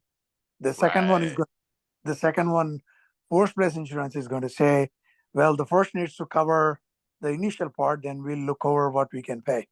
So it's going to get a Are big you ever going to be able to successfully get a claim under those circumstances? I really doubt it. Yeah, it doesn't work. And it's because the insurance companies try to subrogate against one another. They're both saying, no, you have to pay. And you will never work that out. There needs to be one insurance policy on the property. It needs to be a rental or rehab policy, depending on what you're doing with the property. See, that's the other problem. The seller's policy is a homeowner's policy. If you just left it in place as a homeowner's policy and you had a claim, they'd never pay it because you got the wrong kind of insurance. Your new policy is going to name the new owner as the first named insured. So that's you or your LLC or your trustee, depending on how you're holding title. It is going to name the lender as the mortgagee, and it's going to name the seller under a line that says additional insured as their interests may appear. Now, there's only one purpose of naming the seller here, because does the seller have any insurable interest after you've bought the house? Can I get insurance on one of your rental properties that I don't own? No. No, because I don't have insurable interest, right? The seller no longer has insurable interest, which is why it's worded this way. And your insurance company should be able to say this, that additional insured as their interest may appear. The only purpose of having the seller's name on this policy is because it allows the bank to match up the policy to the borrower. It causes a lot less problems with the bank calling and saying, this property's not insured. Yes, it is. It's policy number 22222. Well, we can't find it. Okay, I'll send it again. If their borrower's name is on the policy, they have a lot easier time just matching it up, and it's less problem for you. If you cannot make your insurance company understand this, insure with somebody else. If your insurance agent says, no, just keep the other policy, or no, just put it under your commercial policy. We don't need to make any other changes. Go insure with somebody else. I have insured all of my creative deals for years with a company called NREIG, NREIG, National Real Estate Insurance Group. And it's because they understand the intricacies of this. They understand the trustee is the first named insured. The LLC is also insured because it's the beneficiary of the trustee, and the seller is also insured. But more importantly, there have been a couple of occasions where, despite all of this, the bank has said, you don't have insurance. We're putting force-placed insurance on your property for, $300 a month or something like that. And INRIG has gotten on the phone with the bank and worked it out with them. And there's something about the insurer getting on the phone with the bank and saying, no, no, no, you've had the policy since March 1st, 2022. Here's the policy number. You don't have it. What's your fax number? I'll send it to you right now. And the bank doesn't ask a bunch of questions about why is Vina or Vina's trustee or whatever insured. And I was on the phone with them one time when the bank did ask that, said, well, who is this blah, blah properties LLC? And really smoothly, the guy from INRIG says, well, I mean, they're managing the property, so they need to be insured. And the bank went, okay. It was awesome. So I don't actually know INRIG's website, but I bet it's something like inrig.com or something like that. Yes, and we put it in the chat. Oh, cool. So you have this all arranged, you understand, before you get to the closing, you have an insurance binder, and then after the closing has happened, the seller is going to cancel his existing policy, which probably means he's going to get a refund on it. Okay, so because you only want one policy on the property at a time.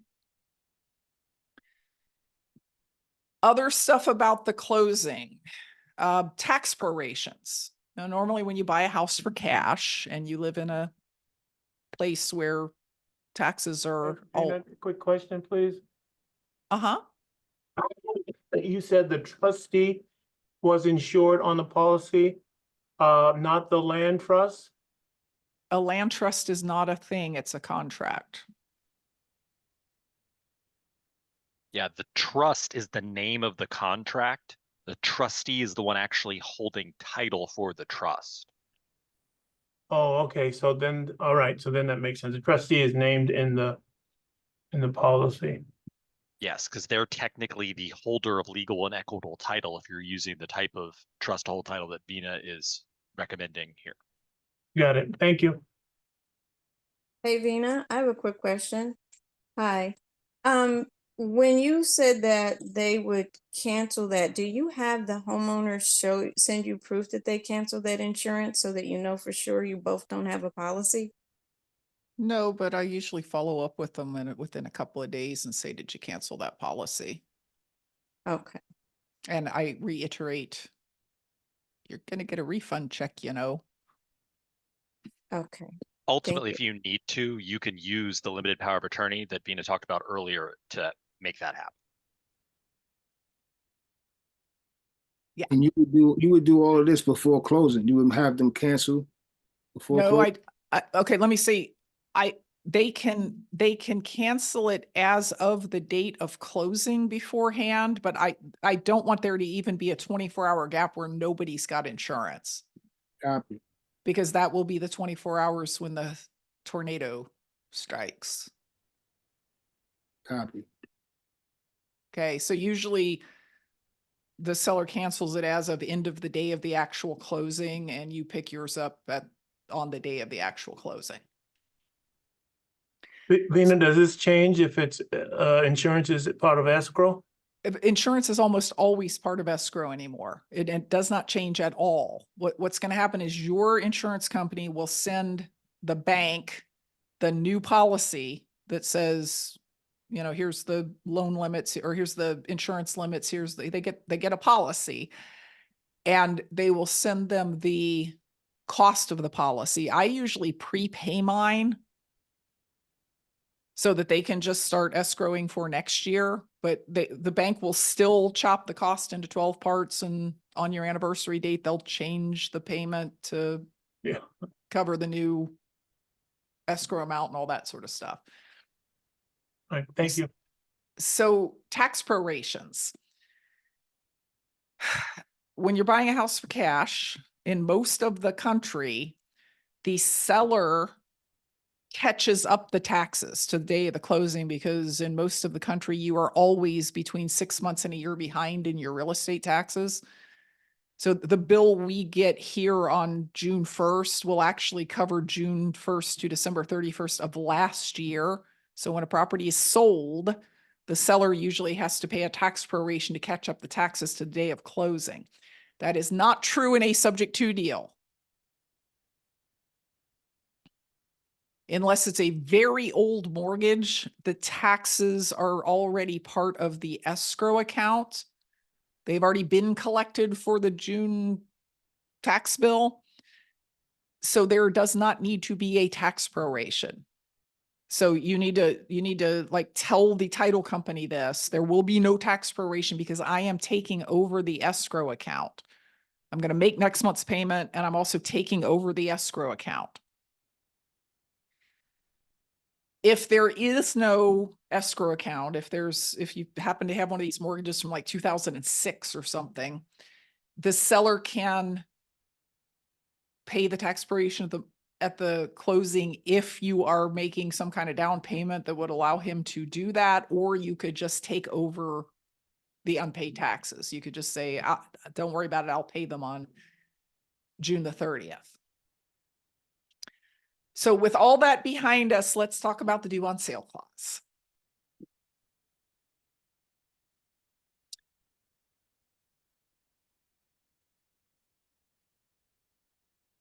The due on sale clause is that clause in your mortgage that says if you transfer any significant title interest in the property to another human being or LLC for that matter, the bank has the right to call the loan due and payable. So it is a contract clause within a mortgage that says, if you do this, we have the right to do this other thing.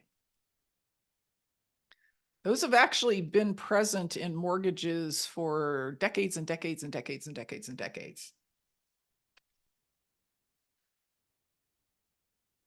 However, they weren't made enforceable until 1982.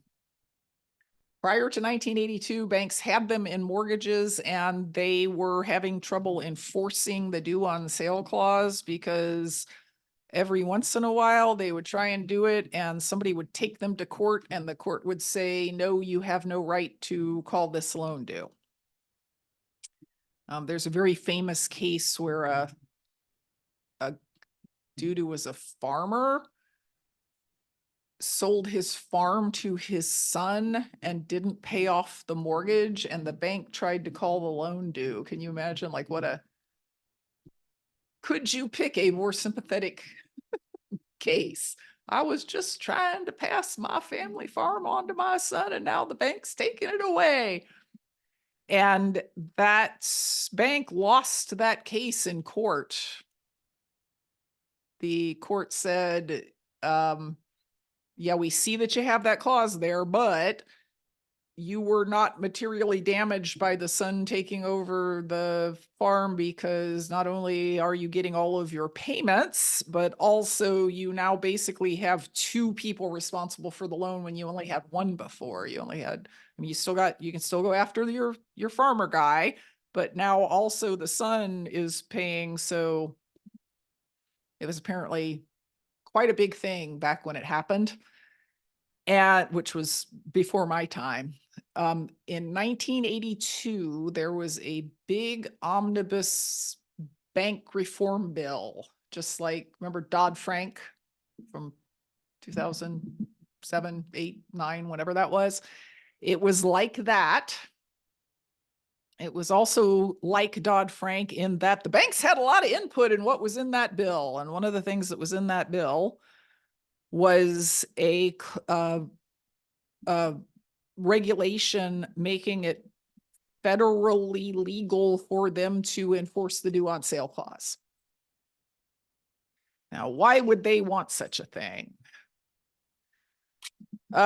Basically, back then, the way mortgages were made was that a bank took in depositors' money and paid the depositors.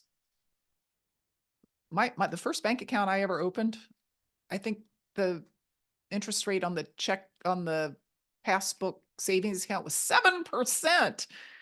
So they would pay the depositor 7. And then they would loan that money out to other customers at 12%. That was how banks made money. You remember It's a Wonderful Life, right? That's how the Bailey Savings and Loan made money. They had deposits and they loaned the deposits out. And you remember that famous scene where the mob comes to the Bailey Savings and Loan and they all want to demand their money back. And George Bailey says, but you don't understand, we don't have it. It's in his house, in his house, in his house. That is actually how banks used to operate. So why would they want to be able to call a perfectly good loan due?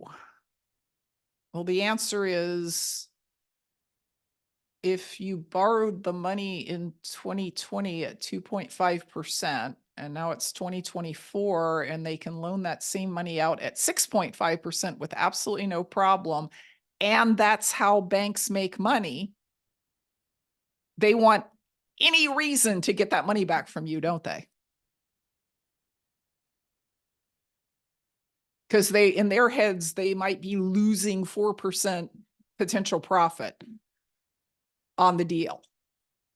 Now, here's the thing. That's not how the mortgage market works anymore.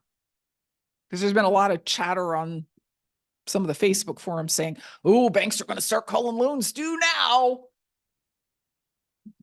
They had no reason to call them due in 2020 because if they took back a 5% loan, they were going to loan it back at 2.5%. So that's not good for them. But now that they can loan it out at 6.5%, they're going to call loans due right and left.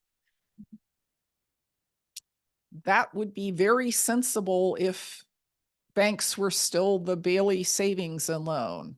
Yeah, most banks have not worked this way in terms of mortgage origination servicing for 30 literally years. decades. For 30 years, this has not been how it's been. The way banks make money on loans right now is you walk into Bank of America, you apply for a loan, they charge you an application fee, points, some stuff that they don't actually get to keep, like the appraisal fee, and they close the loan for you. And then what do they do to that loan? Sell it. Sell it. They sell it. They sell it to Fannie Mae, they sell it to Freddie Mac, or they sell it to Wall Street. Yep. They do not own that loan within 72 hours of the time you got it. All of the money that they received was from those fees that you paid to get the loan in the first place. Yeah, and sometimes servicing rights if they retain. I was, boy, give me one breath and I'll sorry. I'll say all the important stuff. There's probably a lot of really confused people who are like, who is this obnoxious dude who keeps interrupting her and why I is she doubt so they're mean confused. to him? Please continue. That's my consort. We live in the same house. So they might also make money by getting the servicing rights to that loan. But if you got a home loan from Bank of America and you got a letter the next week saying the servicing has been transferred to Mr. Cooper, Mr. Cooper also doesn't own the loan. Mr. Cooper has the servicing rights to the loan, and they're getting paid by Fannie Mae or somebody to just collect your payments and escrow your tax and insurance every month. So let's think about this. When Bank of America sells your loan to Fannie Mae, then what happens to it?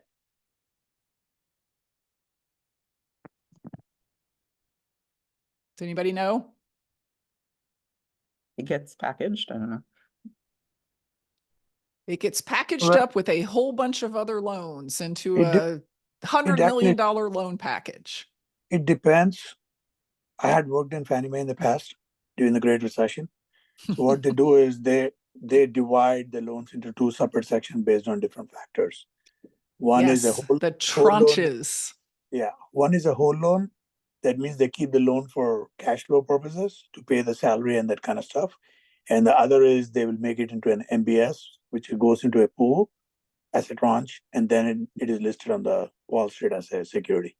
See, we should just have Sri teach an entire class on this so that everyone actually understands how the secondary mortgage market works. But it would take an entire day like this.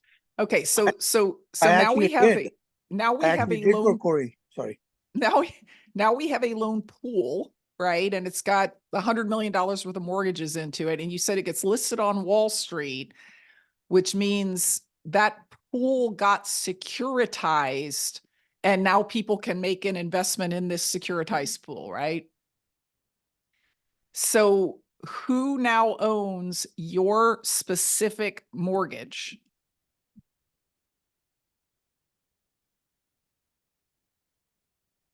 The answer is A nobody. whole bunch of people. Yeah, the answer is a whole bunch of people and therefore nobody, right? So if Bank of America, who let me, or Mr. Cooper, who let me remind you again, is just the servicer, happens to notice that apparently it's not the borrower that originally borrowed the money that is now making the payments. And if they decided to call the loan due, which they would really have to talk to Fannie Mae about that. And if Fannie Mae said, yes, call it due by God, and they got the money back. So you pay off the loan. They got back their 2.5% money. Does that increase the return on this securitized loan package that they sold last year? Are they going to take that $100,000 and reinvest it on behalf of the people who bought the securities and get 6.5% and raise their return? No. They're just not. Okay. So like none of this works the way it did when the Garn-St. Germain Act was passed. Nobody actually cares about loans being bought subject to, except for, again, small banks who still are operating like the Bailey Savings and Loan.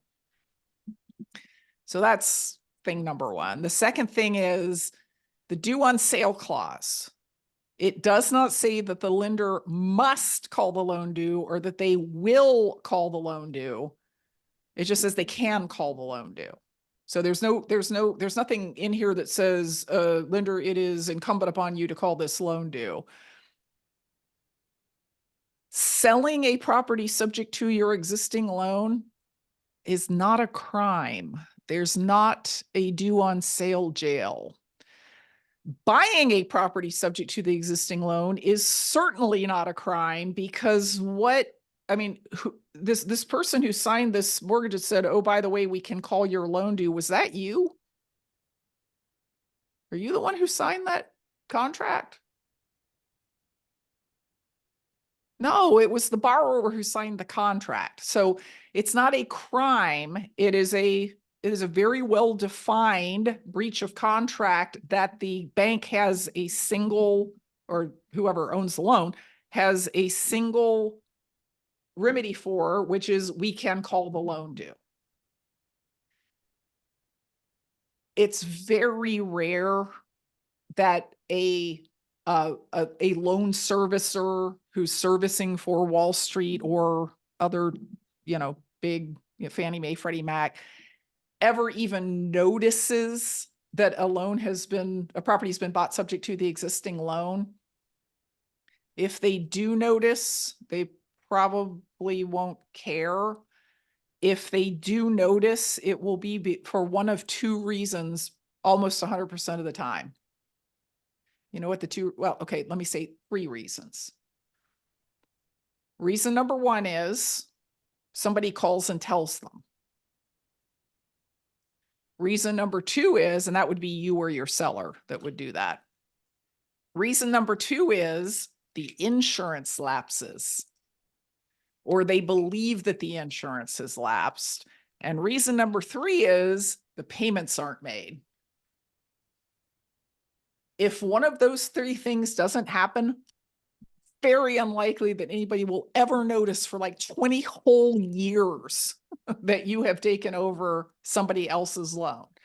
If they do notice and they do care, you have a bunch of options about what you can do at that point, okay? Because the state law, and actually, I think this is federal law too, generally says on these, especially homeowner type loans, that if the bank is going to call it due, they have to give legal notice first. And the legal notice comes in the form of a 30-day notice to correct the default or pay off the loan, or the third option is we can foreclose on you. So you've got this 30-day time frame in which you can do one of these things, and the seller, the borrower, will be unaffected. So thing number one, and this is what I have done on the 2 occasions when a servicer has called me and said in a very confused manner, so it looks like the property that we have this loan on at 123 Easy Street transferred to you 3 years ago, but we can't see where we got payoff. This has been my approach to those banks. Yes, that's correct, sir. Okay, well, when can we expect payoff? Well, let me see. Looks like the final payment's due on November 1st, 2051.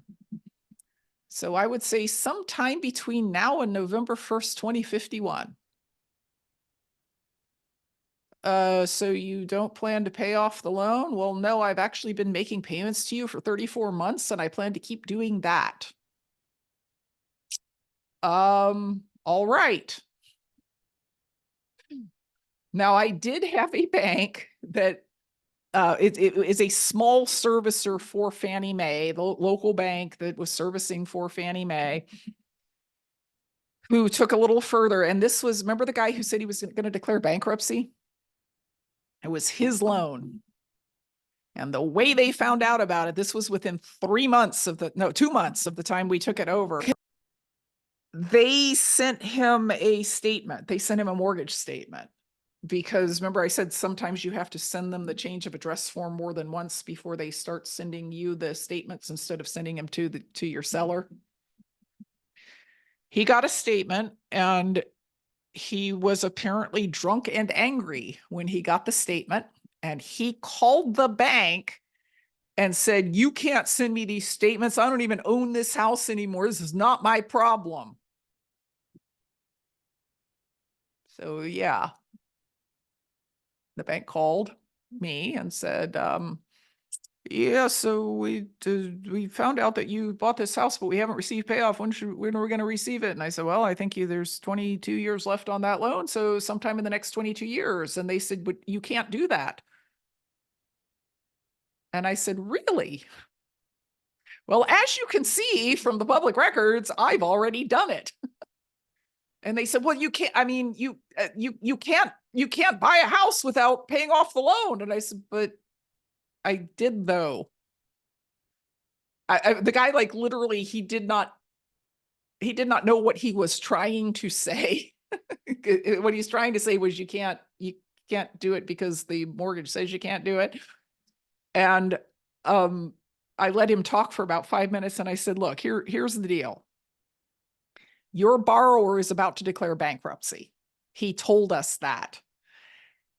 If he declares bankruptcy, he's going to include this loan in the bankruptcy, and you're not going to get any more. Yeah, you're not going to have any way of collecting against him because he's bankrupt. If you call the loan due, which is what I think you're threatening to do, I will also not make payments. And I already have an agreement with your borrower that I can do that. And the reason I'm not going to make payments is not because I'm trying to be a jerk. The reason I'm not going to make payments is I bought this house that needed a whole bunch of work, and I put a whole bunch of work into it. And if you're going to call the loan due, I'm going to have to recover this money that I put in. So I'm going to rent it. It's already rented. I'm going to rent it for $1,100 a month. I'm going to pay no taxes. I'm going to pay no insurance, and I'm not going to pay you. And then you're going to take the property back after, I don't know, 7, 8, 9, 10 months. I'm going to have recovered my money. You're going to have spent $15,000 doing that. It's not going to do anything to your borrower because he's declaring bankruptcy anyway. Or I can just keep making the payments. And the guy said, well, I'm going to have to talk to our legal counsel about this. And I said, yes. And here's what you say to the legal counsel. We have two choices here. We can keep accepting her payments, or we cannot get any more payments. Which one do we want to do? And he said, well, legal counsel. And I said, yep, I get it. You have to do what you have to do. I guess I'll know what you decide when you send notice or don't send notice. And I never heard back. Yep. I owned that house for another 4 years after that. And they accepted every payment, never heard from legal counsel, never. So don't just like fold like a wet Kleenex. If somebody calls you and says, we want you to pay the loan off, say, okay, well, I'm not going to. What do you want to do? Now, this was a very specific situation, right? The seller A was the source of them knowing about the subject to, and B had already told us he was declaring bankruptcy, and me not paying his payments after he's declared bankruptcy does nothing to his credit. If he had been a good credit, cared about his credit seller, would I really not make his payments? What do you think? Would I really say, oh, sorry, I'm going to keep your house and I'm not going to make your payments? No. No. And not just because he's got a seller protection land trust and can take the property back, but also because I'm not in the business of ruining other people's lives. And banks aren't in the business of turning performing loans into non-performing loans. So they're not going to go to the wall on this. So if digging your heels in does not work, and so far, knock wood, it has worked for me 100% of the time. Then you have other choices, right? One is, if the deal allows for it, you could just go refinance it and pay off the loan and go on with your own new loan. You could sell the property real fast and pay off the loan. If I have a lease option tenant in a house like this, so my two sellers who actually did declare bankruptcy, I'm not even sure if this other guy ever did. We never got notice of it if he did, but the two sellers that actually did declare bankruptcy when I had bought the property subject to, one of those two houses had a lease option tenant in it. And I called up the tenant and I said, so listen, you've got another year to buy this house. Your purchase price is $237,000. If I were to lower that to $227,000, what are the chances you could buy it in the next 60 days? And the tenant said, oh, pretty good chance. And I said, well, let's go down that path and see if you can do it. If you can close in the next 60 days, I'll lower the price $10,000. Now, the bank did not call that loan due. I was just panicky that they might. So that's an option, right? If you've got somebody that you're obligated to sell the property to, you can try and sell it to them. If you can't sell it to them, you probably need to get new financing and keep your deal with them.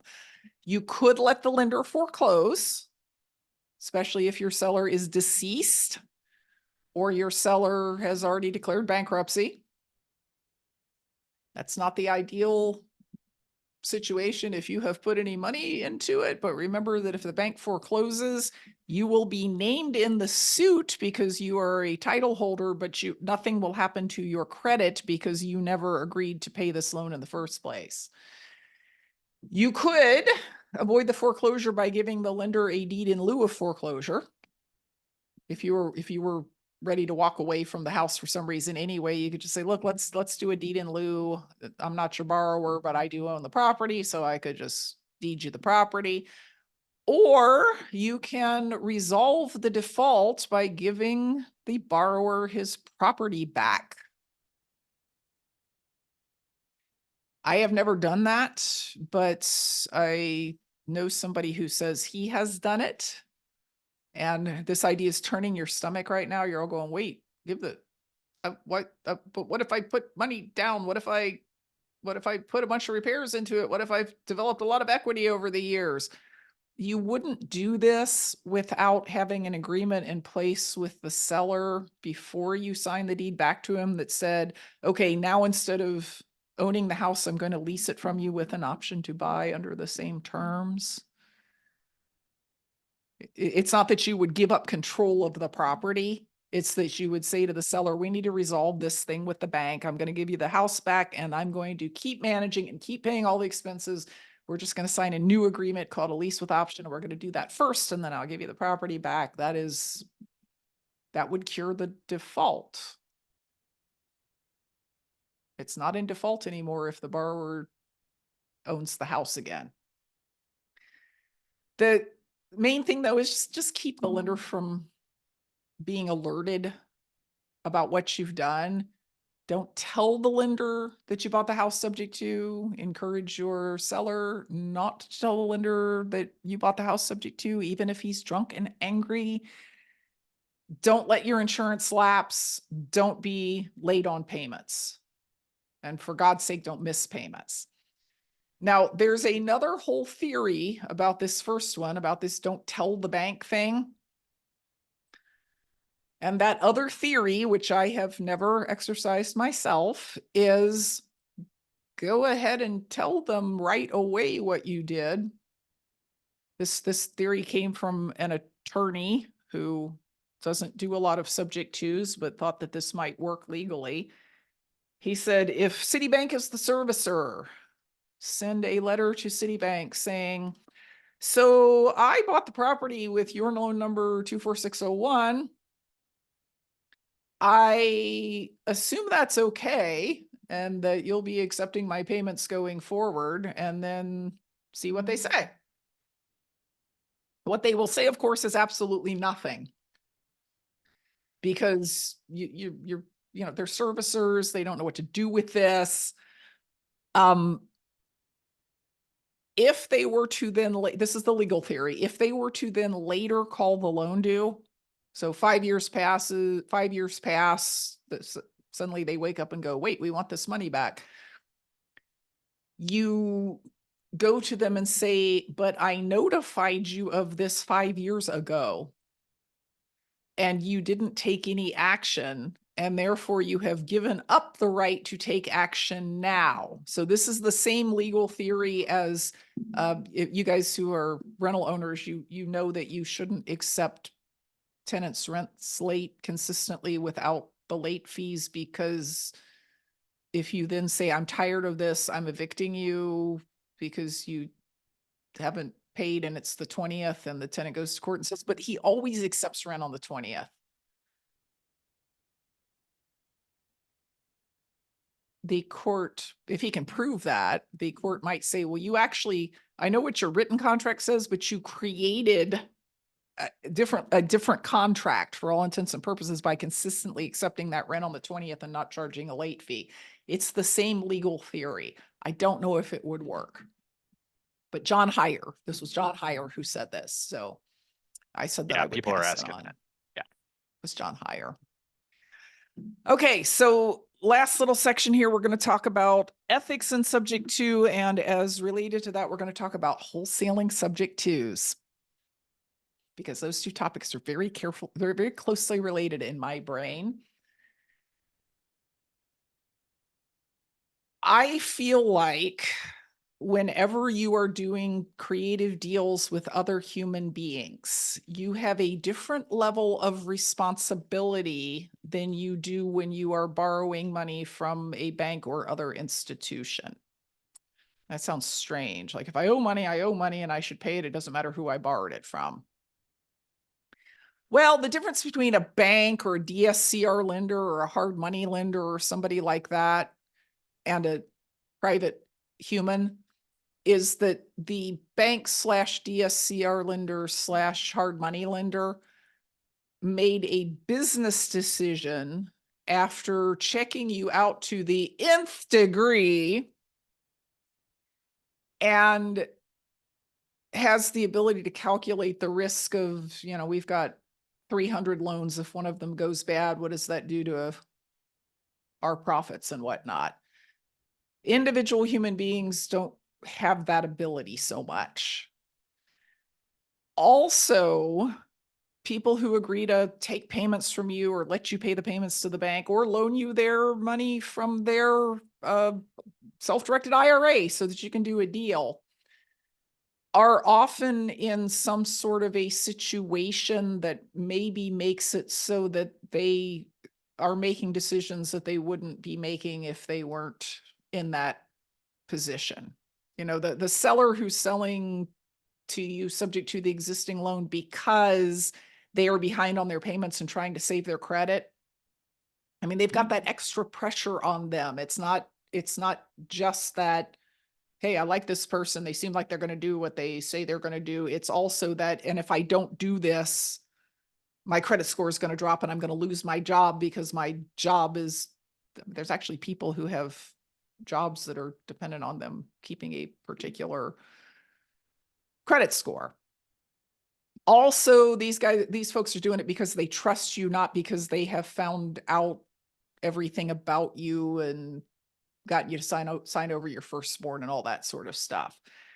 So you are driving these transactions. The sellers are not driving them. The sellers are not calling you up and saying, take over my loan. You are saying, hey, this is something we could do. I've got the paperwork. I've got the education. I've got the knowledge. I just feel like you have an ethical duty to really treat these folks right, to do as much as you can to protect their interests if things go wrong for you.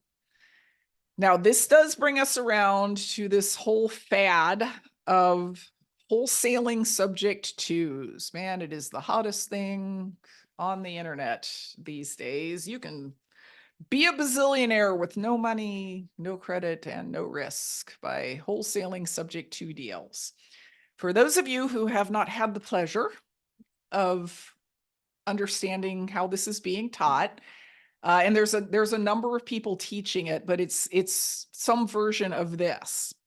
You find a motivated seller, you sign an agreement with them that says, I can take over your mortgage, but also I can assign this contract. I can find somebody else to step into my shoes and then they will be the ones responsible for making your payments, not me. And once you've got this contract signed, you basically throw it out on in every format that you can find, and you look for the person who can give you the most upfront money to step into your contract. So kind of like wholesaling. Somebody's going to give you a big chunk of money. You're going to assign the contract to them, and then they're going to close with the buyer, right?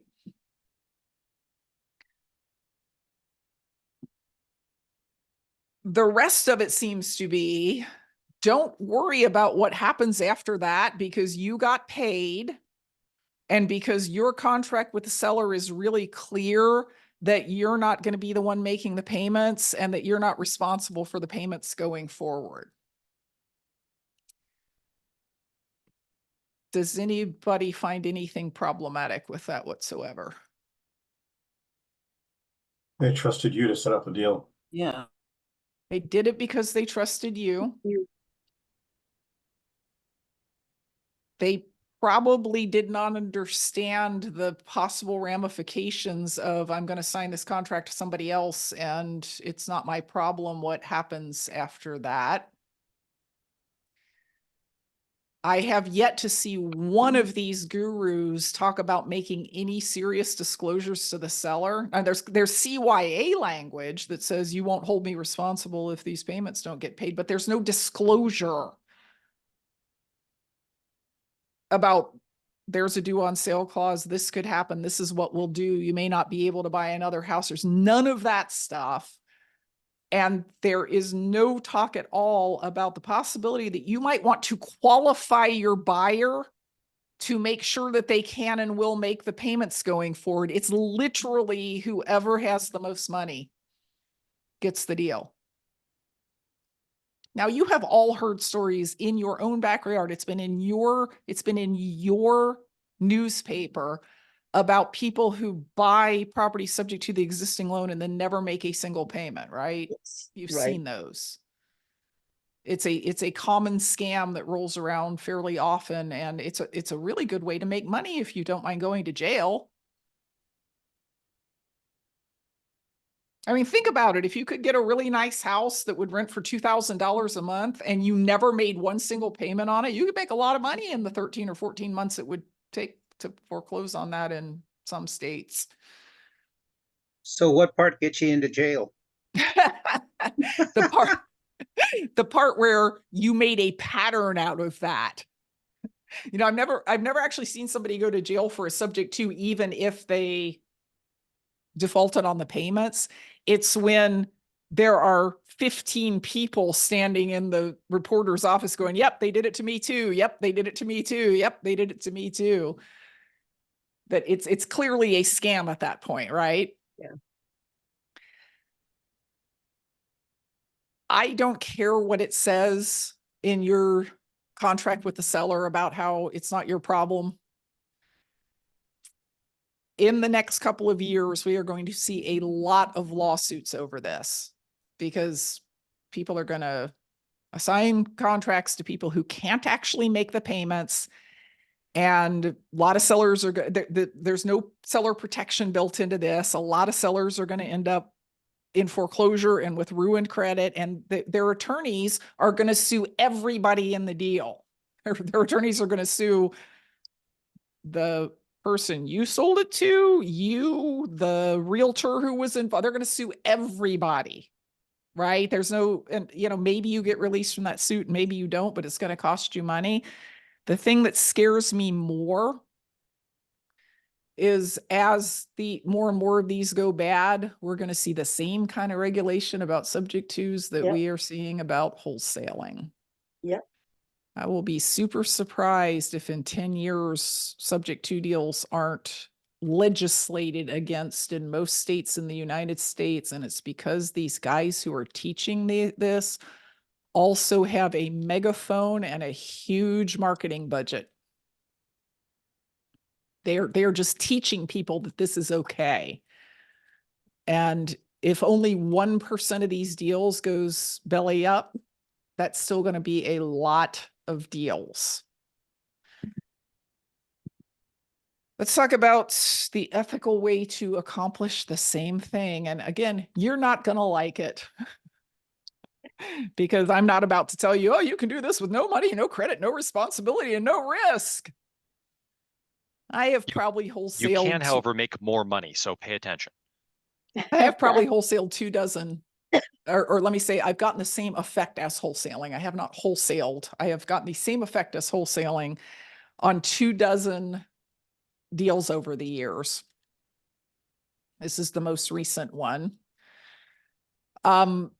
I really wish I could get a better picture of this house because you would get the full glory of just how run down it was. But part of the rundown is, you see those bushes up front? I think those started out to be those little knee-high cute box yews or whatever they're called. And they had grown up so high that this was the best picture that I could get of the property. It's only worth about $110,000. It needed $40,000 in repairs. When I first heard about it, I was like, oh, this is going to be a wholesale deal. I'm not thrilled about the neighborhood. I don't want to do $40,000 worth of work to the property. So I'll just put it under contract for cash and wholesale it. This is the kind of property that only another rental owner is going to buy. I mean, $110,000, you ain't going to retail that property. There's just not enough profit in it, even if you buy it at 70 cents on the dollar.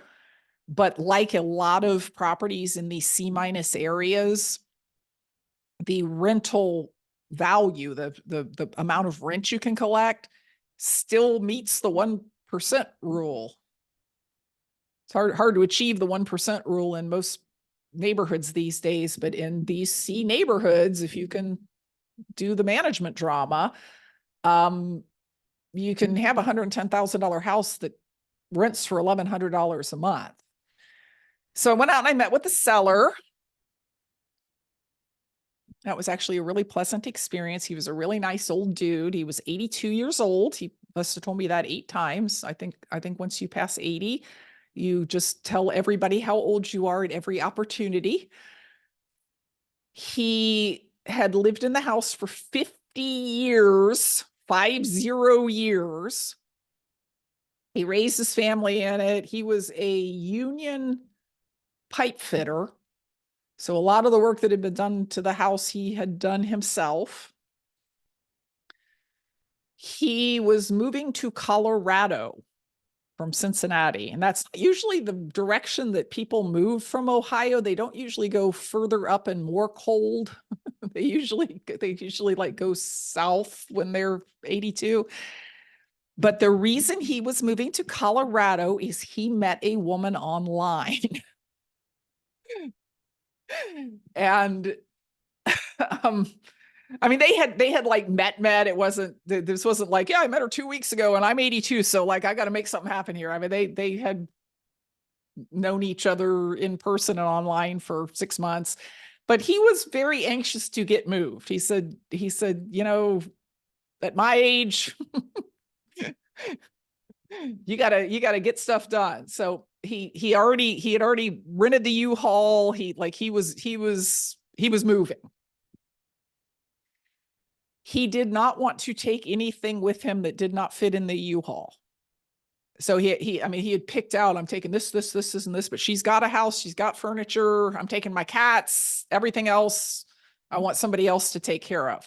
Imagine living in a house for 50 years, how much stuff that is. There's a lot of stuff in that house that he did not want to take with him.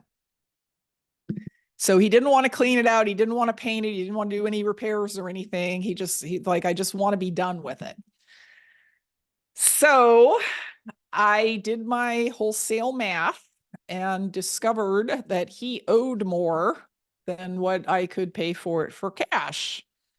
He owed $32,000 at 2.75% interest with payments of $297 a month. Now, remember I said, you got to like think about what the seller's telling you. $297 a month is, he only had gotten this loan like 8 months ago or something. $297 a month is a high payment on a $32,000 loan at 2.75% interest.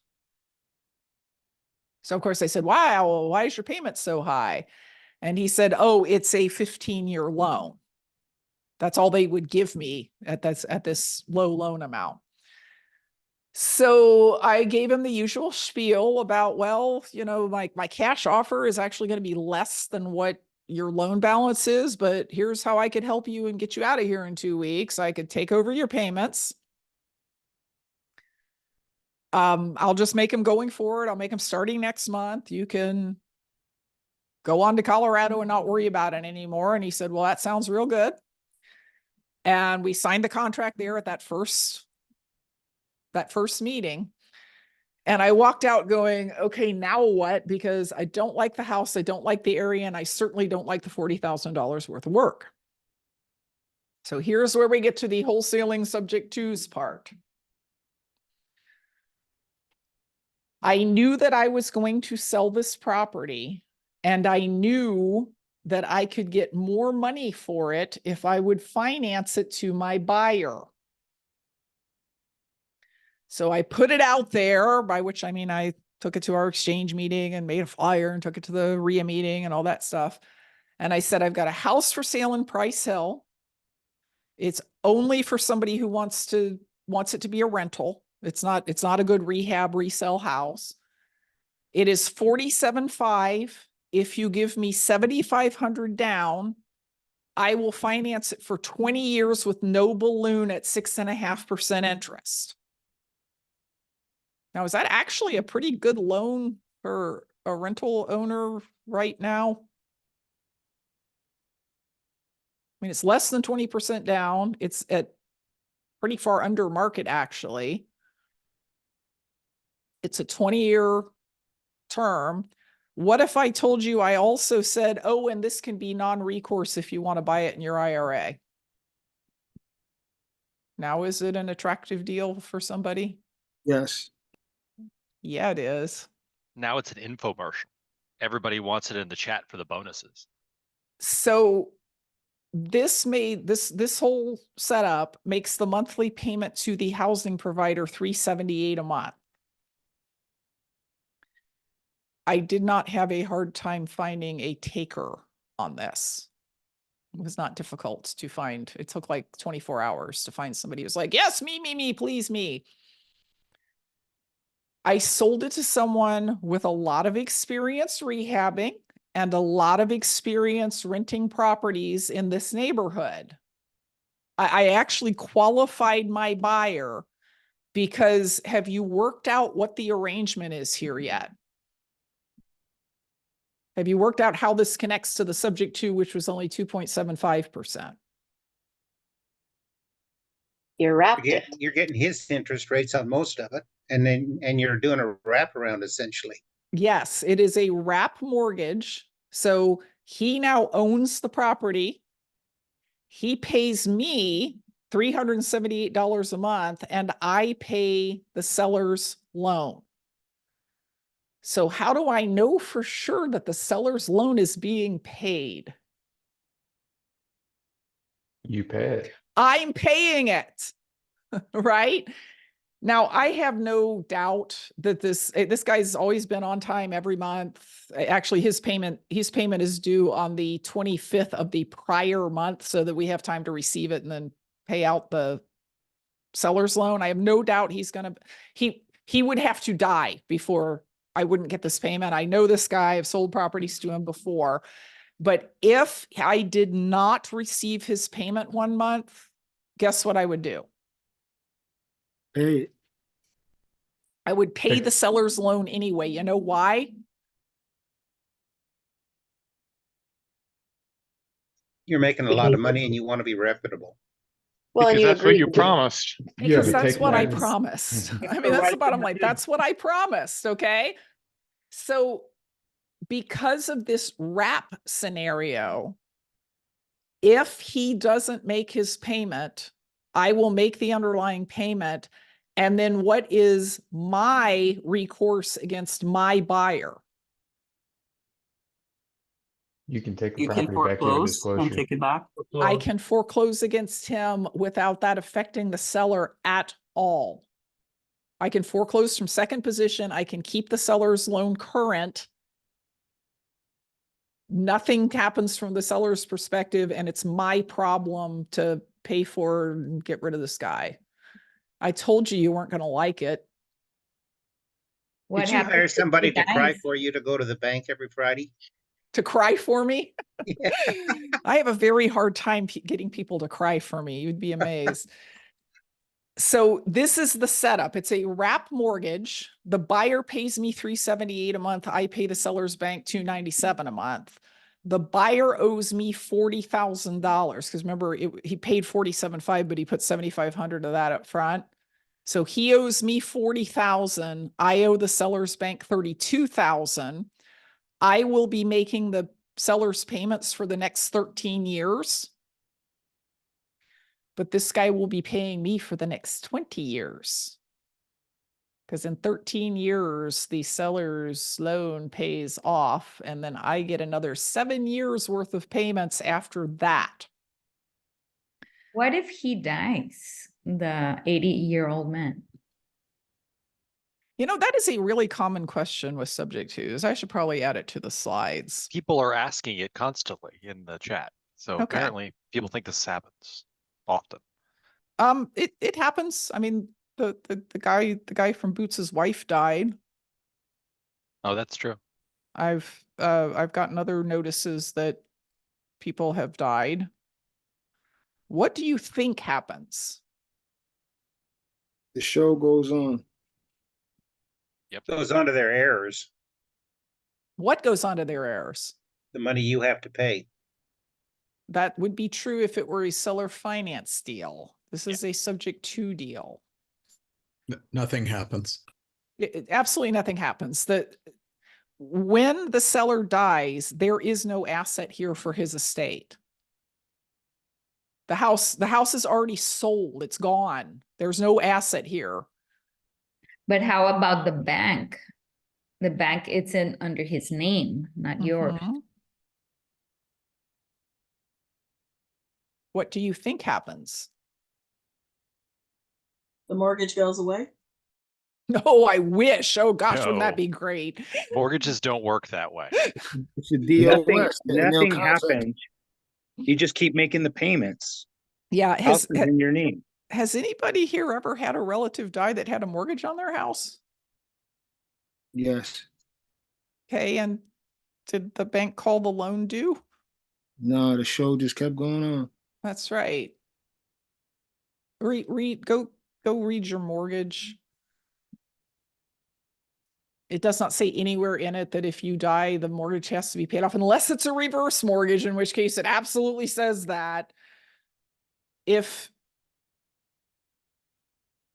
I have borrowed money against a house and I die and I leave the house to you and it still has a mortgage against it, are you allowed to make that mortgage payment? Yes. Yeah, you are. Yes. If you don't make the mortgage payment, is the bank going to foreclose? Yes. Heck yeah. They want to get paid, but there is no change if the seller dies. That Right. actually technically only applies, I think, to, well, at least in due on sale clause, to family members. Yes, So the due you're on still in the same situation. the That's- due on sale clause says that the bank can't call the loan due if the property is transferred because of an estate process, but we already violated that. Like, we violated that way before the seller died. So again, no change. You're just going to keep making the payments. You're going to send Yeah. you're going to send a It is what sympathy it is. card to the people's kids. Like, nothing changes. Hey, Dina, I might be missing something, and please enjoy correcting me if you've already said this. So say that I have a house and I left it to Ashton, and then I pass, and I had already made a deal with you, right? And so you were making my payments, but I forgot to tell Ashton, and I didn't leave any paperwork that I specifically handed him to let him know that I made a deal with you. So he's thinking, oh, I've got this house now, I'm going to be able to sell this and get money from it and have a profit on it. Okay, so this would not be the scenario you're outlining would not be a subject to, it would be an option. It would be, I gave you $50,000 today so that I could buy your house at some point in the future. You forgot to tell your son that you had optioned the house to somebody else. You die, he thinks, oh, this is great, I got mom's house and now I'm going to be able to sell it. And he tries to sell it, and the title search turns up that Vina has an option to buy it and he can't sell it except subject to that option. That's the scenario that could happen. I would say this, please tell him that you sold me an option to buy and explain to him what that means. Because whether from you anyway. whether you told him and he understands it or not, I still have that option after you die. And I'm not going to walk away from $50,000 because Ashton's mad at me.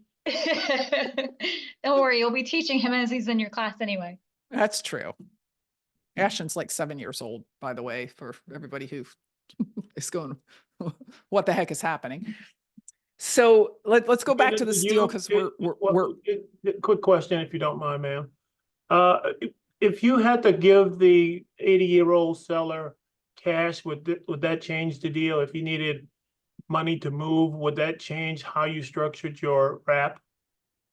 Well, so there's a maximum price that somebody's willing to pay for this house. So if I had to give him, we may have given him $1,000 to move. It I have wasn't to- a lot. It was just for moving expenses. As I recall, it took longer than you wanted for this gentleman to move because like his son was No, it crashing wasn't there. him. It It was, wasn't yeah, it was his him. son occupying the property.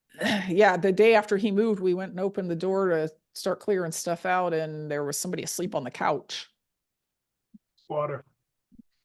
It turned out to be the son. So I Oh. called the guy and I'm like, there's somebody in your house. And she, oh yeah, my son. I told him he had to get out today. Well, he's not out.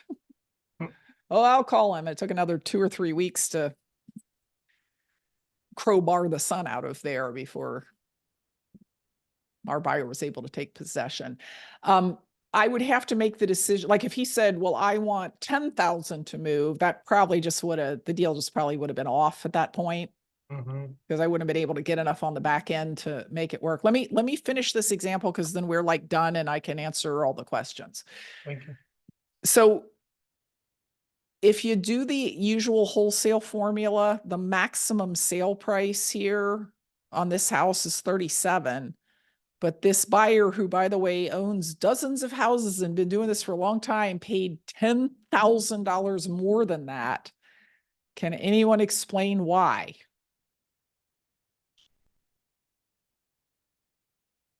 Because he knows what it'll rent for and cover his mortgage payments and all of his costs. Yeah, we've been talking this whole day about how when you're going to hold on to a house, it's about the terms. Terms, yeah.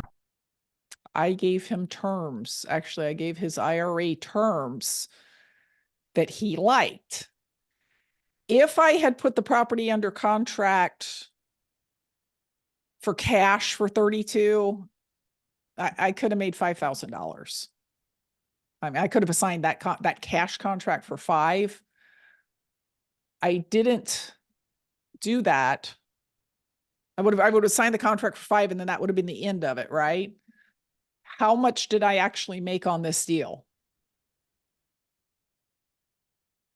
At least 15.5. Oh, Plus you've already- some interest. You've been sitting there doing the math, haven't you?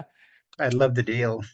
So I got 4,700 up front, which is almost the whole amount that I would have gotten in a wholesale deal. And then I'm making a spread every month. And then after 13 years, all of the payment that's coming goes to me. It's like $48,000. I know that's more, isn't it? Where's that crier to go to the bank? Oh my God. That's crazy. Yeah, this is the right way to quote wholesale subject twos. Any direction you look at it, it's more profitable. It's more ethical. It keeps you more in control of the deal. It allows you to keep your promises to your sellers. Like every way that you look at it, it's better to do it this way. When I tell people this, they say, yeah, but what if my buyer stops paying me and I can't make the payment? If that is a real fear, why would you put your seller in that position? If you really fear that the buyer's not going to make the payment, why would you do that to your seller? I mean, you chose the buyer.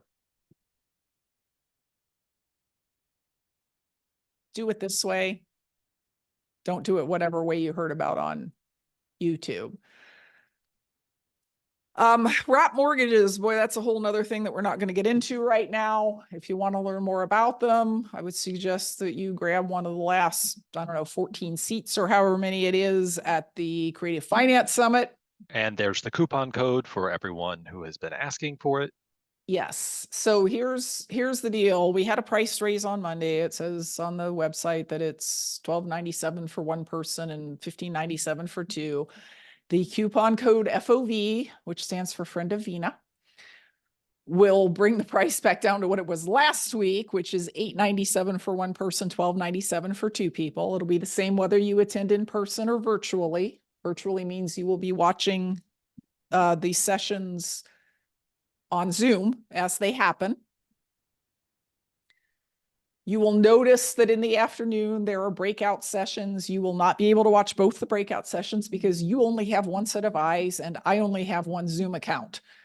You will get recordings of the other one. You'll get recordings of the one that you are not watching. In fact, everybody will get either audio or video recordings of every session.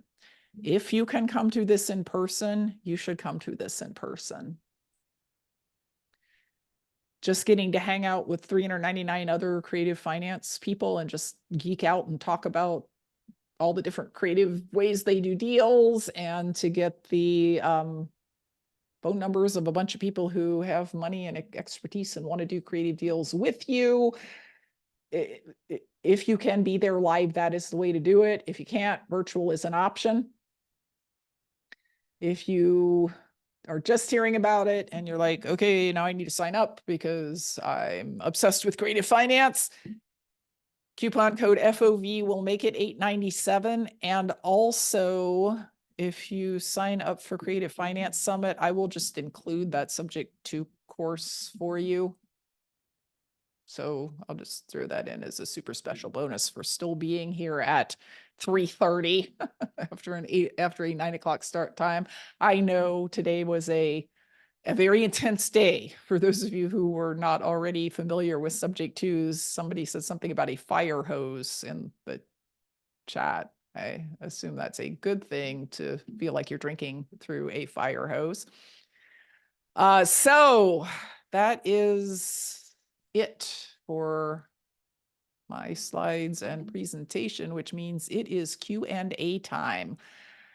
I am going to... Oh boy, people have been gearing up for this all day, I can tell. I know, fried brains is what I'm seeing. So I am going to beg for a 3-minute bathroom break before we start the Q&A part. Yeah, let's do that with everybody. And also you can have a 3-minute bathroom break if you want one. And I will hang out until 4 o'clock or 4:30 to try and clean up all your questions. All right, I'll be right back. Like, don't go very far. I'm really going to be right back.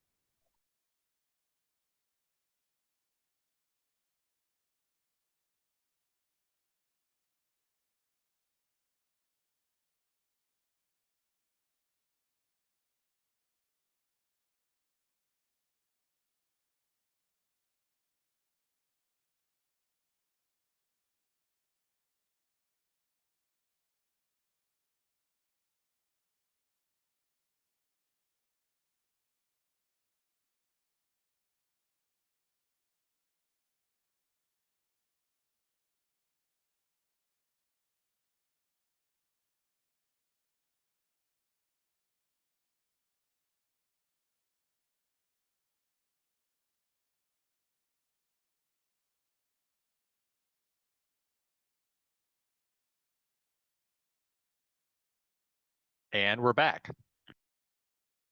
You're still muted, I think. With the share on, I cannot put it in speaker view, which means I never know who's talking to me. So I'm gonna start down the list. Oh, my favorite two people whose names I always mispronounce are on the list. Let's start with David and then Katia.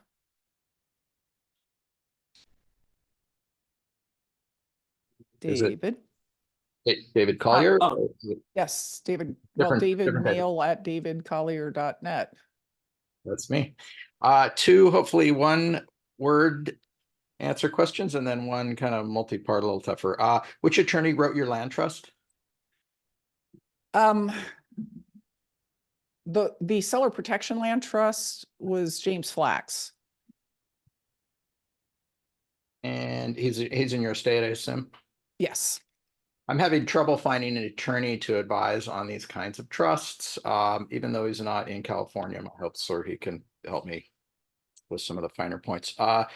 Do you use any documents, like kind of marketing documents, to help you explain the structure to lay people, or you just kind of explain it like you did? I don't, because I almost feel like if I hand them something, they'll say, well, here, I'll read this, and then their objections will come up in their heads and they won't tell me what they are. Okay. I want to hear the objections. So that's his mark on it. And then what additional structuring would be advisable when I want to install an occupant beneficiary? And you and I, we maybe hit this on the ones, like one of the creative Wednesday night classes, I think, or something. Yes. In San Diego, like nothing cash flows. Yeah. So, Yeah, I understand.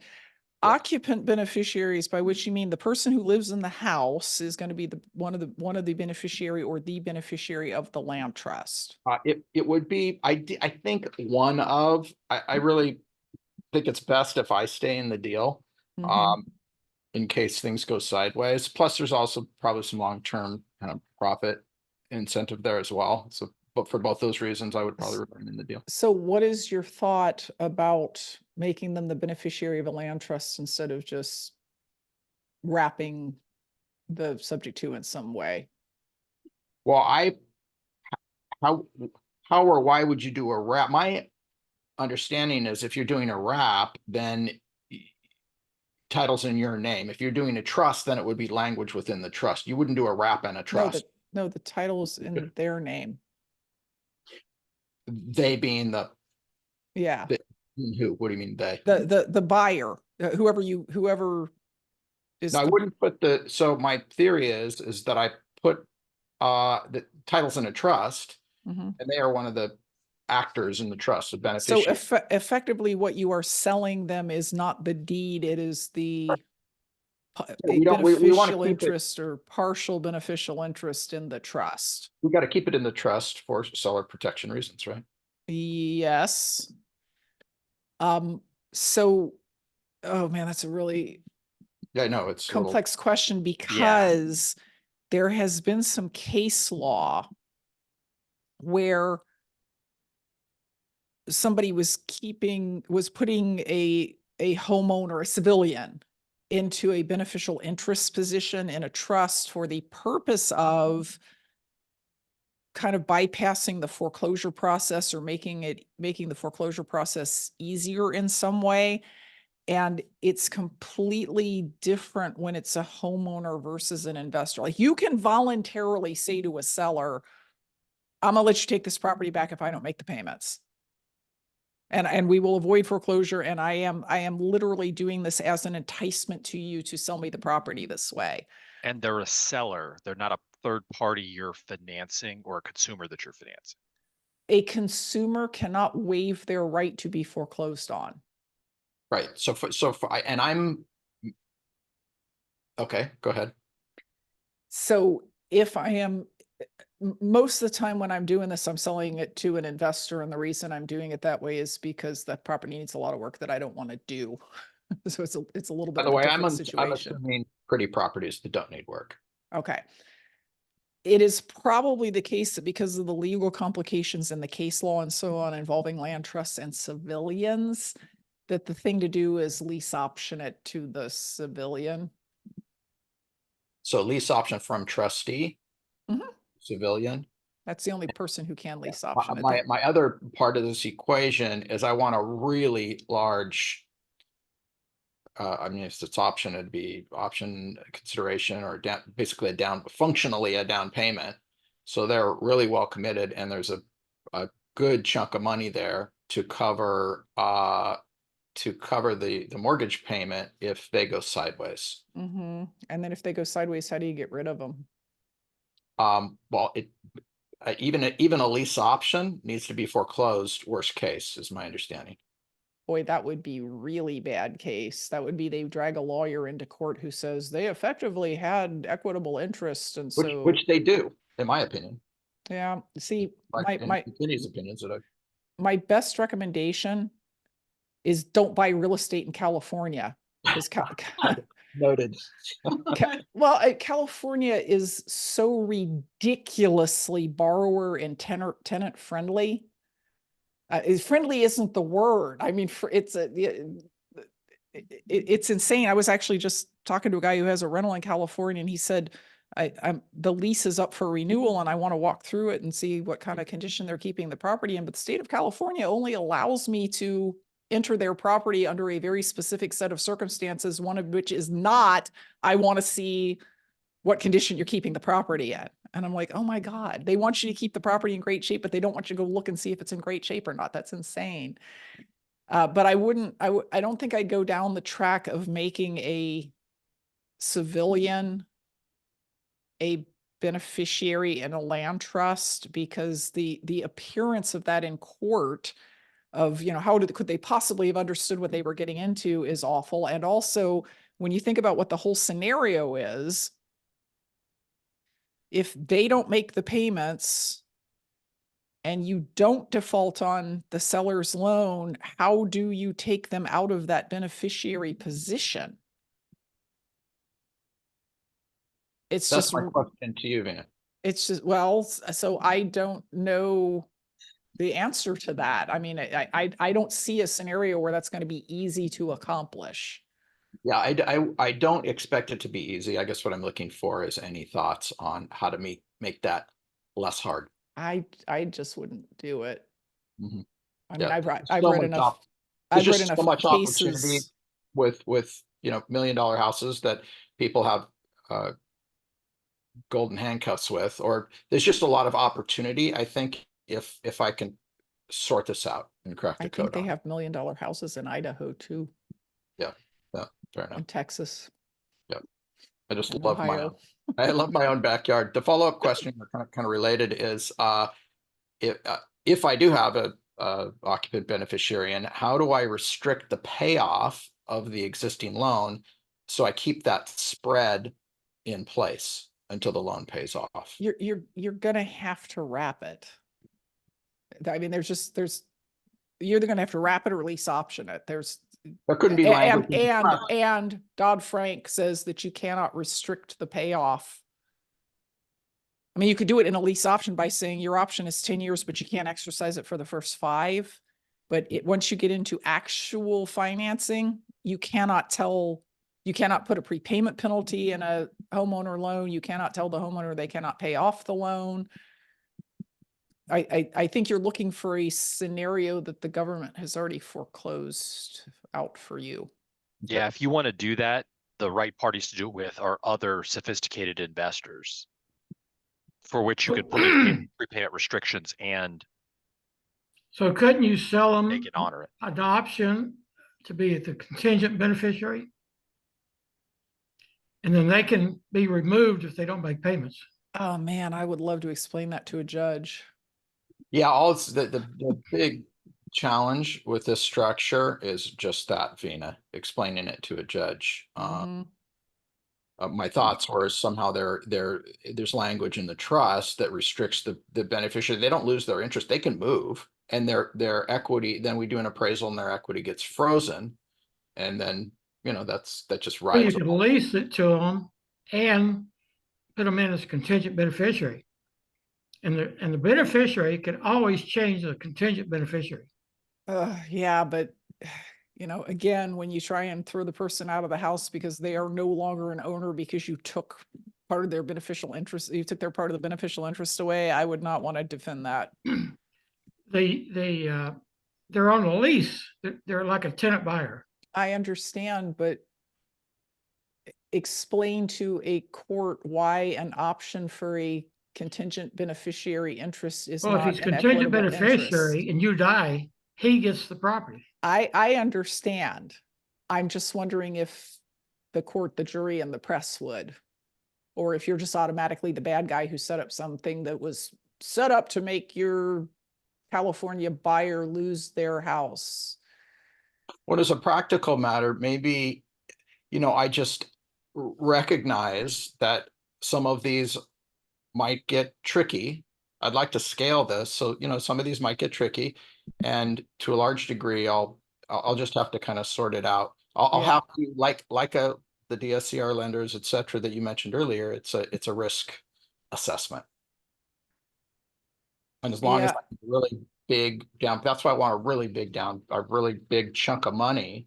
So if and when the market declines and the buyers decide that it's no longer worth making the payments, you know, that I've got so much there that there's a lot of resources to solve the problem. So I don't think the problem is the problem. The amount of resources there are to solve the problem is the problem.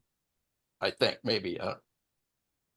Okay, so Yeah, let's thanks. go to Katie and then Scott. Hi there. I have, I think, two somewhat basic questions. One actually just going back to the fact the FHA and FHA and VA loans, saying that that they care about whether you live in the property. So I was just wondering, what's the difference then between whether it's a subject to or assumable loan? Like, would they care? Wouldn't they just call it in If you if it's originate the loan, you need to be a homeowner. If you are taking over somebody's existing loan,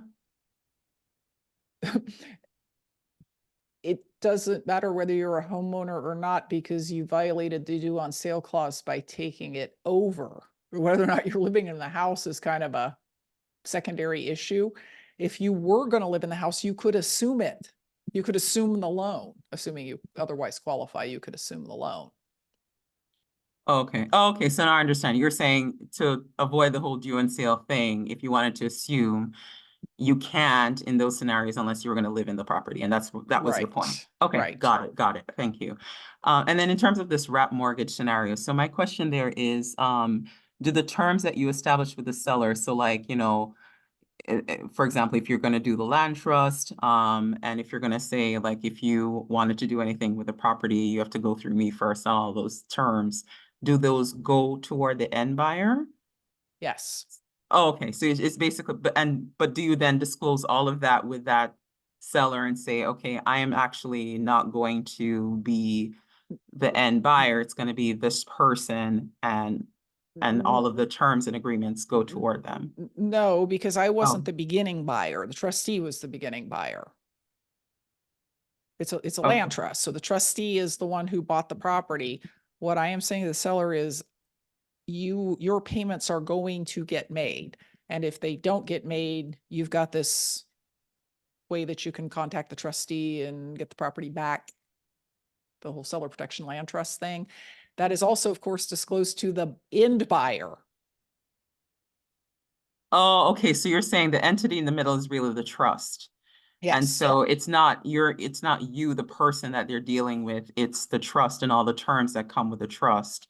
So the end buyer will inherit the trust, all the terms, and then the seller will be dealing directly with them. Mm-hmm. And then aside from that, there will be that contract that you have with that end buyer off that wrap mortgage. Yes. Okay. Sorry, I'm just trying to understand all the ins and my outs. buyer knows that if the payments don't get made to the seller can have the property back in 45 days. Okay, he has seen the trust. He also has the right to make those payments if I don't. You know, we've got this strapped down 9 different ways, because if I am in a coma and the payment to the seller doesn't get made, he should have the right to make it directly to the seller, right? Not Yeah. through me. He should have the right to do that to protect what Yes, is really okay. now his equity and his repairs that he's put into the property. In this case, the buyer, and this is true of a lot of wholesale buyers that Venus dealt with, the buyer is sophisticated enough. They not only are aware of what happened here, they could step into her shoes if somehow they needed to, which wouldn't even be necessary. They've actually done subject to deals themselves.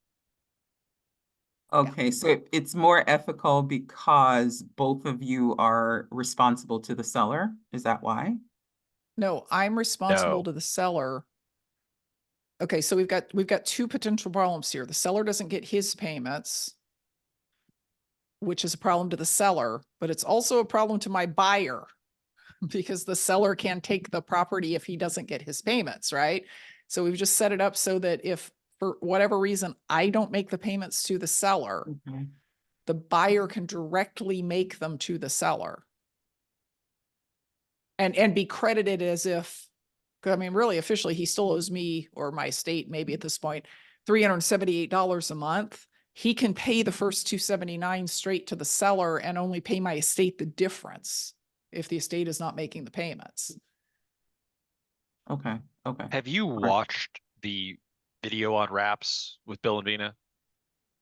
No. You should watch that because it would clarify Okay. a lot of this for you. Okay, thank you, thank you.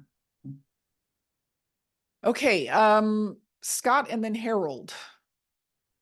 Thank you, Nina. A heartfelt thank you for doing this. Very much appreciated. So thank you for spending all this time. Before lunch, you shared a deal that was on the surface a break-even cash flow deal. Is there a reason why you didn't highlight depreciation, accelerated depreciation as another benefit to that deal? Okay, well, that deal was actually done before accelerated depreciation was a thing. So Okay. I would not have done that, but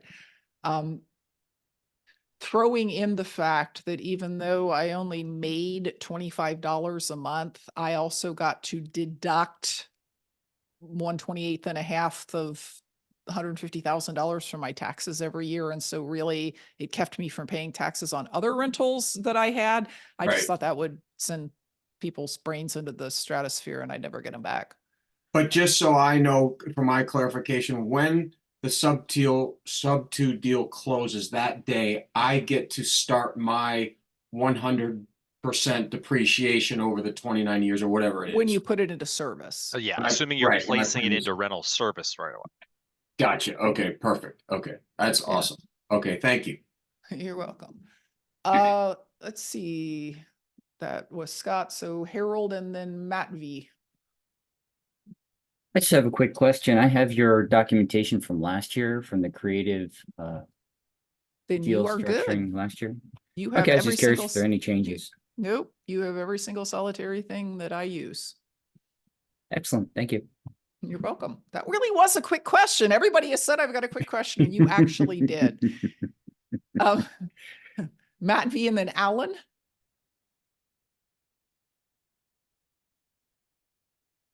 Did you call Alan? Well, I called Matt V first and he's unmuted, but I can't hear him. I think there might be something wrong with your microphone. Matt V. Okay, so let's, I'll come back to you. Alan. Okay. Oh, it sounds like there's another Alan. Go ahead. Well, this is Alan W. Got it. As everyone else feels, thank you very much. I've got a question that goes just a bit beyond subject to, but it permeates everything you do. My question is, did you spend 25 years as a Buddhist monk in Tibet? Or how did you reach Yes. this level of... I'm really 117 years old. They don't call it the real estate goddess for, no reason. The serious, there's a lot of people doing a lot of stuff in real estate, and I'm I think everyone on is blown away by what you offer and the level of responsibility to everyone involved that you have. So I am curious. Serious question is what do you attribute your value system to? I don't know how I like to be treated. You know, I like when people tell me they're going to do something, even in a business sense. I like them to actually do it. And I like them to do it even when it's inconvenient for them. And I like them to do it. And if they can't do it, I like them to call me up and say, okay, here's the situation. I can't do it. Here's why. Here's how I would propose to solve it. You know, I think the financial meltdown really refined my thoughts about that, because I just saw so many people that if you would have told me that they would default on owner loans, private loans, subject twos, I would have said, oh, no way. There's no way that they would ever default. Okay, Matt V's screen is now showing on my screen and it says that his bandwidth is low. I guess that might be the problem. And I watched. Can you hear me now? Yes, but give me a second. I'm going to come. Okay. I'm going to come back. Sure, no problem. I watch people lose portfolios of 70 subject to deals. I watch people default on private loans where they literally emptied somebody's IRA, and not because they were trying to be scumbags, but because the market changed, really fast. And I watched them bury their heads. I mean, they hadn't made any plans for this ahead of time. And then when it happened, they did not pick up the phone and call and say, well, you know what's going on in the real estate market. What do you want to do? Like, they made people foreclose on them. Instead of saying, let's do a modification, let's turn you into a partner, I'll give you the properties, how do you want to work this out? And so much of it seemed really senseless to me. But it made me, because I was seeing these people, many of whom I really respected going into this was happening to them. And I was like, what would have solved this? Like, what could we have planned out ahead of time to solve this? And so that was kind of what made me refine a lot of the stuff I think about real estate ethics. Did I answer your question? Yes, thank you very much, Vina. Okay. That's great. You're welcome. All right, Matt V and then Michael. My question is, to what extent will you involve yourself in increasing equity on a subject to deal if by negotiating reductions in judgment liens, federal tax liens, code enforcement liens, that kind as of much as thing? I can. I want none of Okay. those people that you just named to be paid. All right, so you will go in and negotiate with them, and if you can secure enough of an equity increase by reducing that amount, then you would still pursue the deal. Yeah. And I do that before the deal is closed, because some of the things you just named are not going to go away because you negotiated them down. If it's a Discover card bill for $13,000, I'm going to try and get Discover to take 5 and release it, like make it go away, like 5 in Right. total settlement. If it's the IRS and it's a $30,000 judgment lien, and I say I can get you 15 of that, they're going to say fine, and we will still continue to chase the taxpayer around for the other 15. It's not going to go away. So I want to Right. be able to say to the seller borrower that this is what is going to remain that you're going to need to pay, and this is what we've made go away. Okay. Thank you. You're welcome. Michael and then Shri. Actually, Shri, can I throw you to the back? Because I've got 2 other people that have not asked a question yet. Yes, Vita, that would be fine. Okay. Sure, that's fine. Thanks. Michael and Yuri. Vina, the docs I received from Creative in Tampa are the same as you're offering now. Correct. And on your example about the lease, we're sending to a mortgage broker, so the seller gets new loan. Who are the parties on the lease? Me and whoever the tenant is. Okay. Okay. So you're sending them your lease, your current lease. Yes. Isn't that insane? Okay. Well, it's great. If it works, it's great. I love it. Okay. And how is the best way I can work with wholesalers so they bring me sub-2 opportunities and I can compensate them? Oh God, try to intervene early. Try to get them to take this whole course. I've had a half dozen wholesalers who were wholesaling subject twos bring me subject to deals on properties that I would generally like to own.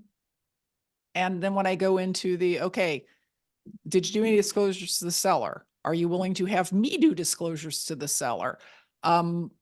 What does it say about, have you, can we take the property into a land trust? They're just like, what?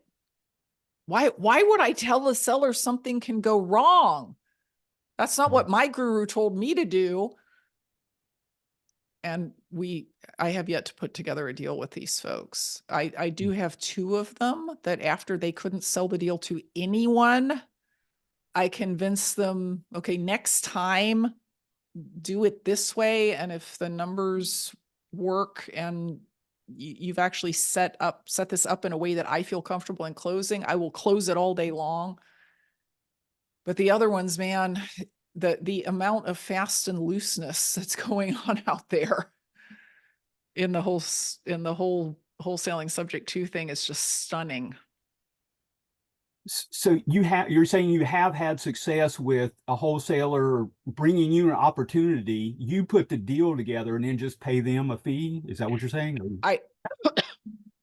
Okay. So that's, to me, that's a different question. I tell people all the time that if you find a subject to deal and you don't know how to work it, or it's not in your area, you don't want to do it or whatever, if you will kind of send me the lead and let me do it the correct way, and we can agree on what your compensation will be, let's do it. I'm talking about the wholesalers have been trained by somebody else to wholesale subject twos, are doing it with stuff paperwork that you probably would not be happy with. And then they don't want to come in with your paperwork after they've got the property under contract already. What you're looking for, I think, is basically bird dogs. It's basically like wholesalers who they've got a list of 100 people they've talked to, none of whom could take their lowball cash offer. And you want them to give you that list so that you can follow up as possible subject to deals. And then you want to pay the person who generated the leads if you have a successful deal. Yes.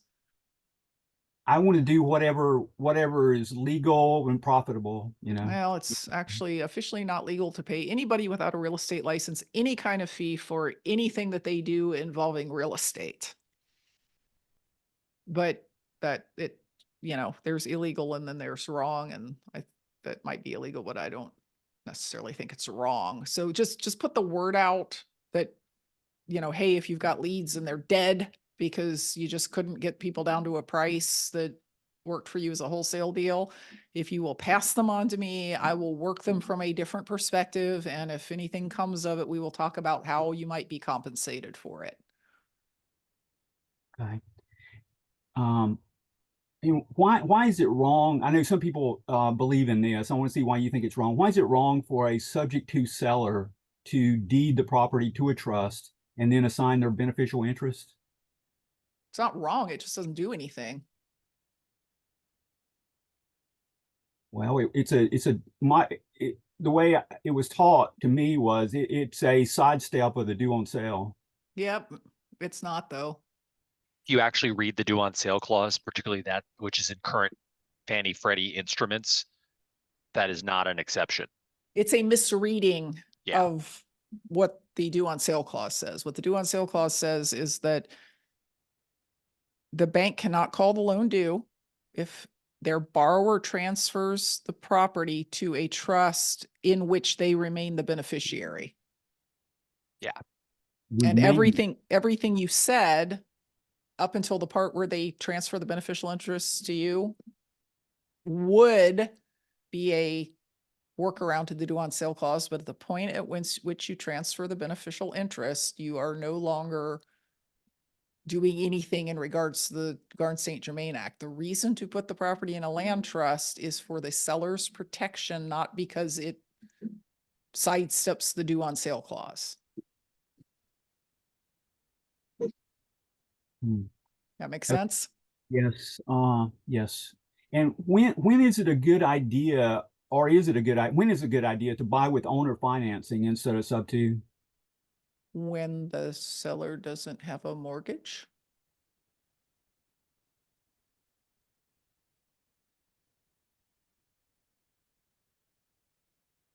If the seller does have a mortgage. Okay, I thought I had frozen up because everybody looked frozen up, but I see Mila blinking, so I guess I'm not frozen up. Subject to can obviously be used in combination with seller financing, like if the seller is going to carry a second for their equity. The seller could wrap their own mortgage and you could pay the seller and the seller could pay their own loan, but that makes me nervous. Like if there is a bank loan to be paid or else I lose the property, I kind of want to be the one paying that loan. Okay, but what if there's a, it's like let's say they got 100,000, is $200,000 house, they owe 100,000 on the loan. Then it's been taught to me that you could buy it with owner financing. You make the bank payment.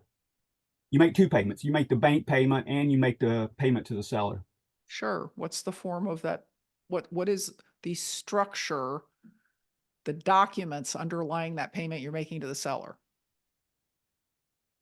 Well, it could be an owner financing document. It could be a seller held second mortgage. I'm all in favor of that. I actually gave a couple of examples where we had done that. It's just, it's two structures, right? It's the subject to, and it's the seller held second mortgage. Okay. So my understanding was it could be one document. That would be a wrap.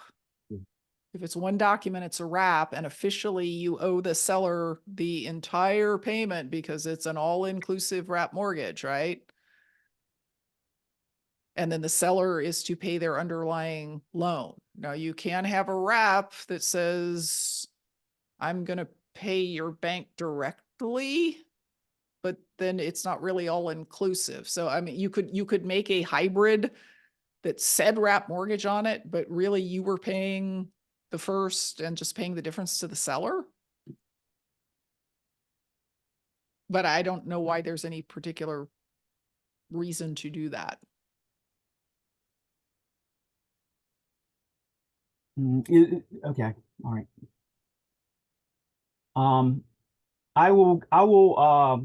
I'll go to the back of the line now.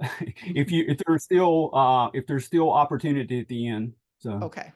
Yeah, we've got about 10 more hands up. So and Nuri and then Tam.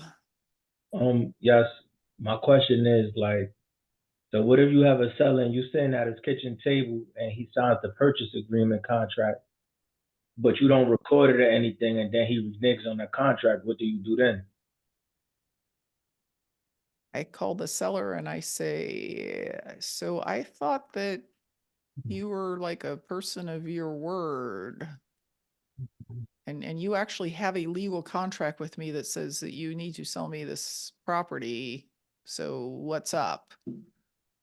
And if they say, well, I found a buyer with more money, who's willing to pay me more money, then I'm going to go, you can't record the contract because it's not notarized, but I am going to go file an affidavit and memorandum down at the courthouse, because if you did this because you just decided that the legal contract we signed did not apply to you, then yes, you're going to pay me to get out of this contract. If he says, well, my life circumstances changed and I can't move, I can't afford to move, I need to stay in this house, I'm going to say, okay, let's stir up the contract. Okay. Yeah, that was pretty much it. Okay. Tam and then Anthony. Hey, Vina, it's Tam from yesterday. Hi. Can you check your DM here for my question? Man, there are so many freaking questions in here. I'm not sure I can check my. It should be at the top because I just pressed send. Well, the direct messages show up in the same exact feed as everything else. Oh, I addressed it to you. Oh, yeah. So remember how I don't have my computer? Yeah, I just want to follow up. So. Yeah, I don't have my computer, so I can't check that email. Oh, is there another you want to DM me I can send it to that would be better for you? None of my stuff is set up on this computer. So like zero the of it computer is. she's using right now is strictly for broadcasts like this. Oh, okay. All right. Yeah, actually, I might be able to check that particular email account on my phone. I don't have most of my email accounts on my phone, but I will. I will get to you, Tam. Don't worry. One way or another, I'm getting my computer back on Monday morning, so okay. All we right. will be good. Don't worry. That's okay. I just wanted to know I executed as promised. So okay, I believe you. And if I can't find the email, I will look your phone number up and I will call you anyway. Okay, thank you, dear. All right, Anthony and Christine. Hey, I have a question. So I currently use one website to find my motivated sellers. Do you have any other websites for motivated sellers for subject twos that you like to use? I don't really use websites too much. Public record in Ohio is pretty much open and easy to access. So, it's real easy for us to find the foreclosures that have been filed every day. It's real easy for us to find the evictions that have been filed every day. So I find those lists to be fresher. And of course, I don't make them myself. That's a really good job for a virtual assistant. So Great, thank you. I can't recommend a website because I don't use one. Christine. Hi, thank you for taking my question. Just wanted to circle back about foreclosing, wholesaling for these sub twos. If you find if you have the seller complete the full disclosure and you're wholesaling it to someone like trusted or someone like if it was like you or someone who's done this before, like, do you have an issue with it or is it still? I will confess that I have a list in my head of maybe 5 people that I would straight up assign a subject to contract to, because I know them well enough and for long enough to know that they absolutely have the assets that if this deal went bad, they could pull it out with some other deal. I know that they have a lot of experience. I know we share values in the sense of who are, how are we going to behave ourselves in this deal? But I know 1,000 investors and there are 5 that I would straight up assign the deal to. Also, way with doing that, with assigning it to someone that you're not 100%. Yeah. And then I would also do additional disclosure to the seller. And I would say, so it's not me, it's Janie over here. And you agree that Janie is 100% responsible for this going forward. And you understand that the reason I did this was this. Yeah, there would be more disclosure than usual. And if they filled out that whole, I understand this, that, and you included that on, or if you put that clause, I can't remember what it was called, that if they don't make the payment within the 30 days or Like, doesn't that carry through with the assignment? Yeah, I would probably make my buyer do it through a seller disclosure or land trust, even if it was one of the 5. Mhm. Or not seller disclosure, seller protection. Right, right. Christine, if you could actually make more money by wrapping it as opposed to just straight assigning it, why wouldn't you just wrap it? Right, no, exactly. That's what I'm like learning here about the wrap. Just trying to fit, because I had the same, I don't have this contract right now, but it's the only way this seller can do it is a sub 2. I haven't even like calculated all the numbers to see if it would work as a sub 2 if it's too much, but my intention, I didn't really want the house, but I really want to help the seller. But I don't want, it makes me nervous doing the wholesale, because you're not the one buying it, and so that's why I wanted to jump on this call today, because I'm meeting with her on Monday, so this way I would know exactly which way I want to go with her, because I don't want to mess her up in any way. Okay. So I appreciate the guidance on this. All right, no problem.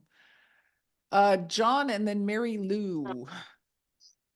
Hi, thanks for taking my question. I just want to ask about how do we compensate real estate agents when it comes to these subject to deals? Well, if they bring you the deal because you have a relationship with them, you pay them a commission like you would with any other agent. 30%? Well, I Two? guess that is the new rule, isn't it?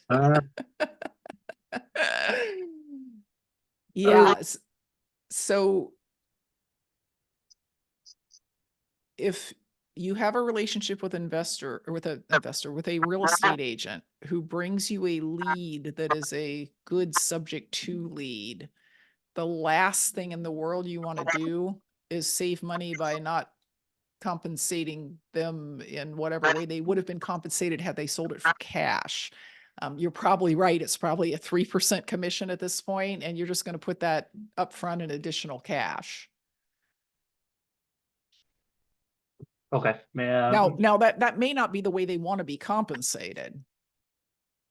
They may rather have 5% of the deal. They may rather have a note. They may rather have if you were going to flip the house, they may rather have the listing on the completed house. Yeah.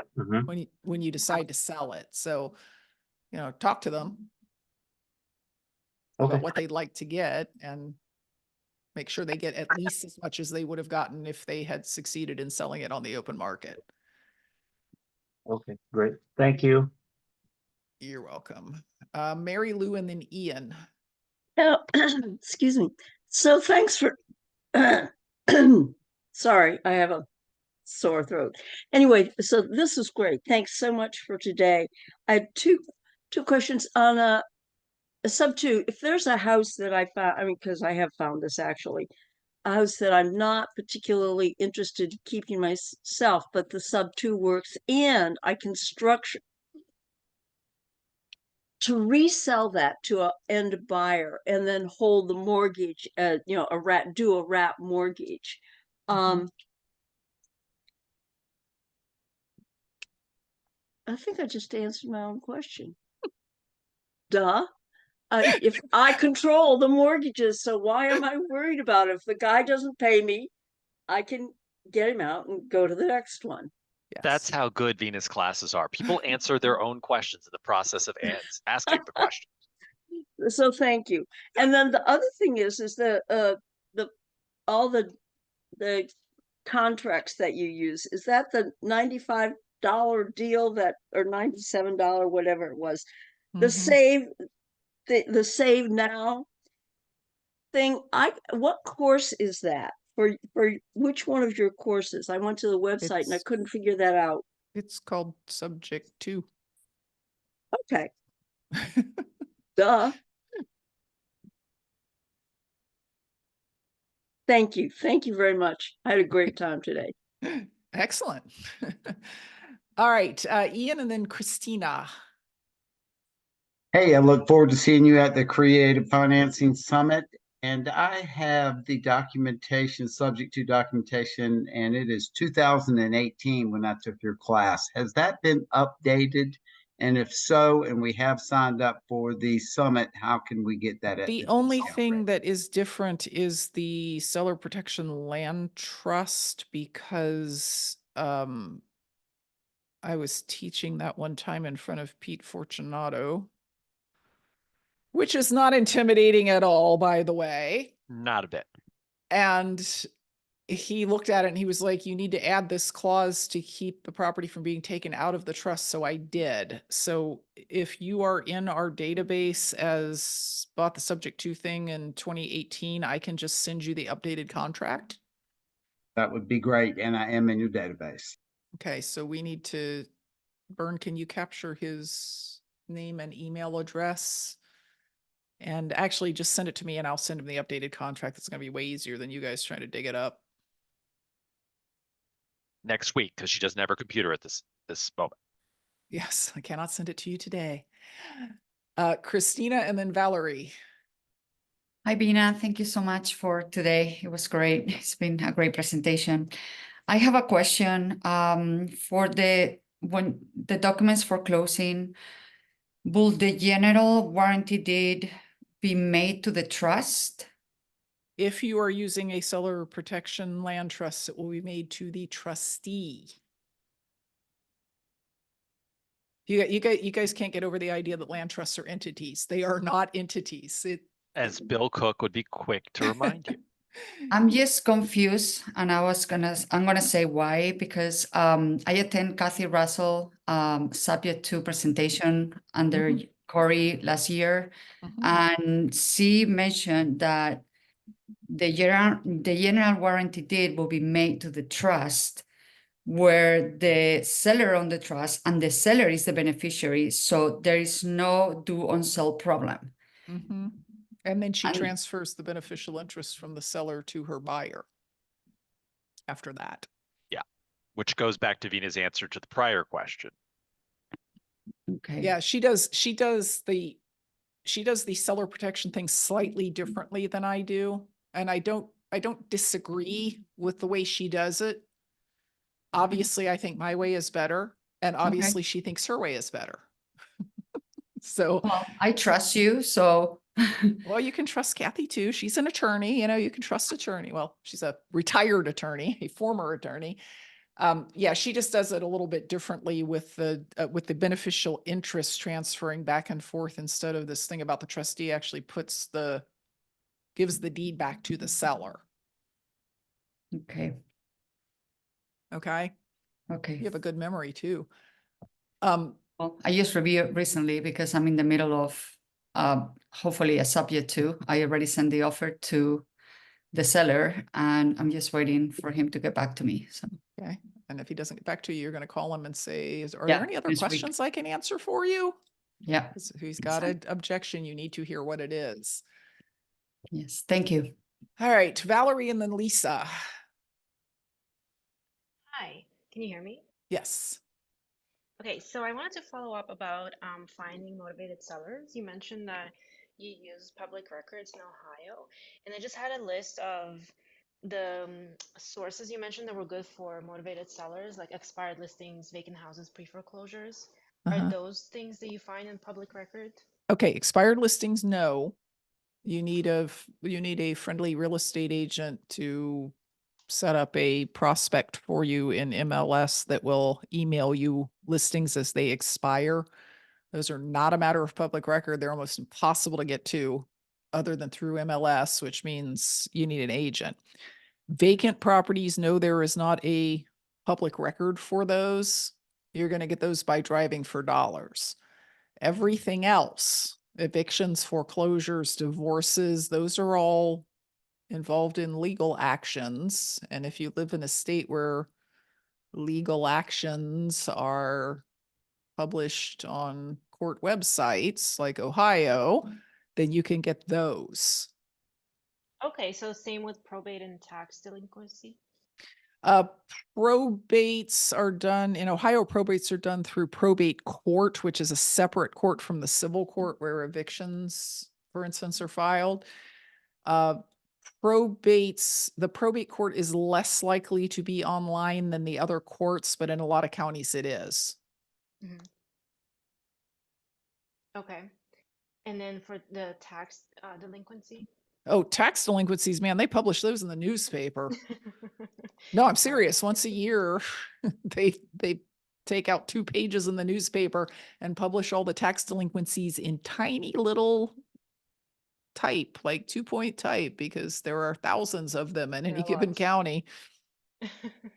Generally, like if you call the county auditor and say, hey, do you have a list of the tax delinquencies? They will just send you a spreadsheet. They are not shy about letting you know who's behind on their real estate taxes. Oh, okay. And then, so you mentioned foreclosures, but would I be able to look up pre-foreclosures? That seems like less. Well, like so foreclosures, pre-foreclosures, once the suit has been filed by the bank, it becomes a matter of public record. And that's, I call those pre-foreclosures, because to me, the foreclosure happens at the auction, which is the end of the pre-foreclosure process. yeah. At that point, it is a foreclosure to me, not a pre-foreclosure, but Yeah, that makes sense. okay. And then the other thing you had was high equity owners. Yeah, I'm that's a guessing- no. No, yeah. no. That was on the no list. High Oh, equity that was on the owners no are list. not, Okay. they're not a good target if you're trying to buy property subject to. Yeah, no, obviously that makes sense. It's actually super late here, so yeah, I should have caught that. It's okay. Yeah, and then I think I have another question, but I think Lisa's about to ask that question because I was gonna steal her question, so I'm gonna let her ask it. All right, Lisa, to avoid your question being stolen. Yes, I appreciate that. Thank you. But she could have answered it. Dog wouldn't mind. She could have asked. But I just wanted to say thank you though too for offering these classes on Saturday. Is so informative. They're really good, and I can't believe how inexpensive it is. So too, that's the thing. But I appreciate it. But I just wanted to ask. I wanted to purchase the Subject 2 course, but I just wanted to find out what was the difference between this class and the Subject 2 course. Is there much any difference? What you're getting with the Subject 2 course is it's a manual. I don't know, it's probably 100 pages or something like that. And included within the manual is the forms, the contracts, the seller protection land trust, and explanations about how to use it. Okay. Yeah, this is another like 75 plus pages, plus all the forms and documents that Vina has referred to, that not just reviews everything that you've learned today, but even beyond that in terms of all the details of how Vina handles subject to deals. Yeah, so some of the stuff in the narrative part of the manual is going to be stuff you heard today. But to me, if I'm sitting there going, okay, what was the thing I was supposed to do if this happened? Trying to sort through a 6-hour video to find that out is way harder than going, oh wait, here it is in the manual. Okay. So it's just a manual. It's not a manual with the video. It's just the I don't want to say just the contracts then. I don't know if they'll send you the video that came with it was from this same class, but 2 years ago. So I'm not sure they're going to send you that video because they're going to send you this video. Yes, we're going to This give you the latest updated and greatest video. version hot off the presses. Okay.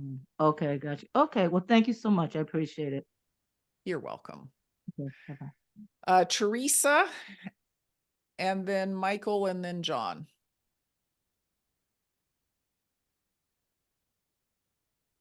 Teresa? Yes, you hear me? Yes. Okay, thank you.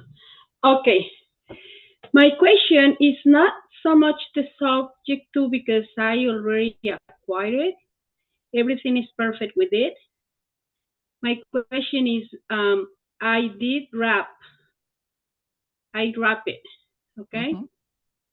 But my buyer, we never did the second closing, if you will, or he never signed my note and all that. I guess because he was trying not to pay me he was supposed to pay me $5,000 plus the deposit I put in it. Basically, I have $10,000 interest in that property. But So he was supposed to give you $15,000, no, And 10,000. he didn't. 10,000 Yes, total dollars. yes, yes. And he did So not, he we- did not do that. He didn't do that, but he also didn't sign the documents, none of it. And the thing is that he didn't want to sign anything because his intention was to resell the property and not pay me until he could resell it. But the thing is, he's not going to be able to sell it because there's no equity. He's going to lose money. Okay, well, you said So- this was a wrap. Yes. If he didn't sign any paperwork, it's not a wrap. Well, it is he brought the money for me to take it down because I was trying to get a loan to pay the arrears and I couldn't get it on time because the person that was going to lend me the money told me like 10 hours before closing, like by 9 p.m. I learned there was no loan and I had to close by 9 a.m. Okay, I so called him up you bought and called- closed a property subject to the existing loan. with his money. He put up the money. Yes, He was then supposed to buy it on a wrap.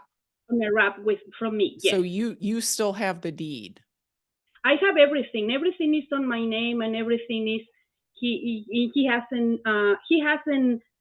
signed other than the contract for him to buy it on a wrap mortgage. Is from that me. contract expired or is it still?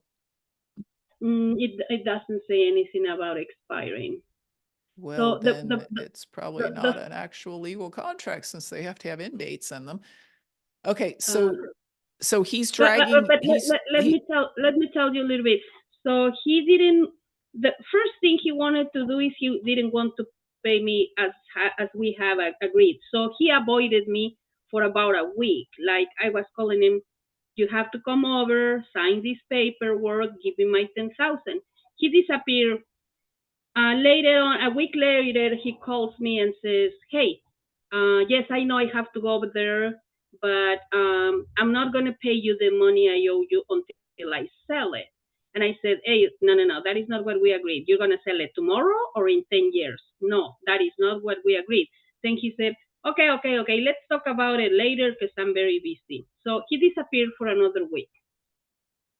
And finally, what happens is he ends up in jail and he has a lot of problems. Most likely he's going to be deported. And, So but what's his your brother, question, Teresa? This is a my very question dramatic is, how can story, I but take the house? Okay, my question is, how can I take the house back legally? Legally, I have it, but I want to do it ethically too. I want to, if they're giving his money back, his 63,000 he paid minus the 10,000 he owes me, he gets. wait. I thought he 50. put up 5,000 to catch up payments. No. It was 63,000 to catch up the payments. But I did put my interest in there is 10,000. The first 5,000 is the deposit I first made to take the property down. And the other 5,000, it was just my wrap mortgage.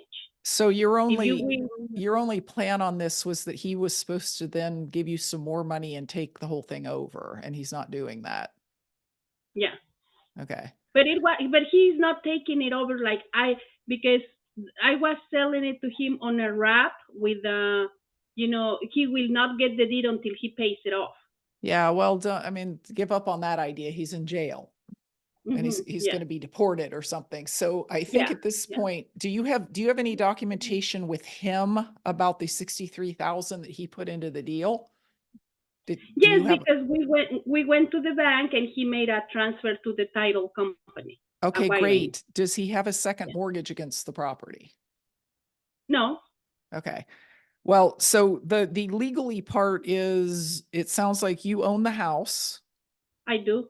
It sounds like you want to give him back his $63,000, but Yes, there's do. no time frames around that or anything because he somehow gave you this or gave the bank this money without any sort of documentation. So I guess No, what there's I would, documentation. There is just the purchase contract, but everything else he didn't sign. The deed and the note, all that. so you need to find a buyer who will put up his $63,000 plus some more money, and you need to wrap it to that buyer, and that's how you're going to get this guy his money back.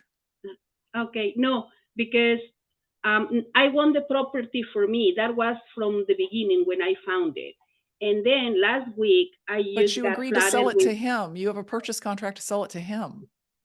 yeah, but I'm gonna take it back and give him his money. And I want the property for me because I got flooded with sewer water here at my apartment, and they will not take care of that. I didn't have where to go and all that. So I was basically literally forced out of here. And that property has been sitting empty for 2 months. And I originally wanted for me. So I want to buy it back from him, pay him He his doesn't money. own it. You don't have to buy it back from him. He doesn't own it. Okay, You so own how it. do I legally take it back?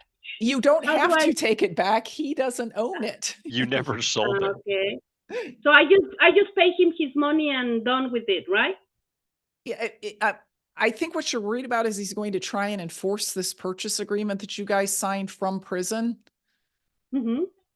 That if Yeah, the purchase well, agreement his did mom- not have, if the purchase agreement did not have it will be purchased by this time Mm-hmm. in it, he's going to have a very hard time enforcing it because one of the requirements of a contract is that it have timeframes in it. And it doesn't sound like this Okay. one does. I think you Yeah. need to go Also, to, if he didn't pay you the money that was part consideration in the contract for the purchase, it's not a completed contract either. He breached the contract. Yeah. I think you probably need to take the contracts that you have to a local attorney and just confirm this, but it sounds like you do not have any agreement with this guy that he's gonna find enforceable. Okay. Now, the other thing that I just found yesterday is that this is an HOA and you cannot rent the house to anybody. And I legally own it, and I want the house and I want to live there. Okay, so what's the he problem? cannot If you rent it own or it, you're anything. not, if you own it, you're not a renter, so the HOA's rule about no renters doesn't apply to you. Yeah, because I want to live there. Yeah, and I'm the owner. Okay. Okay, that was my question. All right. That's interesting. Somebody's saying in the chat that she raised her hand, but I literally, Mila, you're in my little thingy here, your hand is not up. Yeah, I don't see it either. I can ask her a question if you want. Yeah, you can ask my question, please, or I can ask my question. No, go ahead. We can hear you now. Yeah, we had presentation at local RIA, and it was just several days ago. And the lady who was doing this business very successfully, she was telling us that it's only possible to do it if the property is free and clear, if it doesn't have any mortgage. All right, that is one question. Another one, I'm confused right now because I cannot understand the differences between assumable mortgage, which I assume from the seller, and subject to, because it looks like it's very close to each other. They look the same if you're just looking at the numbers. The Right. difference is assumable means the bank agreed to it and the bank put you in the place of the seller in terms of the loan. Assumable is like a three-way agreement. It's between you, the seller, and the bank. Subject to is only between you and the seller. The bank doesn't know what's going on. I see. All right. Well, and I'm very surprised because she was indicated that it was only property which doesn't have any mortgage on it. I think she was talking about a different thing. I think she was talking about seller-held mortgages.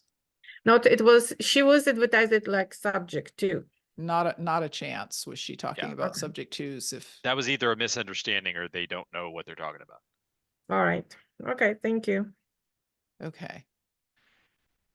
All right, so we're going to the last 4 questions, and I have a feeling they're all going to be very sophisticated questions. Michael, John, David, and Shree in that order. Michael.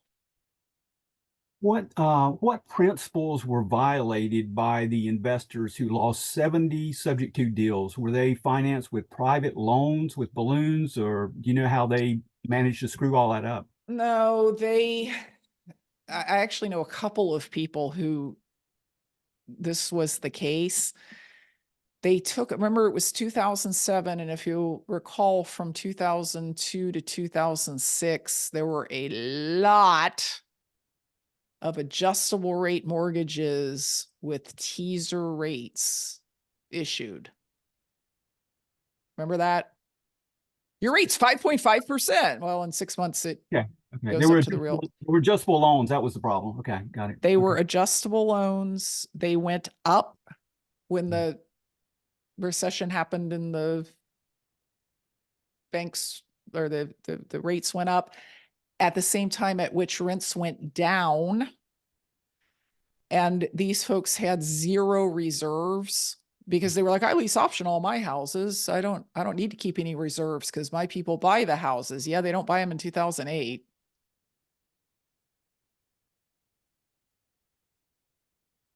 So it took over loans they shouldn't have taken over. We're not expecting rents to go down. We're not expecting it to get hard for their buyers to get financing. It was just, it's a little bit of a perfect storm, but also they should have had reserves. And they should not have let the banks foreclose on those 70 houses. They should have called all their sellers and said, do you want this back? And they did not do that. A lot of them, some of them, not a lot of them, a few of them continued to collect rents while they were not making payments. And I did not think that was quite fair. In trying to make these deals cash flow, is it a bad idea to make the tenant buyer responsible for repairs as a condition of the option? If I'm doing a repair for equity deal, that's what it says. The tenant buyer is responsible for the repairs as part of the option, not part of the lease. But in return, I'm giving them a lower price, a lower monthly payment than they would get if the house was fixed up. So I'm thinking about doing, is it wrong to do that for every deal though, is what I'm trying to ask? Every lease option deal? Every tenant buyer. Okay, it's not right or wrong. I mean, that's not actually an ethical issue. If you want to keep this option, you got to take care of repairs and maintenance as they come up. That's fine. Just be aware that if they say, no, I'm not going to do that, especially after they already have moved in, you have got to do that work. And the punishment, if you will, is that their option is taken away from them because they did not meet that requirement. Okay, thank you. You're welcome. John? Yep, I'll try to do quick ones. I got the 2021. Is there any update that we need to give? I got the 2021 guide. Matt, I had already updated. When did Pete spring that thing on me from the back of the I'm room? pretty sure that was before that, particularly because the 2021 version, which I'm looking at, is longer than the 2018 version, and 2020, I know that. So I'm pretty sure that incorporated that. I could be wrong. I'd have to look at the specific documents, but I think so. 21, you're probably okay. There's nothing missing? Shouldn't be. I don't think so. The thing you want to do is look at the land trust and see if it's got that clause in it that says that the property cannot be removed from the land trust until the mortgage is paid off. Yeah, I saw that one. Oh, then you've got the most updated version. Another one on the lease options. I've noticed that usually I was taught to charge 10% just to cover, repairs or something, or people won't move as quick. 10% option fee. Yeah. Well, that's a good theory. I saw yours like 2,200. Any, comments on it? Why it's only 2,200? I mean, it's nice to get 10%, right? Because it was the 2,200 because it was repair for equity. You're never going to get a 10% option fee on a repair for equity deal and you don't want one because you want their money, you want them to have money to do the work. Ah, okay, I guess that's the one I missed. Okay, should be it. Thank Okay. you. Appreciate it. All right, David. I'm back. Hey, I took creative. I had my assistant here check to see if what documents were in there. It doesn't seem that the Seller Protection Trust is there. What documents? It definitely is. Is your assistant looking at the Dropbox file that Kim made, or I think the PDF. You say Dropbox file. What? would it be a all those PDF? documents were distributed by Bill and Kim, and it was done Yeah. through a link to a Dropbox file. Yeah, there's an As far entire as- cloud storage file for Ultimate that includes that, and there's a bunch of individual documents in there, Okay. not in the Good. main manual, but separately for both Bill and Vina. So And you may they're have to not go through that. PDFs, they're editable. Okay, Yeah. I'll scrub that a little better. So question then is there anything in your course on your site that is not in the creative No, course? not subject to in creative. So your whole yeah. sub 2 course is included in the creative class. I doubt every word of the manual is, because I had to let Bill have input into the manual. But all the forms and contracts you're looking for are there. Okay, great. Thank you. Okay. Shri. So I'm trying to concise it and make it as concise as possible. So I'm in the process or already have taken 8 properties across multiple states where I foreclosed from second position and will be keeping the property. I mean, I haven't decided whether I want to keep or not, but what I'm trying to get to is I don't have a land trust. I want to set up a land trust. I'm in Virginia. So if you can recommend who would be a good resource to go to set up the land trust. My intent is Not 8, it's going to be 8 different land trusts. You know that, right? okay. I can do that. Each trust should be governing one property. Okay. A different land trust. So the next question is, I think you might have answered that. I just wanted to make sure for the insurance, I either ask the borrower to call the senior lien holder and cancel their insurance policy and they would get a refund. No, And no. me- They're not going to call the lien holder. They're going to call the insurance company. What I'm worried about is they might call the lender too when I ask them to cancel the insurance You company. don't think these lenders know that the properties that they own have been foreclosed upon, or the properties They they know, but I mean, it's generally what happens is one of the questions that I popped up, I wanted to answer. I was selfish in a way why I wanted to answer that question. The reason is when you look at lenders, when a loan is beyond 90 days late, that's when it goes to a different department when they look it up. If it is current, it doesn't even come into that notice because they are looking and sitting and looking at each loan, right? It's an exception report which says what are the loans which are default more than 90 days. Let's look at them. That's when they'll notice that it is in default or something has happened, changed to it, or insurance has lapsed or whatever, right? So when it's all current, it doesn't even come into their notice. They know it, but they don't look at it because they're getting monthly payments and it's not showing up in the exception report of more than 90 or 120 days late. That is the reason they don't call the loan due, because it doesn't even get into their pipeline more often than not. Right? So if I touch the borrower in the sense, ask them to go call the insurance company and cancel your policy, they will also call the first. Or if they don't know any better. Very doubtful. Very doubtful. If Okay. what you say Yeah, no, I is haven't had that experience. call the insurance company and cancel your insurance so that you can get a refund, very unlikely they're going to call the servicer. Okay. Okay, that's good. Thanks for that. So from a deal structuring perspective, right now what has happened is once the foreclosure is done, we have recorded the trustee deed and I have different entities. So this foreclosed properties subject to the first lien, the trustee deed has got into my LLC right now. So now once I set up the trust, I transfer the ownership of the property to the trust, and the trustee and the borrower needs to be one of the beneficiaries, or do I not include them because they're not The borrowers borrower anymore? you foreclosed on, Yeah. it doesn't get to be anything. Okay. So I just create a trust, and I'm the only beneficiary, and I transfer the title of the properties to that trust. That's So it, right? Yeah. Shri, your phone number is next to your name. Yes. I'm going to have Matt call you Okay. and talk to you about this because he is in the note world like you are instead of That's the real assuming estate he wants world. to talk to me. But that's assuming you want to talk to him. Yes. Of course. I think you and he can very much speak the same language, Okay. and he can take you through all these little details that you're trying to work your way through now. Okay. All right. Okay. Sounds good. Thank you. I appreciate it. All right. Last question goes to Lisa.